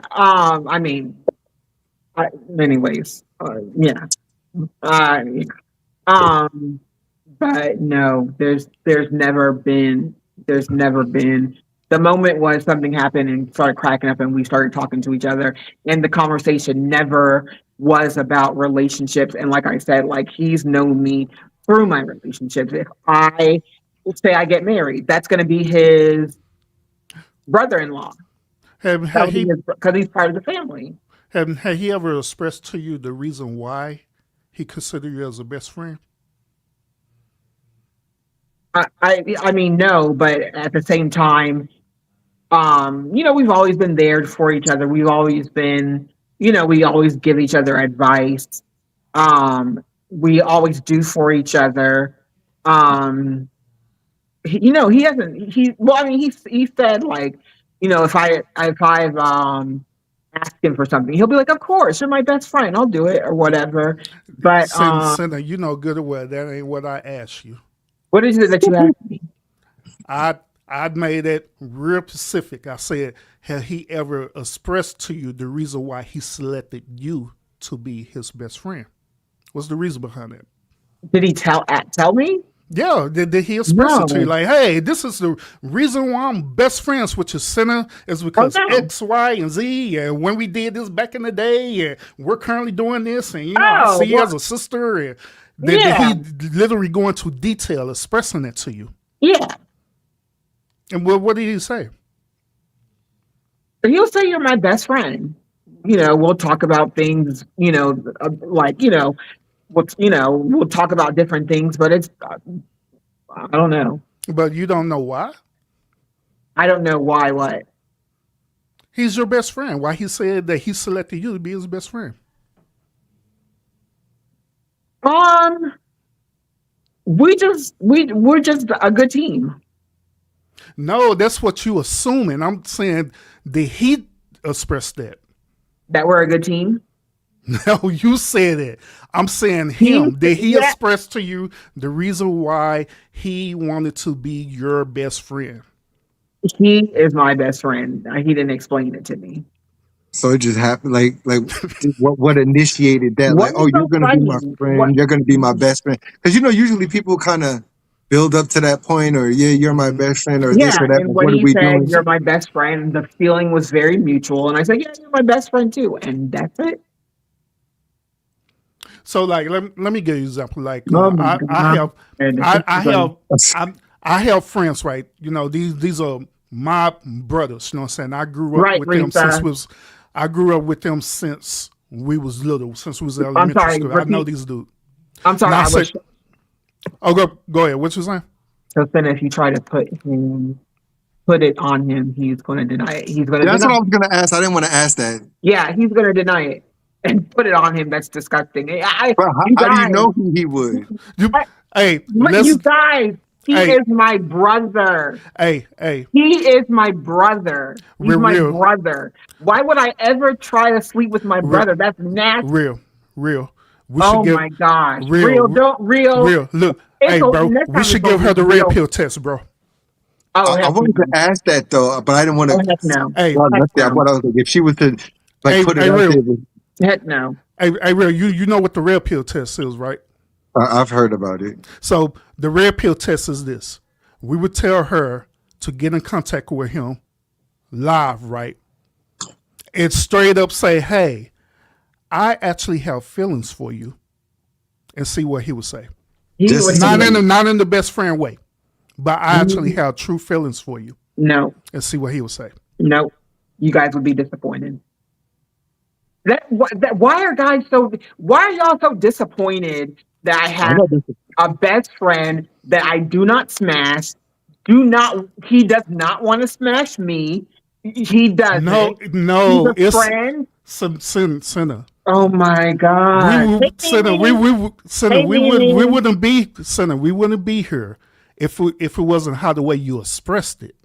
You know what I'm saying? Now, if you had expressed it in a way, they were like, okay, we How get did I it. express it? But you expressed it in a way where it was more of a intimacy thing. You know what I'm saying? But platonic at the same time. It's What like, is it? he's my best friend. He took me out on, exotic trips, and we No, did this, that. That's I things didn't say that that. people would say No, I if didn't they're say trying to that. holler at somebody. Yeah, I this didn't dude, say I'm that. I dating this never dude. said We went that. out on trips, and I never said we went out on trips. you When I went said to that he Cancun, paid for trips. when I went on Cancun 2 weeks ago, did y'all see anybody else in that room with me? He could be hidden in the background. I don't know. I showed y'all He the could whole be in the room. lobby. I showed y'all the whole room. I've been go to Cancun by myself, and he knows better. If he's never been to Cancun. I have. He just paid for the trip because he knows that I like Cancun, and he does that. He does it because he's seen me do things for other people, and he knows what kind of person that I am. I've done things for him. People might not like it, and they might think, "Oh, I like him." No, I do not like him. Have y'all been on a trip together once? Never. Wow. Hey, real. We were planning one. We were planning one recently for him to come and be with my brothers, right? Because my sister and my friend, and then my other bestie, we were gonna go on this trip to Asia and then go to different countries. And it was going to be, they're going to be at their hotel. We're going to be at our hotel, because when we get in bathing suits and stuff, I don't want them I don't want to be in my bathing suit around my brothers or whatever. So he was going to be with them, and the girls were going to be with the girls. And then we would hook up, get together and go places and go on tours and stuff like that. But that was the only thing we were thinking. That plan fell through. So me and my sister are going to do something for y'all to see. But we've never. He's paid for trips for me. He hasn't gone on the trips. Hey, real. Let me ask something, brother. Oh my gosh, it's annoying because. Okay, so me and you, we cool, right? Oh my God. But we could consider ourselves as being cool, correct? So would you ever pay $20,000 for me to go on a trip just because we're cool? Doesn't be doing it. They say, oh, we cool. Yeah, there you go. You mean cool for like 8 years? Yeah, like if me and real, we've been cool for a very long time. So and like, he had it. And he we've had been it. cool for like 6 or 7 years or whatever. And he stuff, had right? the money. It was no skin. It was no skin off his back. Yeah, if he had the money and everything, right? Okay. And I just started talking about Cancun out of the blue, like, From yeah, who, man, the Rita? Cancun this From and who, Cancun that, and all of a sudden, Real would say, "Well, I'm just gonna pay for a whole trip." Would you ever do that, bro? For the homie? Don't lie, Real. Real, don't lie. I would have to put my mindset there and have that kind of money. Like I would have to. No, you weren't saying. No, hypothetically, bro. Would you hypothetically, if you had that money, bro? Would you I would actually help do it? somebody, but I don't know if I could do. I don't know if I could do that. I just don't know if I could do that. Look. What would be the problem?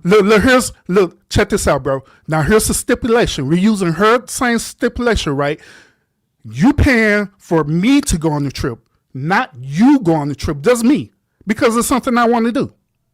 Would you do that if you had the actual money to do that? Not you pulling up to Cancun, we going together and doing whatever. It is me by myself. Would you do that if you had the money? No matter how cool we were. Don't lie. This after blue. No Real, birthday do not celebration. lie. None of lie, that. Because you got to lie right now. No, I'm You not got to lying. lie I'm right seriously. now. I'm That's no, not I'm fair. Don't I'm lie, thinking, real. no. I'm thinking about it. I'd have to be a billionaire or something. I have to be a billionaire. You don't need $1 billion to go to Cancun. No, because it's just Yeah, you need at least about, this will be comfortable, at least about 20 racks or somewhere around no, there because you said to have a 20 comfortable- racks to pay for somebody just like you're here, go on 20 here. I'm not even doing this for my own girl or something. Like, is he even dating anybody? Is he dating somebody right now? No, this is your homeboy. Your It's your best homeboy. friend. Yeah, this is your best friend. I'm gonna do something for my best friend. I'm gonna pay for a trip for him to go to Cancun. No No apologies. I've done things No for my diddy. friends in No greater diddy. amounts, but for like a whole like 20 grand trip, to me that's just a bit much. But if it's you like, oh, had you it, going no, down, real. If you had it, that's what I he's said I saying. would have to be a billionaire, a millionaire, a You millionaire. would have to be a millionaire to send him to Cancun.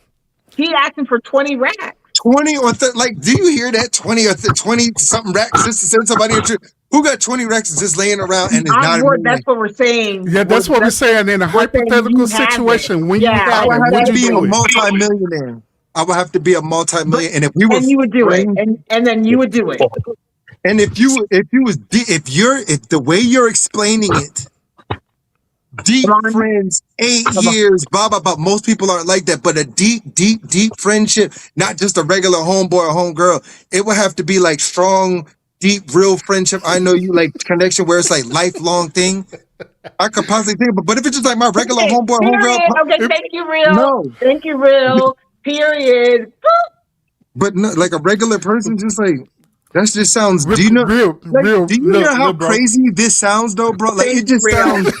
No, but thank you for agreeing. Hey, real. Once again, Thank bro. you for agreeing. Look. Once again, I put up a stipulation. We use the same exact logic that Cinna said. She said that she has a best friend, and that best friend literally put up about 20 racks or more for her to go to Cancun. No, I never said that. He put up That's- those 20 racks. No, I'm just saying in general. Oh. That's how much the trip would cost up to. Matter of fact, let's clarify some stuff. When he paid for the flight for you to go out there, what type of flight did he pay for? Was it economy, business class, first class, or what? I was on. I've never flown business first class. I always get the row behind first class. Got you. So in other words, that right there, we could safely say that's close to about 1,200 round trip, right? Yeah. So he's paying already $1,200 round trip just for the flight. That's not even like. Did he pay for your? Did he pay for your room and board too? Yeah. Did you stay at a 5-star hotel? The hotels that you be showing me, they be nearly 4 to 5 stars. Okay, and I be paying for it. You pay for it or he pay for it? I pay for most of my trips. What's most? 98%. He's flown me out to Cancun twice. So he's only paying for the flight and that's it. No, he's paying for everything.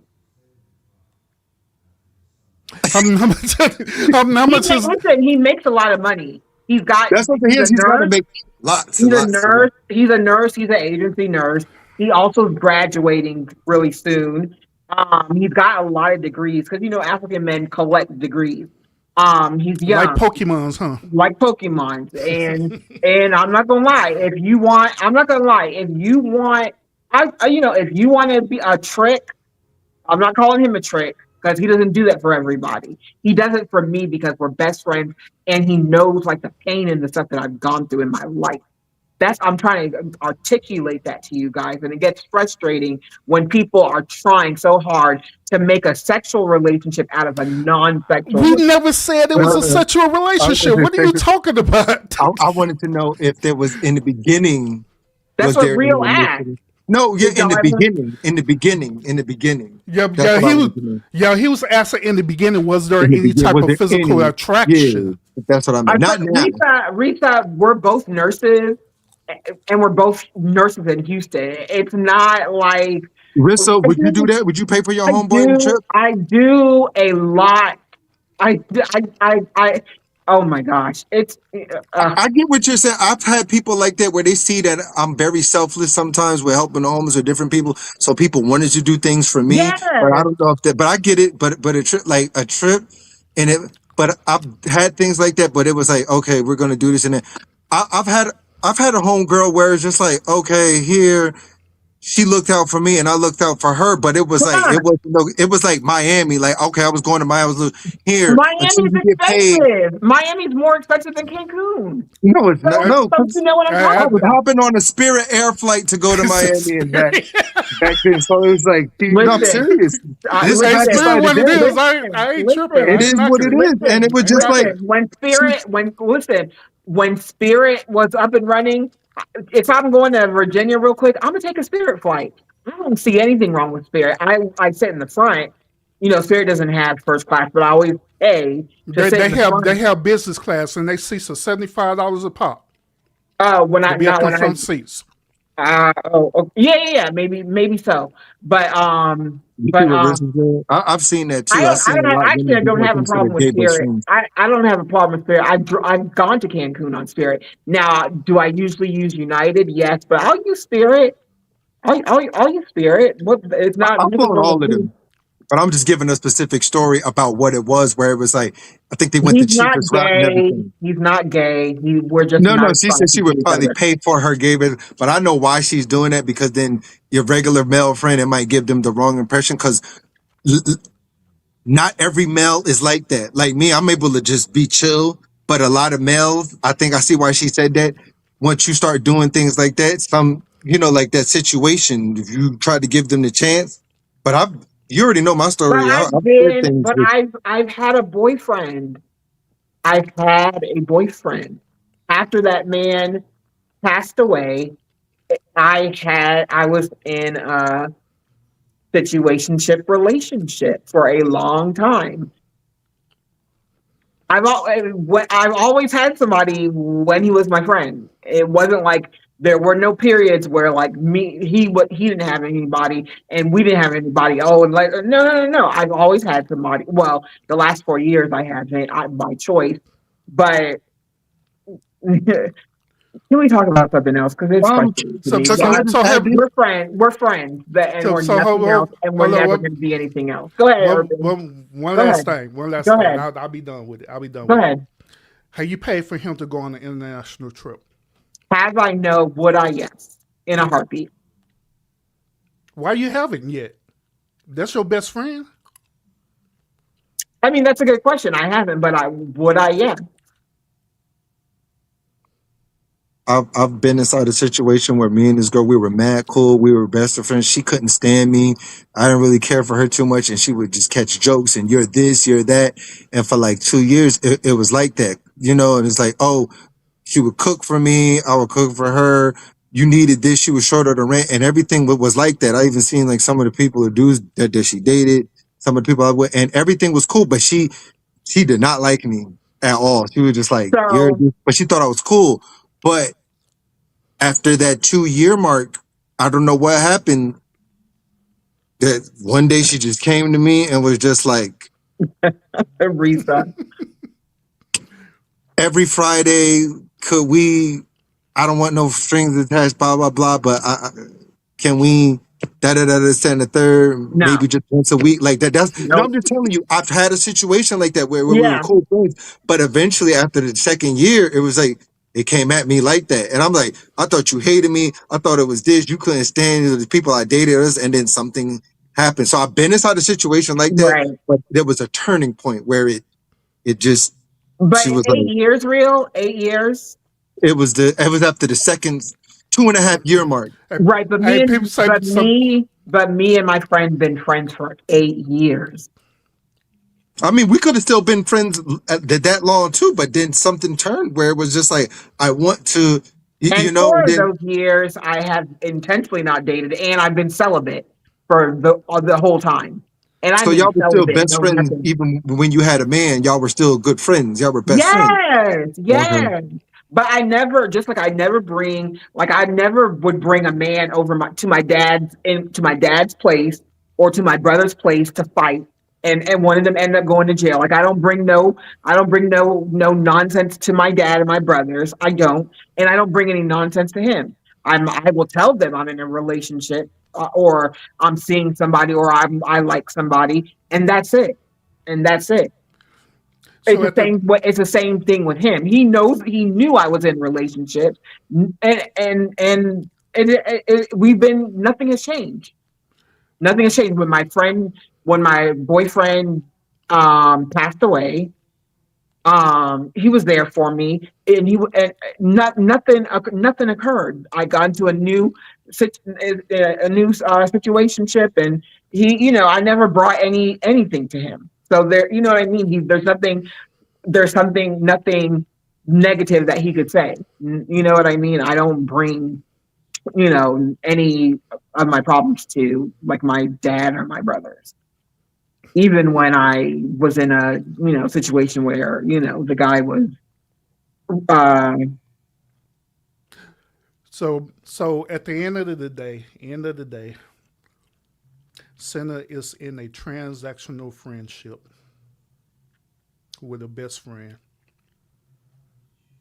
And long as they go by the terms of the agreement, then it's going to be fine. So he will keep himself in this friend zone type of best friend relationship as long as he possibly can. he's It dated, he's definitely been in a relationship. So it don't matter. It don't matter if he be in a relationship or not. You be in a relationship, he be in a relationship, yeah, but he feel that the dynamics of y'all friendship is safe. we As don't in have a it's like a friendship. We don't have a friendship. We have a friendship. That's my uh, brother. okay, best friend brother relationship, whatever you want to call it. That's my That's a brother. dynamics. That's a dynamics of That's the my current brother. That's agreement. how I look at It's him, like a transactional. member of the family. I mean, I give him stuff. I do stuff for him too. So all the stuff will pay for an international trip for him, which you haven't did. Yeah, you haven't even offered that to him. You haven't even I- say, "Hey, bro, you look stressed. I'm gonna pay for your trip to go to Lagos, Africa." Well, that's Um, Nigeria. He's from Cameroon. how would y'all? Let's say that you meet somebody and you Oh my God. decide to get married, and he's like getting married. How would that situation work out? Like, what would you tell your partner? What would he tell his white woman? Like, what would he? Like this my best friend here, and Yeah, this my best friend. Like, how would that yeah. go about? That just like that. No, I've never, and that's the thing. Nobody has ever thought. That's what I'm trying to get through to you guys. Maybe I shouldn't have brought it up. There's never been a time when people are like, "Oh, you're single, homeboy single. Why don't y'all get together?" There is no No, y'all chemistry wouldn't ask between us. that. There's no chemistry between us. It's like I'm his sister. That's how he treats me. And he's my brother. And that's how he treats me. There has never been a fleeting glance. I've never thought about it. I've never entertained it. I've never been like, oh, you know what? He does this for me. He blah blah blah. My boyfriend never had a problem with it with him. Um, there has been no kissing, no sex, no holding hands, no pinky swearing. No, when we turn 50 and we're not married, we're gonna marry each other. We do not like each other like that. We don't. He's not gay. He is just my best friend. And you guys can't understand that. And it's annoying, It's but not a no. it is what I've it is. been good And if friends he to wanted females, me, but so and if he so and let me tell you something else, okay? I but I talked to this guy. I talked to this guy, and we were having a conversation, and he told me I'm gonna have a live about this with some women about some situations. But he told me that there was something that he didn't do. He told me that there was something that he didn't do. Okay, we're just gonna leave it at that. Okay, y'all get what I'm saying? Mhm. And I said, well, we can't be friends then. We can't be friends. Um, I don't know why I'm telling you guys this. What were we I talking mean, about? I've been in situations like that, but then I've seen where I've been friends with females, but then they didn't like me like that. But then if I started talking to somebody or something, they would somehow have a problem with it, or oh, she's not this, Yeah. she's not that, and then it's not because they like me, but I felt that they felt like now the attention's going to be away from them. This is going to happen or that, like I've seen stuff like that where they would get No, kind of this guy pissed. told me that he wouldn't do something that I require my men to do. And I was like, okay, well, we would never be friends. And so then he started acting weird. And then like if I don't go to his unit anymore, because if I go to his unit, he'd be like, "Oh, that's my baby, that's my baby." Then he want to talk. Then he want to ask me, how do I do something that he wouldn't do? How would I do it? And I was like, dude, if you wouldn't do it, then I'm not going to do it. So I don't even know why you're trying to push up on me. He was like, you know what? Let me tell you something. He came to my window one time, knock, knock, knock, knock, knock. I was like, oh my gosh. Should I open the door? Should I run this mother effer over? Sorry, mommy. When you see this, sorry. Okay. He knocks on the door. I roll it down. He goes, I just want to let you know that you're just the first woman that I actually want to fall in love with. Like just hearing what you said, I actually want to fall in love with. And I looked at him. I said, dude, I'm not having sex with you. Like I'm not. We're not smashing. Like how stupid. Like that's come on. You could have came up with something better than that. I looked at him. I was like, dude, we're not smashing. We're not smashing. And look, I'm a Virgo. Virgos, we get the job done, but we are very particular. You know what I mean? We're very particular. It ain't no.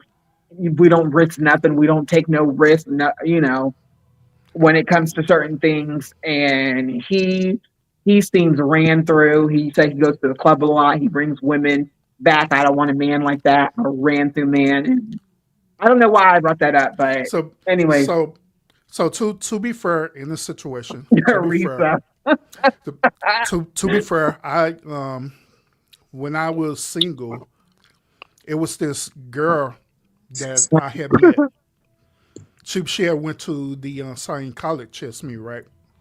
And Okay. so I wasn't physically attracted to her, so I Mm-hmm. never approached her. But however, she was attracted to me. All right. So she approached me, and how the way she approached me was that we wanted to be study buddies and stuff since we was in the same class together. Oh, one second. Yeah, man. Sorry, Urban. 1 second. Oh, Risa. And then let me tell you this. So, dude, I told him that we're not going to smash, right? So one night I'm on my unit, right? Just downtime. Some guy I got to comes. step off, Some y'all, but I'm gonna be some guy, listening from the chat. huh? I got All to right, give her bro. to step off, y'all. It'll do scary. I got to step off. Oh, you're done. Yeah, I have to. Okay, go cut ahead. Go ahead. Go ahead. I'm Go gonna be a ahead. little late. Okay, Go but ahead. I'm Go gonna ahead. Go be ahead. Go ahead. as best as Thanks I for can, y'all. coming. Thanks Thanks, for y'all. coming to me. All right, I Lon. appreciate All it, right, bro. Nate. All right, Cinna. No problem, y'all. Regular. All right. So I see, and he looks like him, but he's taller. Girl, it was his. Okay, hey Rinky. Girl, it was his cousin. I was like, you look like somebody. Do you have family here? He was like, yeah, my cousin's here. The cousin was trying to get with me. Y'all, ever since I've been like, let me go on this journey, it's like these men, I'd be having men problems. Why do I have men problems? I don't even. Hold on. You have a men problem because men are attracted to you? I didn't think that was a problem. That look good on you. That look good on your resume. I know, but I'm honest. I'm really honest about being celibate because I don't want you to waste your time. I know. Okay. Oh, the reason why I said that is because African men are like the biggest tricks ever.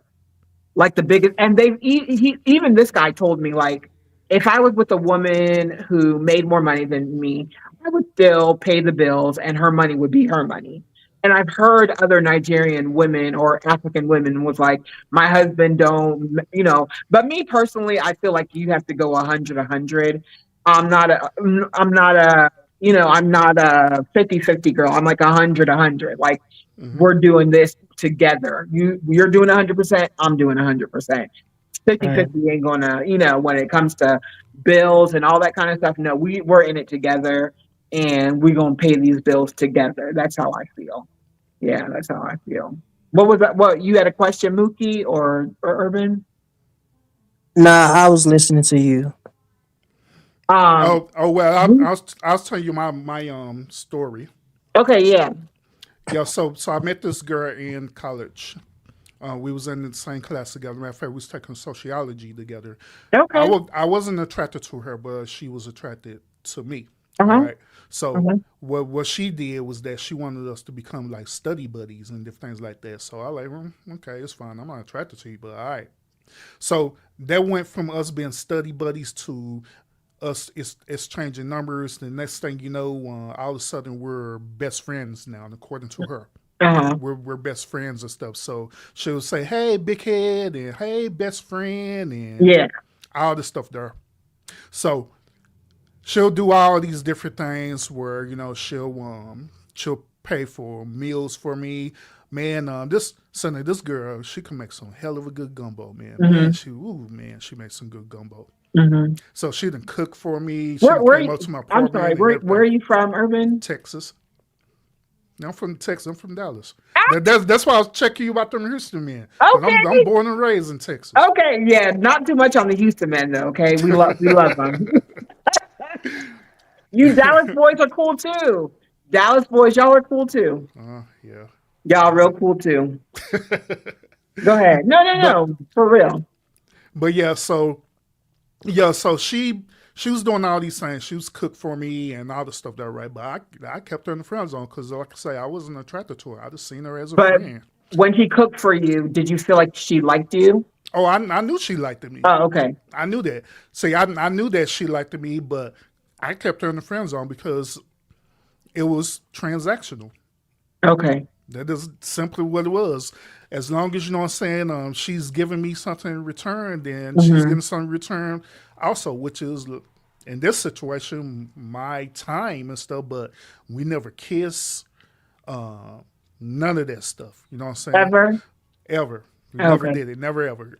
Like I said, I wasn't even attracted to her to even do that. Okay. You know what I'm saying? Yeah. But she was attracted to me. So that's why I said earlier about, you're in your situation is that even though y'all are best friends, the situation is still transactional, but it's just in y'all own particular terms. Now, is there a certain attraction there? I have no idea. You know what I'm saying? That's why I was trying to probe have it an out of idea. you. I already told you no. I just trying to probe it out. I hear what you say. I hear what you say, Cinna. I got it, and I accepted that. But we haven't heard Buddy's story. When we try to hear Buddy's story, you said no. So we ever heard the story. No, so I got it. What I was saying? No, I was saying that if I called him and I didn't say anything, and you asked him like, what? No. I'm not asking him nothing. I said, hey, you call him and you all of a sudden start confessing your feelings for me. Say, hey, you know what? I really do like you. We've been friends for 8 years, and I believe that I'm attracted to you. How do you feel about that? And see what he's gonna say. Oh, you guys would be just so disappointed. Every woman that did that right, they failed their test. Because every dude, it don't matter if they've been in a relationship with them for 8 years, 10 years, 20 years, every dude stepped and said, you know what? I felt the same exact way, but I didn't want to lose our friendship, so I never said nothing. That's what they say every single time. They said what? They said that they feel the same exact way, but they didn't want to say nothing because they don't want to lose their friendship. Yeah, he wouldn't say he felt the same exact way. He would tell me we're friends. That's it. Are you okay with continuing being friends? Yes, and that's it. And we would go to dinner with my other friend, and it will be like I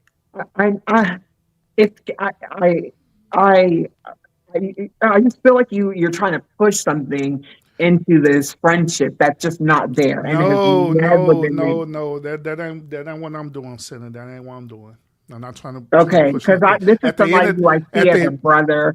I have respect for. If he told me pay for an international trip, I would in a heartbeat. I would get on the computer today, and I would give him spending money. That's my brother. That's something my brother would do. My Mm-hmm. brother, if I showed you some of the cash apps that my brother sent me, you'd be like, oh. Yeah, Cinna ain't hurting for nothing, and I make my own money. Um, Mm-hmm. so yeah, it's not transactional in the fact that he sends me to Cancun. I've done a lot for him that's cost a lot of money, and I would do it again without thought. Now, do I feel that way about my female friends? Yeah, I would do the same for them. Of course. I would Mm-hmm. do the same for them in a heartbeat. And my male friend, I've tried to fix him up with other girls. He don't like the ones that I want for him, whatever. I want the best for him. No, because I want the best for him. And I don't want him to choose girls that are after his money. I want him to choose girls who, okay, like my brothers, they would want a stay at home wife. They said they have no problem with a stay at home wife. My older brother prefers it. Um, Mm-hmm. so that's different. That's different. If he wanted a stay-at-home wife, then I would get, it's different, whatever. But I don't want my brothers to be with gold diggers, and I don't want him to be with a gold digger. So I've tried to hook him up with girls who were pretty. They were college educated. They could hold a conversation. Um, they were good at communication. And some of them he did, try out, and it just wasn't for him. So I just realized that I can't, he'll let him choose the girl that he wants and stop trying to set him up, because I'm zero I'm not winning right now. So Mm-hmm. yeah, I don't, it gets frustrating for me, because people want to say, well, and it's like, no, he is like a brother to me. So when he's even if I say he's like a brother to me, why would why would I be sexually attracted to my own brother? I mean, technically speaking, he's not your biological brother. But in my world, my realm, he's my biological brother. Mm-hmm. Gotcha. Yeah, once again, it's understandable, but at the same time, it shouldn't even frustrate you at all. Period, because you already know the dynamics of the relationship, right? So it wouldn't matter what I say or anybody say at the end of the day, right?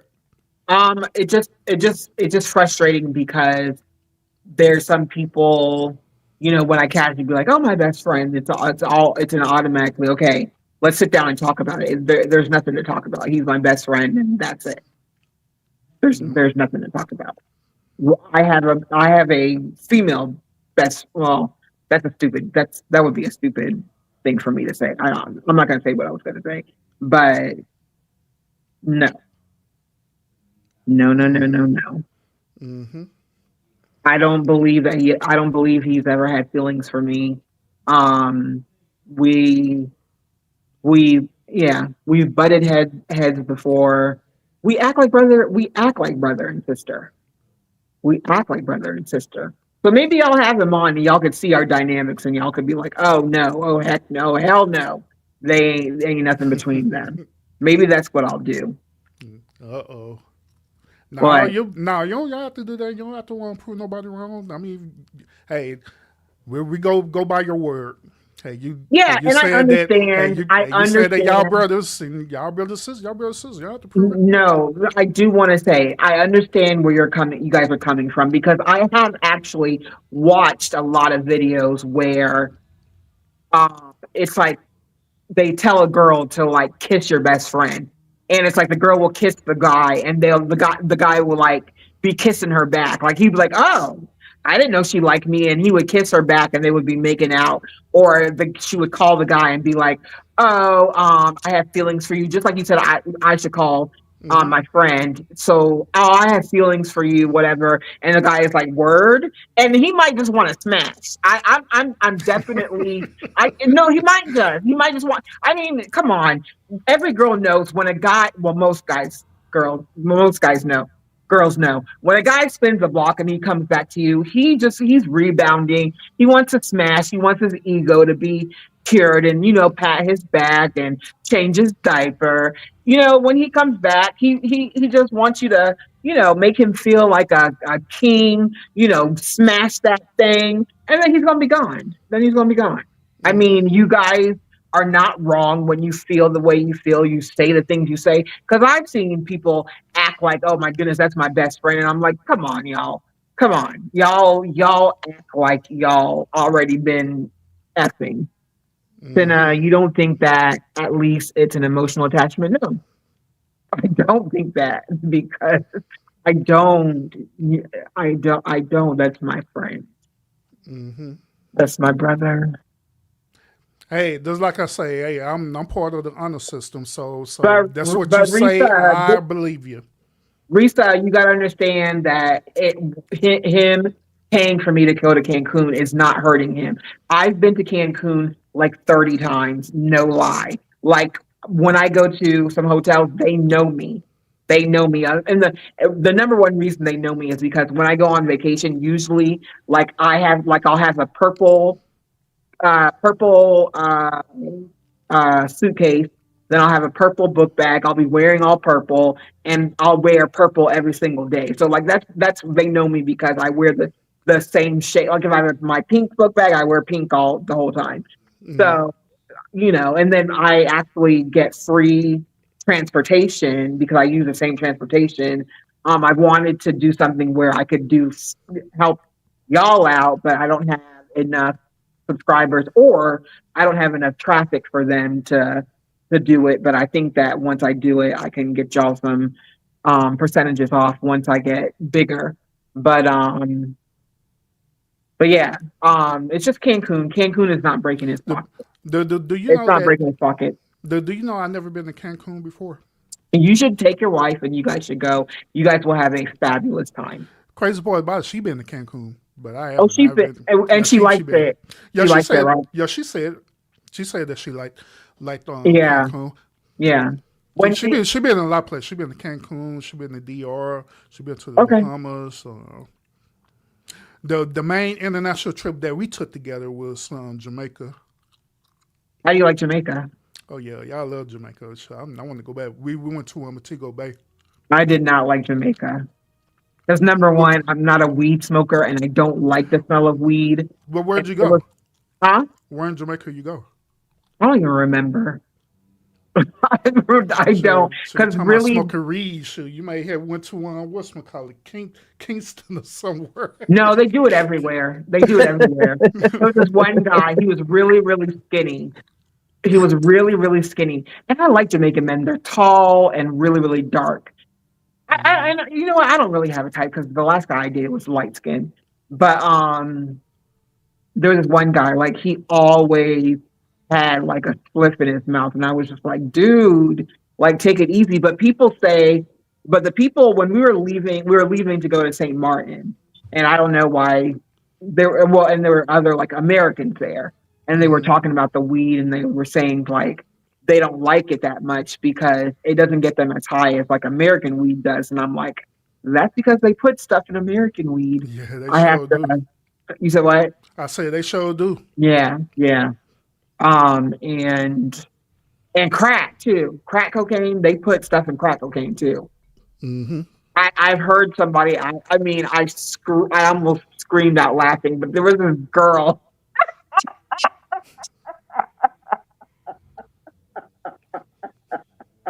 I don't know why she was saying so loud, but she was frustrated. She's like, dang, I've been smoking crack. She was a big girl, so she was like, dang, I've been smoking crack and I'm still big.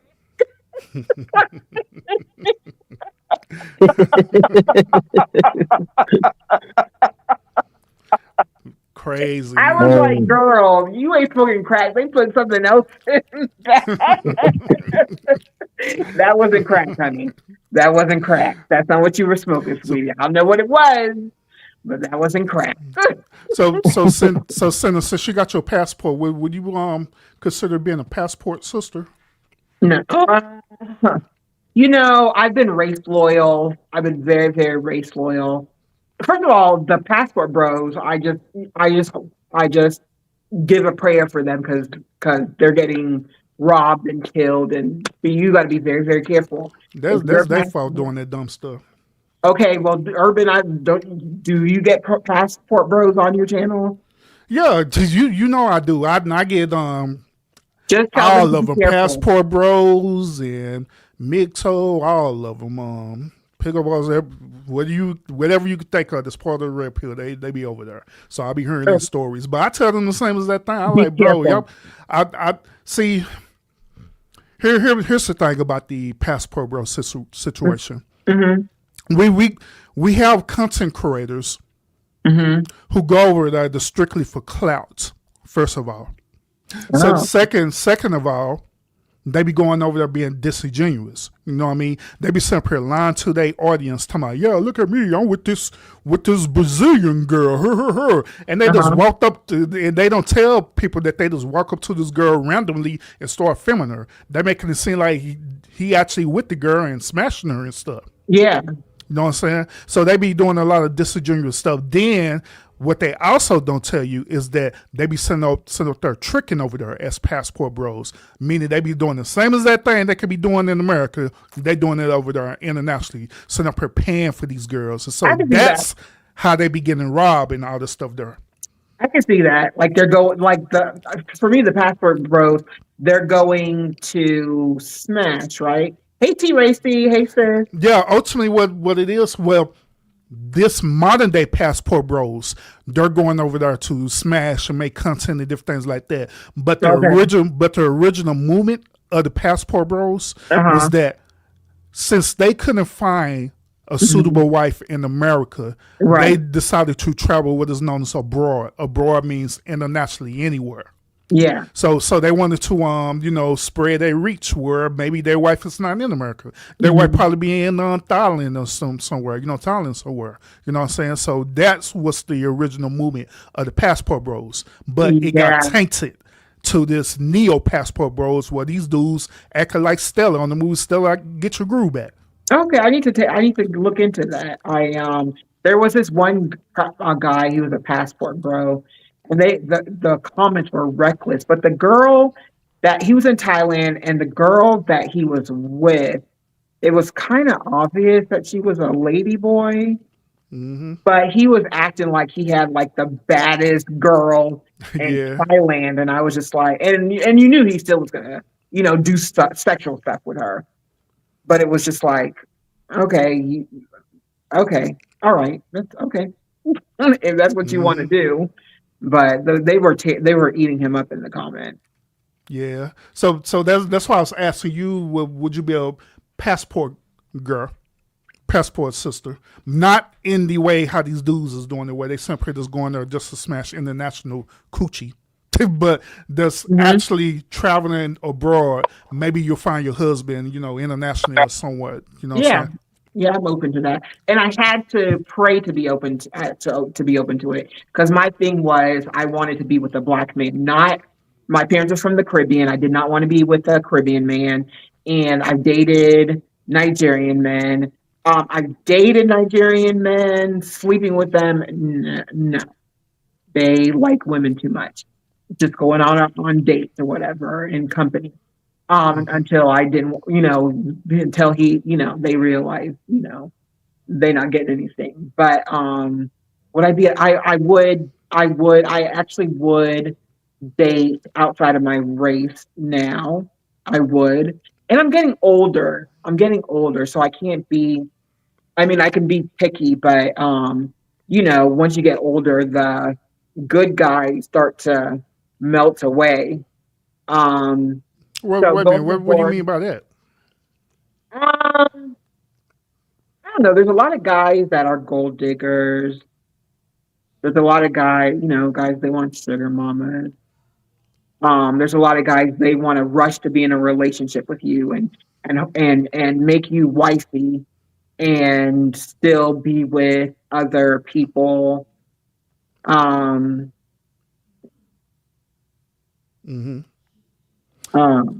Yeah. So that means that you have to raise your value, right? Raise my value? Yeah, I mean, not in the sense as a economics or social thing. I'm talking about you have to raise your value, raise your worth for yourself about what it is exactly that you're looking for. Oh yeah, Did that make but sense? I'm like I'm trying to on my journey when it comes to a relationship.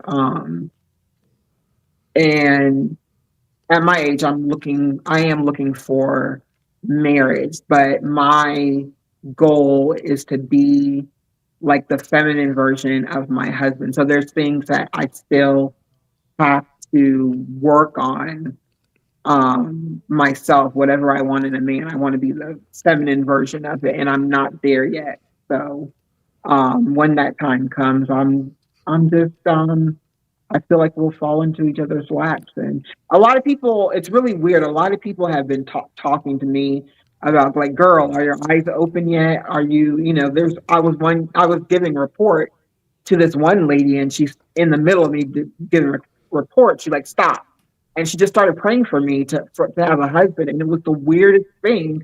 But when she did it, I was like, okay, amen, thank you. And then I finished giving her a report, and I just walked off, and I was like, that's Lord, you're still working on me though. So what's going on? Like a lot of people have been like, don't you feel like you need to start, so I just, So maybe it's because you have this aura about you that deep down inside you really do want to be married and you really do want to have a husband, but you just really particular on it and because it's not that you deep don't want down. to be hurt. You know what I'm saying? You don't want to be betrayed and hurt and different things like that, which is nothing wrong with that. Yeah. And me being race loyal after what I've gone through with black men. Yeah, of course. And I think, there's some black men who've gone through things with black women. We don't talk enough about that. We will, but we don't. We will on my page. It's not that deep in depth. It's not that deep down inside that I want a husband. I want to be loved like every woman does. I want to. I mean, I'm not a fairy tale type of person. I'm like a little bit more practical. Like when I get married, I'm going to the justice of the peace, and then like money will be spent on the honeymoon, not on the marriage. I'm just not doing all that, and I don't have enough friends to be spending 30,000, 10 grand. No, I'm not doing So none of that. what if it's something But that he won't? you said what? What if that's something he won't? He want to do for you? So I like the dressing up and the Zoom. I'll do it for him. But for me, if we're gonna do it that way, he's gonna walk down the aisle too. Like I want my man to have his moment where he's like looking good and he walks down the aisle and everybody just like me having my moment. I want my man to have his moment too. If he wants to walk down the aisle by himself or walk with his mom, like I want him to, have his like if that's what he wants, he gets to walk down the aisle first and like have his moment, be fly. Yeah, that's what I want. And then after that, then my dad can walk me down. Like Yeah. that, like if he wanted a traditional wedding, okay, that's cool. But you gonna walk down, you gonna get your moment, and then we're gonna plan things together. It's not gonna be my wedding. It's gonna be our wedding because we're a couple. But I'm hoping I get somebody who wants to just go to the justice of the peace. Yeah. So if you live your whole entire life cycle right without getting married, will you be content with that? Not really. Why not?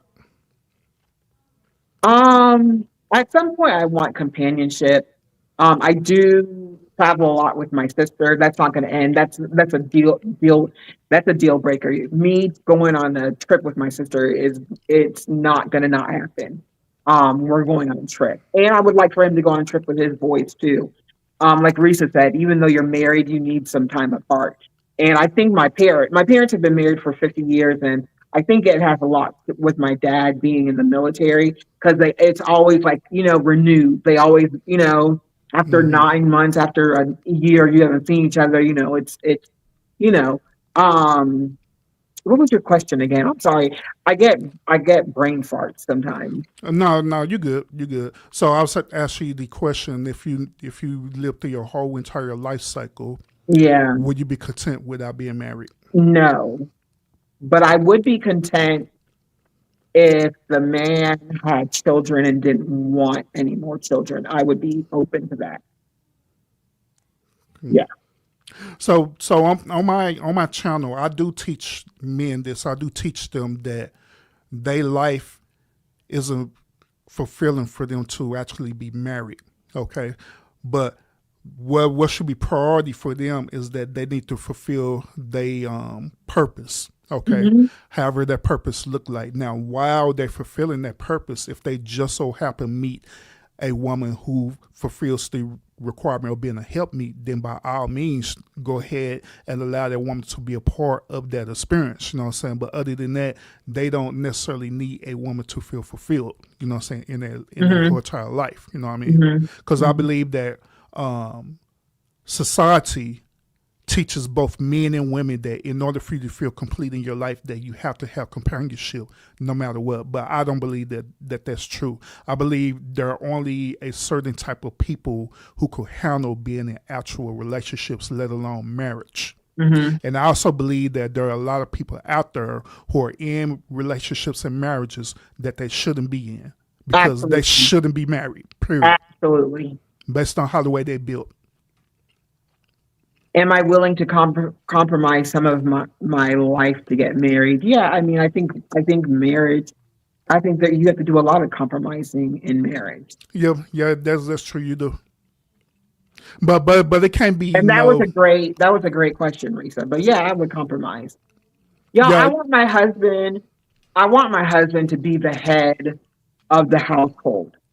Okay, that's how I grew up, and I grew up in a good environment. My mom, when she made big purchases, she did not do it without my dad's consent. My dad was her covering. She knew what all of us liked when she cooked what my dad liked the most. I mean, I want my dad will be like, okay, let's go here. Like you just said, the woman is saying, oh, even with listen, Urban, even with like me and my sister going places on vacation, it'll be like, oh my goodness, where do we go? Like we're both indecisive, but we want to go somewhere, but we don't, but it wasn't like that with my dad. And then my dad treated my mom really, really good. And so, that's like, not, that's what I'm like looking for. I'm good at compromise. But I like you guys said, I do like a man to take control. I do like a man to take control. Um and in church, for the every time a brother says that, a man sisters, be subjected to your husband, they always follow it up. They always follow it up with how brothers are supposed to treat sisters. You know what I mean? And so that's what I've enjoyed in my church, that there's not just this, okay, you're obedient to your husband and that's it. It's like, no, you have to treat your wife a certain way. And if you're not, then, you need some, discipline. Yeah, But, of course. yeah. Yeah. So I don't agree with domestic discipline. That's one thing about this modern day red pill community that I don't agree with at all. Period. And I express that all the time, that domestic discipline is what caused feminism to start in the first place. You know what I'm saying? So we need to hold ourselves accountable for that. You know what I mean? Yeah. No, Risa, the perfect guy is going to know that I like going on trips, and he's going to be going on trips with me. It's not, I mean, that's part of, first of all, that's part of my channel, and that's always been, so like I said, my dad, when we were younger, like, so he's been out for a year. My mom's got these 4 big-headed kids that are growing, and me, I was always attached to my mom's skirt when she was in the kitchen. I became a chef. I went to before I was a nurse, I was a chef, and um, you know, um, Yeah, I don't know. I just want, my dad would be like, my mom would be cooking or my mom would be cleaning, and my dad would be like, let me get these kids out of my wife's way. She's been with them for, a year or whatever. So what he would do when he was in town, besides hustling, and when I say Hmm. hustle, I mean like fixing cars and doing stuff like that to make sure we had a good life. So, because they played him in the military, we won't talk about that. But so he would take us to go for a run somewhere, run back. That's when he was in shape too. He would take us to the basketball court. He would take us to learn tennis. He was always taking us somewhere for hours. So my mom would have time just for herself because she's been with us for a long time. Yeah. You want to be in a relationship where there's give and take, and Yep. you respect that person. And then, yeah, if my man likes something, he probably gets sick of it because I'm gonna make sure that he get it every chance I Hmm. Yeah. Reciprocity is very important in it's relationships. I do important agree. to me. It's a very important to me because I have not always had it in relationships. So right now it's important to me. It's very, very important. You, Yeah. you want to know one thing I disagree with that. I disagree when women get into this entitlement mentality, meaning Hmm. that this is now, instead of this being freely given because it's an Hmm. expression, it could be part of a love language, whatever you want to call it, right? Yeah. They get into an entitlement mentality where this is a requirement now. You got to do this. If you don't do this, then I'm gonna feel some type of way. Like what? Getting roses or Yeah, gifts of affirmation, saying things of affirmation, or giving gifts and different things like that. It becomes a requirement now. Like if you don't give her a bouquet of flower every month on the month, then it's an issue. oh, I Versus mean, I him don't know freely people like doing that. it. Yeah, I don't know. I don't. I'm not like that. I don't Or really know people like that. or some people will become spoiled over it, and then they'll become an entitlement. Like, say for example, you get a man, he's willing to be a gentleman to you. He's been chivalrous. He's opened up corridors for you. He's treating you like a lady and doing all these different things right. And he's doing it consistently right. Mm, Instead of appreciate that, it start becoming entitlement. That now I'm expecting this. You better do this. If you don't do this, then it's gonna be an issue. yeah, but I don't know. I don't know women who are like that. Yeah, it's some women that are like that. I mean, They'll get like that. they're not in my circle. The women that I know are in reciprocal relationships. Hmm. Which that's good. Oh, by the way, since you're saying you got women who are in your circle that are like that, right? How do y'all conversation go for us talking about dating and relationships and stuff and holding each other accountable? How do our relationship go about dating? Yeah, dating, relationships, dating, and holding each other accountable for certain type of choices and decisions that y'all made within certain type of relationships. So, I mean, I guess I don't know if people will understand this, but I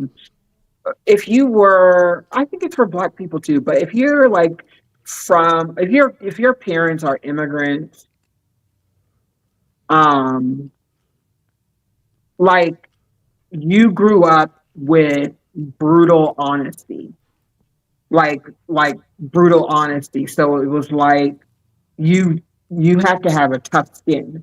Like when we get together and laugh, we might be like making fun of each other, but then it's you have to have a tough skin about things. So most of my friends are not African American. Most of them are it's a lot of women like that. It's sad.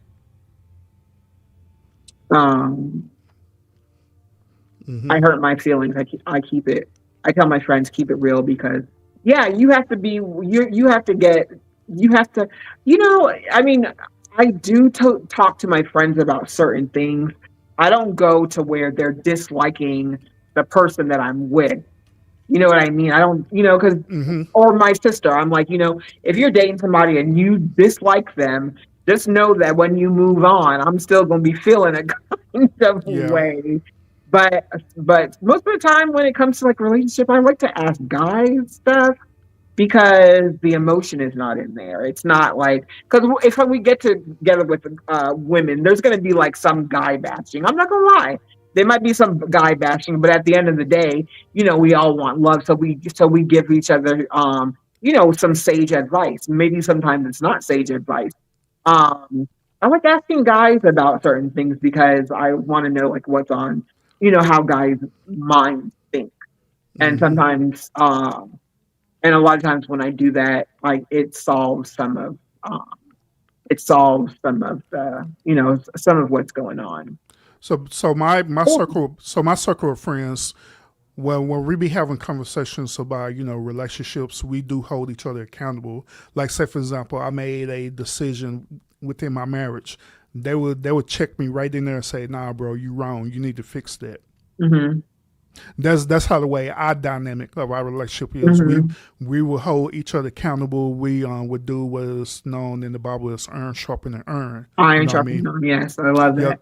Yeah. So we do that all the time with each other to help improve each other, become a better version of ourselves. And so to be honest, I believe that's missing from a lot of people. Probably not with us, but a lot of people is missing having a real foundational friendship where you have true friends, true brothers, true sisters who will call you out on your BS and hold you accountable. Absolutely. So it can help you become a better version of yourself. Absolutely. But hey, sweet Janice. Hey, sweetie.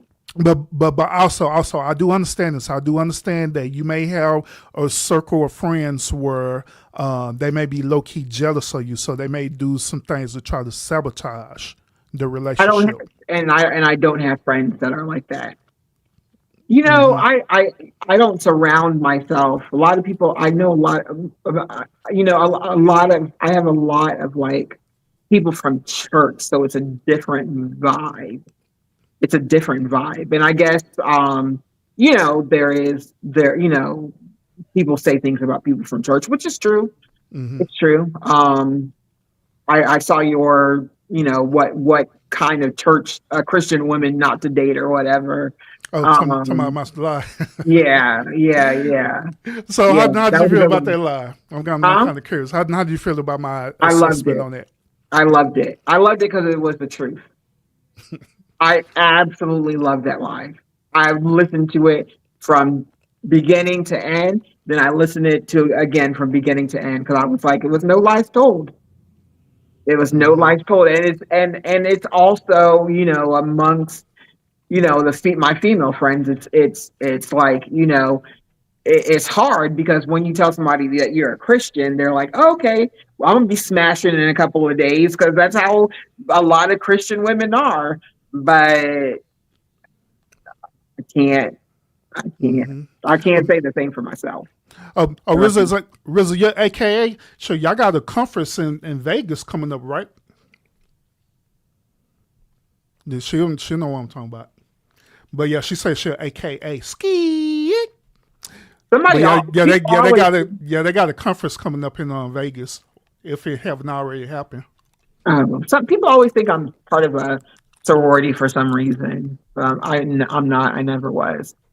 It's good to see you, sweet Shanice. It's good to see you. She said, hey, Cinna, hey, Urban, hey, everybody in the chat. Salute. A lot of my friends are married. Yeah. Yeah. But yeah, I did that live because a lot of the brothers over there at the lounge, they was talking about a situation like that, and also I put out like different community posts on my page and stuff, and so one of them situations was the inspiration of that live. You know what I'm saying? So that was expressing me their situation dealing with church women and all the stuff. That I was like, well, all right, then let me go and do it live, and I'm gonna give y'all my experience with dealing with these certain archetype of women. Okay, but what about church men who like are pastor kids? Oh, PK, sure, I'm a PK. But what about them? I mean, they real force.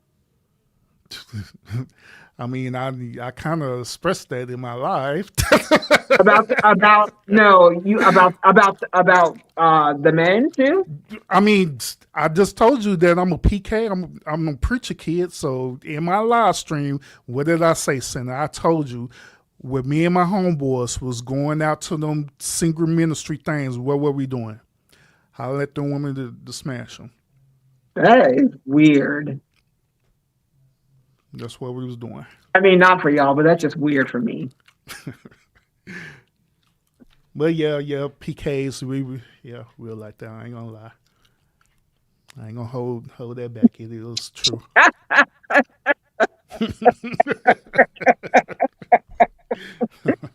See, we got to watch out for the PKs too.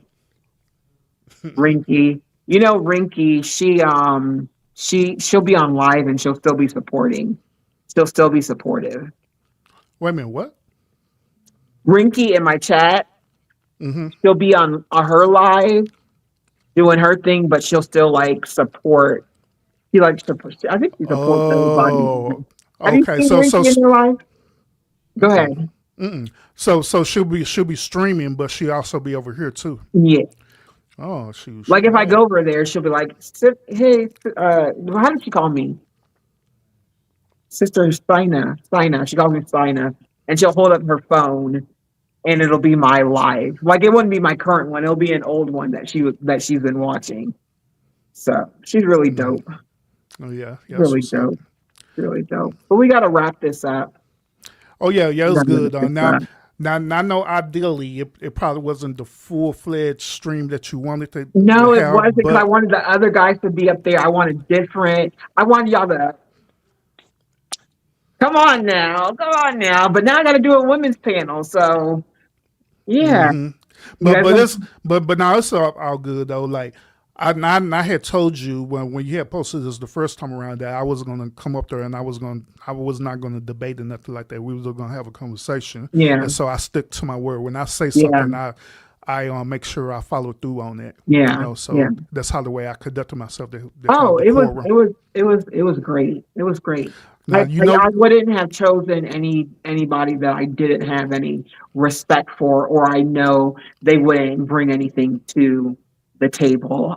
It's my bad on the timing. I think I had one guy that was going to come up. He's a couple hours behind me. I did put 6 o'clock my time. Like if you go back on my wall, it's up there. I've seen it. Yeah, because I'm very, I get very, very annoyed, when a man says he wants something and the woman says, no, you don't. And I'm just like, the man just said, and this is what's one of the reasons why I want to do this is because Real said something about not receiving gifts. And I've seen that from other men. And I feel like it's sad. And like I said, my dad don't get no tools. He doesn't get no socks. He never did. I buy my dad nice jewelry.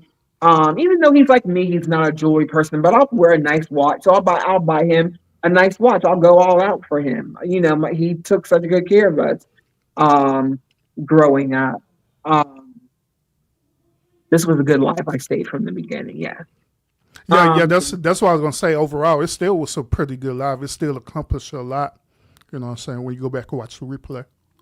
Yeah. So a lot was spoken, and I thoroughly enjoyed this live. We can do it again. It doesn't even have to be on my platform. But I enjoyed that. I'm not happy I only got one troll. I thought I was gonna get more than one. So y'all are slipping. Y'all are really slipping. It was a good live. Shoot, that's one troll. Shoot, that's my day. That's daily for me. I said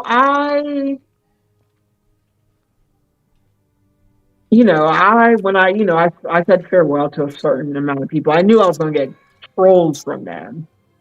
But the troll, I mean, if a troll comes in and they're funny, You know what I mean? I like that. But you're just coming in to say some nonsense. Like I'm Hmm. gonna delete you. And I actually was not deleting the trolls. And there was this guy, his name was Elevated Chills. He was like, you know what, I'm not gonna be a moderator for somebody who allows their trolls to be in their chat. And I was like, you know what? That's true. Don't, because they take away from the conversation. So I was just like, all right, moderators, get the trolls out of here. I don't even think all my moderators know that sometimes I gotta snipe them myself. But I'm like, yeah, get the trolls out of here. But there's been a lot of times where I've gone on live and I haven't had one troll. Hmm. But also I haven't had a lot. Also haven't had a lot of people. I haven't had a lot of traffic. When there's more traffic, then they come. And I know who they are, unfortunately. I like the trolls that I don't know who they are, but the ones that I know who they are, like I know that they're gonna be on some hating stuff and say stuff contrary to what I put out. Like when I put stuff out on, if I say that I'm going to Cancun, you will see me in Cancun, contrary to some people who live in Illinois and they say that they're going to the Bahamas and they're not leaving Illinois. Nor will you see a picture, or if you see a picture, you could tell it was from 900 years ago. So I do get trolls that are mad about my lifestyle, and I hope that they stay mad because I'm still going to continue to post things. Okay. Hmm. Uh, Yeah. and So I so appreciate them. I appreciate them. Thanks for coming in. If you're not funny, if you're, I gave that one troll their time because they wanted their moment. I know exactly who that person is. You got your moment, but if you're funny, I'll let you stick around. But then, the moderators don't really like that. So yeah. But I hmm. enjoy. I'm glad you came up. I'm very honored. I'm very honored. Real Mookie. SBK said he was going to come up, but he was tied up at work, so might do something again. I want to do something with women who have been through certain things and um people who know me when I come on YouTube. I don't really like talking about sex. I think that it's very there's I just, especially if you're in a relationship or somebody's married. I don't think I'm not trying to talk about sex and there's married men and men in relationships. I feel like that's Hmm. very, very disrespectful. I'm the same way. I don't find it appropriate to be talking about that. You know what I'm saying on the platform like this. Yeah, Because you don't never know how it would go, you know what I'm saying? yeah, Because different people that have different feelings and it'll be misinterpreted. It could be right. clipped in the wrong way, all kind of weird stuff, Right. you know. So, Right. But however, having a background of being assaulted, and I know two other women. One, I haven't contacted her because I'm going to do the. I don't know what it is about me, and Real knows because Real and I have a really deep connection. It's like I've known him before, and sometimes we'll say the same things on the same day and not even watch each other. It's really, really weird. Um, oh snap, you're going to be flying real out to Cancun pretty soon. uh,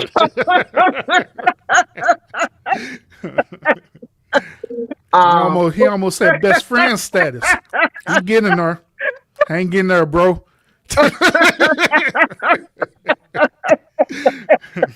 he'd be in first class with his pinky up. Um, what was I saying? Oh, you saying that you and Real have one connection? Yeah, before that I was saying that so he knew. So when I told that person, I haven't reached out to you because I didn't want to. I just do things. Even my friend Cola, I was going to give her flowers, and it was like something was telling me no, no, no, no. So I had to reach out to her and be like, girl, you know how I am. I'm only gonna do things the right way. So I'm only gonna do things the right way. I just wanted to talk to women who have gone through that, and how has that affected their sexuality? Do you think that that's kind of a proper thing to talk about? for us on how the way them being essayed and how the way to affect them sexually. Yeah. Yeah. Different people talk about it. You know what I'm saying? It is that when you talk about it, you have to be like really, really strategic on it. And then also you have to make sure that you're expressing that this is for educational purposes. You know what I'm saying? And do a trigger warning. Yeah, and so YouTube won't try to flag you for inappropriate content. Okay, so I'll do all of that. I'm going to talk to them beforehand on what's acceptable to talk about and what not. Mm-hmm. So, it's like certain things that you can't say. Like you could say the word like sexual assault and rape, but it can't be like in a consistent basis. You know what I'm saying? Because since YouTube is using AI now, right, the AI will flag it as though it's been spam or inappropriate content, you know what I mean? So you have to be like real strategic with it. That's why, like, even though there are my channel stuff, right? At the beginning of my shows, I don't cuss or nothing like that, you know what I'm saying? But when I get towards the middle point of my shows, that's when I probably say some cuss words every now and then to keep it entertaining. You know what I'm saying? Somebody said that before.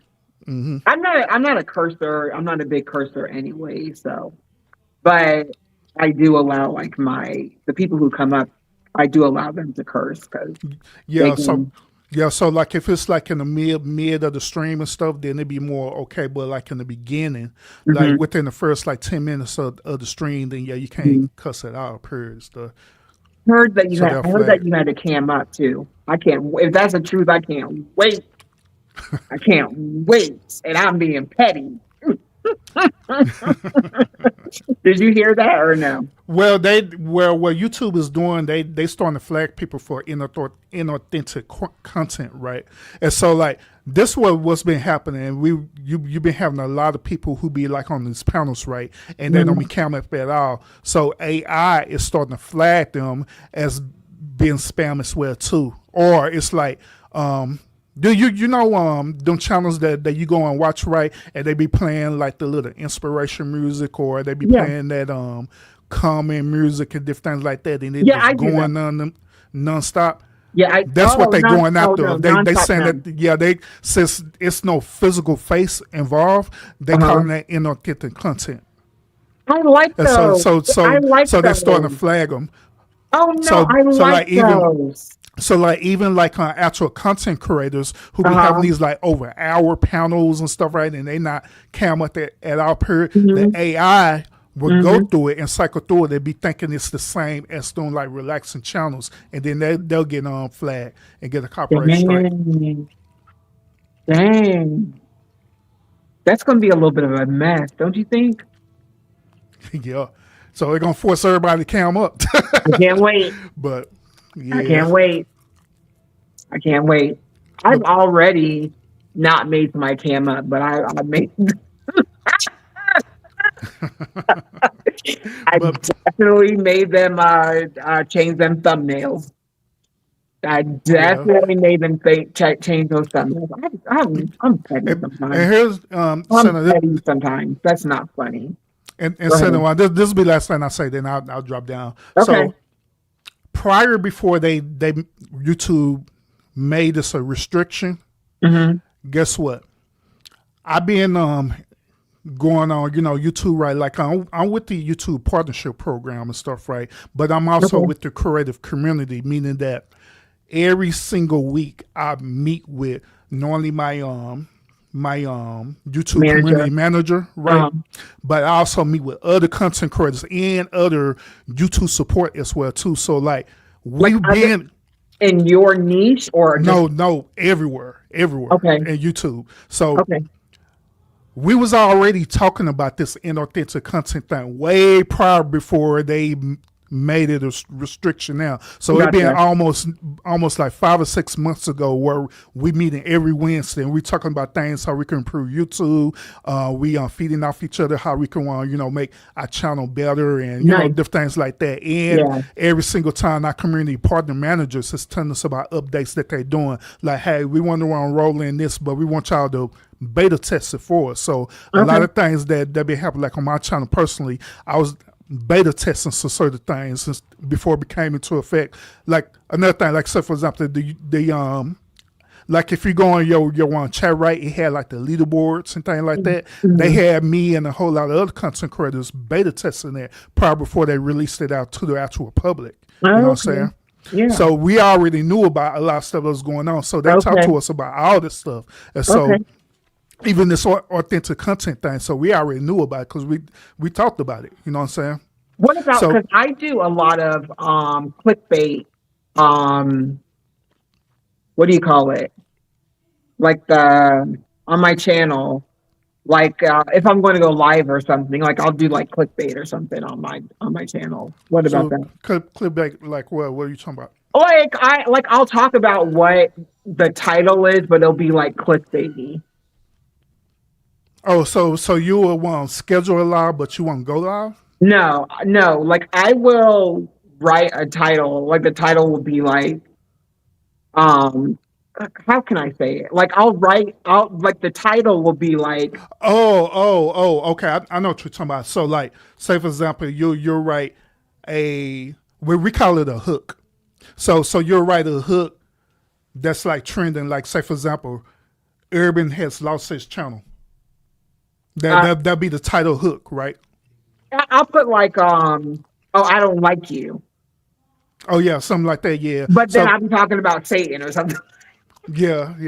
So yeah, they like clickbait. Yeah, so not it could be, but like clickbait. Yeah, it could be considered as clickbait in a hook at the same time, but it does depends on how the way it be worded, where if it go against YouTube community guidelines. Okay. No, usually my I always, whatever my title is, I always talk about what is in my title. Mm-hmm. Yeah. Yeah, so that's what I'm saying. Like, as long as YouTube haven't said nothing about it, then it's fine. There's nothing wrong with it. Now, if you add like certain triggering words and like a profanity or any type of inappropriate words on there, then yeah, it'll get flagged. That's good. Because I have had kids come to my channel, and they've been truthful. Like somebody will be in my channel, I'll be like, wait a minute. I'll ask, how old are you? Are you 18? No. I was like, you can't be in my channel. Like, you come in here and yes, you're positive, but this is not the channel for you. And it's not, because sometimes I'll do a live, and there's certain people that I've modded up. I won't want them to watch that live just because sometimes I'm messy. Sometimes I'm messy and I don't want them to be part of that. Like ATL Shawnee, that's my sister, right? Like sister, blood sister, whatever. I just consider I consider the people in my tribe on YouTube my family or whatever. And even her, like she won't deal with my mess. Like if I'm being messy, she ain't gonna be up there. She not. And I've had that conversation with her. I'm gonna actually interview her because she's been through it. She has a story to tell. But yeah, I try my best not to be messy. And I really don't have a messy channel. It really is not messy. I try to be uplifting. I definitely am annoying because I want people, if you have a business, I want to shout it out. I want to want people to like be as successful as they can. I'm not a hater. Like I'm not a hater. I know somebody up here who's a millionaire. I will still hit her. I'll still hit her super chat or whatever. I don't care. I feel like if you have $1 million, I want you to have $2 million. God don't want us to suffer. Don't think because you're not suffering that God is not working in you. Don't feel like if you have a $5 million house that God's not working with you because you're being materialistic. That's not how I feel. If you have some, I want you to have more. I do a lot. Hey Marlene, thanks for coming back. That's a good channel to sub up to. Sub up to Urban, sub up to Urban channel too, you guys. Especially younger people, the younger people. I want you to do better, and I want you to have a nice life and do things so that you don't have to suffer or anything. But you know what? You've had to suffer for the last 5 minutes. I know you got to go. I appreciate you so much for coming on the channel. You need his link. Oh shoot, I don't know if I can do it. Are you able to drop your link, No, Urban? I'm not a mod, so one of the moderators have to drop it. But if you want to put in No. hashtag Urban Lounge Podcast, then people could not hashtag, but the little at. Just put at Urban Lounge Podcast, then people will find my channel.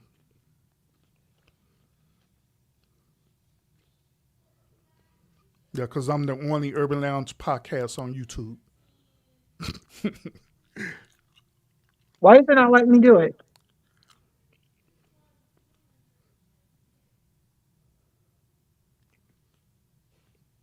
Anyways.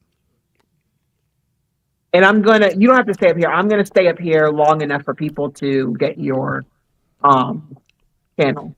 Why is it not letting me do it? I'm subscribed to you. Marlene, she just did it.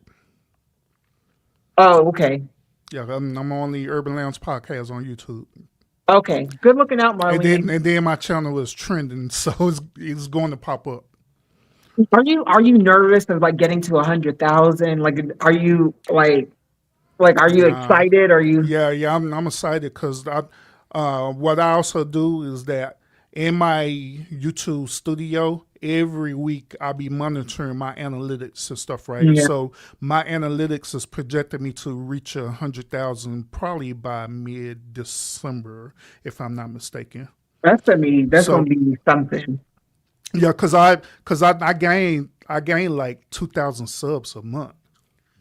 Yeah, if I'm good, if I'm really, really good to YouTube and I bring my big face up here, like they'll give me like 20. Mm-hmm. They'll give me like 20. So I might get like 40 in a month. But I think that's good. For me, having like $4,000, almost close to $4,000, I think 40. I think that's good. Yeah. I mean, I could do better, but I work a 9 to 5. Well, it's not a 9 to 5, a 7 to 7. But yeah, okay.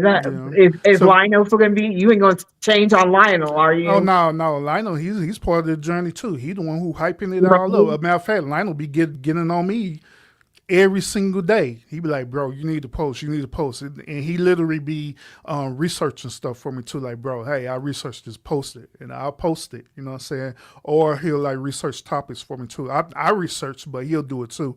He like, hey, bro, talk about this and stuff, and so. Marlene, you just gotta push out that content, honey. Push that out that content. No, it's not only pushing out content. It's more to it than that. You know what I'm saying? That's why I learned by being in a community. It's they showed me how to do this. That's why my channel one grew the way it did. Because I've been getting advice from all of them, and that showed me exactly what I needed to do. So this is what I would tell you and people who are watching. You know what I'm saying? Your most important thing that you need to do with your channel is to figure out what niche your channel is. Okay. Because that's where it's going to start at. So wherever that niche is for you, that's where you need to stick into your lane and start building from that. You know what I'm saying? Then, of course, there are other things that you have to do within that. You know what I'm saying? Like making sure you have titles that's catching the algorithm right, you know what I'm saying? So your titles have to say certain things. You have to have certain keywords that's within your niche. You know what I mean? Your video descriptions have to have certain things that's within your niche as well too. Yeah. So there's a lot into that have to work all together. But the foundation of it is that you got to want to figure out what exactly your niche is. You know what I'm saying? Where your niche fall under, and you focus on that. Yeah. Yeah, for sure. I don't think I take YouTube as serious as I should, but there's definitely a lot of people who has come out with a lot of great ideas, and yeah, I mean, like in a way you should. I mean, on in a way you should, because to be honest with you got a lot to offer. You know what I mean? You got a lot to offer. You're doing your traveling vlogs and stuff, right? There's a lot of people who want to know about the experience in Cancun, because people never been there. Like I told you, I've never been in Cancun before. So it's people that want to know about it. You and your wife yeah, we should should. go. I think that would be. I think you guys would have a blast. Mm-hmm. A blast. Yeah, because it's so much that you can do with that center. You could do a travel vlog where you're literally rating the hotel that you go to, the That's what flight, I'm going to do. everything. You know what That's I'm what I'm saying? going to start doing. You could go so deep into that. You could want That's what I'm also start doing. while you're in the city and stuff, right? You could go to like certain restaurants that people never been to before. Talk Don't about tell my that. There's so much secrets. stuff. Don't tell my secrets. I'm So- telling you, I'm getting into it. I'm going to be getting into it. And I go on staycations. Mhm. So I showed the hotels in Houston too. Houston's a Yeah. big place, as you know. And Dallas has great hotels too. Oh, Yeah, they and do. speaking of that, remember that told that I love to eat? I do love Dallas restaurants. Oh yeah. Oh my goodness, y'all got some great restaurants. Mm-hmm. Well, But, what restaurants you been to? You been to the bougie restaurants or to the hood? when we went to Dallas, I went with my sister. My sister is bougie, so she ain't going to the hood. Mm-hmm. But if I wasn't with her, I would slide to the hood because I know that's where the good food is. Yeah. Like in But South Dallas people- and stuff, you missing out. Yeah, Where the but good stuff at. what? You know what? What I'll do is because she wants to go do another trip to Dallas. So what I might do is just do a trip to Dallas by myself, which I'm very comfortable with doing, and then do another one with her once we go somewhere. Because my sister and she, her job is international, so she actually does get the hookup on a lot of places. Mhm. And my schedule never works where I'm off when she's off. So like when she's at meetings and doing certain stuff, I can just be in the room chilling, ordering room service. But yeah, I'm gonna be doing different things. And like you said, rating the hotels is definitely something that I'm gonna be doing because I should be doing that anyways. I should have been doing that with Yeah. all the hotels I've been to. Yeah, Yeah. for real. Yeah, Yeah. you should do that. Then what's even great about that is that your it'll come to a point in time where your best friend don't even have to pay a trip. You wanna know why? It's because Right. you're doing them vlogs and them hotels will literally pay for you to come stay at their property because would you have love a it. voice. I would love it. I would love it. Would love it. Mm-hmm. But bye. love I appreciate the center. Great live to and all that those stuff. Absolutely. I'm gonna drop down. I'm gonna drop down one day. I'm gonna drop down in the channel. All right, then you have a You great get a night. lot of women in your channel too. You say what? You get a lot of women in your channel too. Yeah. I get like free women that come over there and they'll come in and everything like that, which is fine, But it's all good. But like majority of it is dealing with man empowerment. Like now, I don't know, to be honest with you, I kind of steered away from the woe is me, women in doing this and doing that. I left that back in season 9. You know what I'm saying? So in this season, I'm focused on making sure that my brothers are in a position where they need to be at in life for real, because that's what matters Yeah. the most, because it starts with us, because if we the leaders, then that means that we need to be in our place as leaders, you know what I mean? So we got to get our life together. So that's why I've been focused on doing, and I got a lot of other things that's coming up as well too. And I'm actually working on a book right now. I'm working on a book You right should now. be. You should be. I got other things that's get ready to come out pretty soon too. That's going to help them in. So Listen, give the people something to buy. yes, sir. Yes, Give ma'am. the people something to buy. I told people that give the people something to buy. Yeah. Hi, Dorothy, sweetheart. Shalom. Happy Sunday. It's almost Monday. But, all right, I'm out. All right. Y'all have a good night. Thank you, sir. Shalom. Thank you, guys.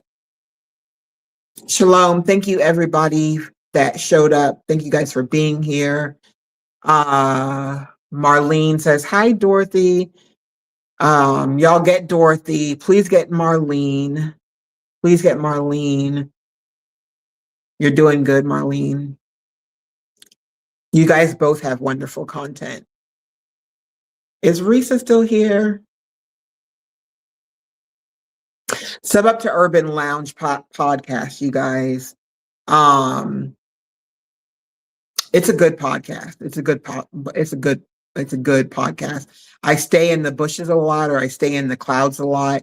And that's why I wanted him. I'm glad that he was not one of the men who, maybe they got the time mixed up. I don't know what I did, but I wanted him to come up because I think Urban maybe thought that I didn't like him, but I just was in his bushes, and I would listen to the things he said. And actually, he did one time. He was talking about Black women, and he was debunking the stereotypes, and I was very appreciative about that.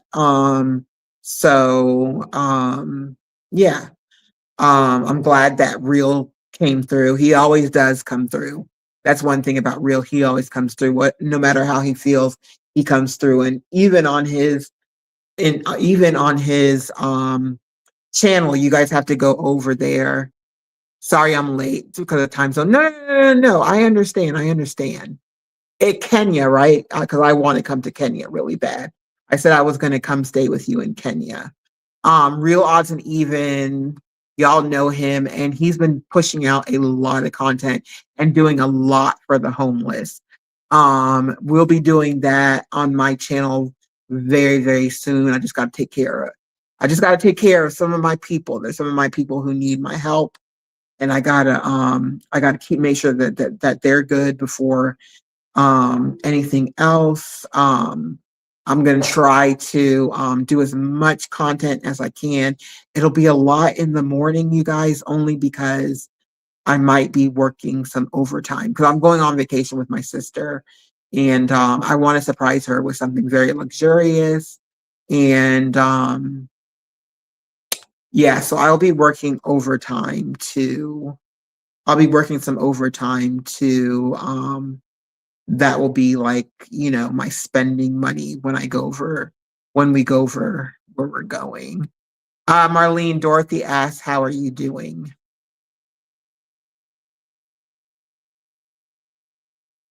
I drank all my fluids.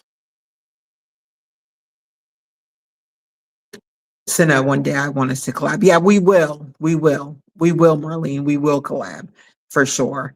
I enjoyed your last live. It's so important.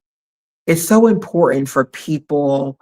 Also, it's always important for people to understand what narcissism is, straight up narcissism. And there's narcissists, by the way, who have channels, and they're narcissistic.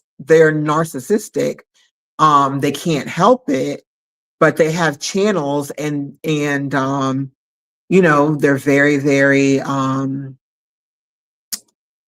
very open about narcissism and different aspects of it. And then relationships, being in bad relationships, how you navigate through that. And you're very, very soothing when you talk, and the education that you give is very, very vital. So, Dorothy, please visit Marlene's channel. Marlene, please visit Dorothy's channel. You guys sub up to each other. If you want, if you go check out the content, and if you want to sub up. But I think once you guys check the content, then you guys will know. And Marlene, I have a letter from a narcissist. Okay. So we need to talk about a collab. We can do more than one collab. I say I'm collabing this year, and also I'm giving people their flowers this year. And I'm realizing that I have so many people to give flowers. It might be just there might be just days where I have several people on the show. So yeah, we can collab more than one time. Yeah, for sure. Yeah. All right, you guys, I am going to take a nice shower. I'm gonna get nice and ugly, take all this makeup off and get ugly. And then turn Netflix on and let Netflix watch me. Yes. Enjoy your evening as well. Thank you for popping in. Much love, much grace, much peace, much joy to you guys. Bye.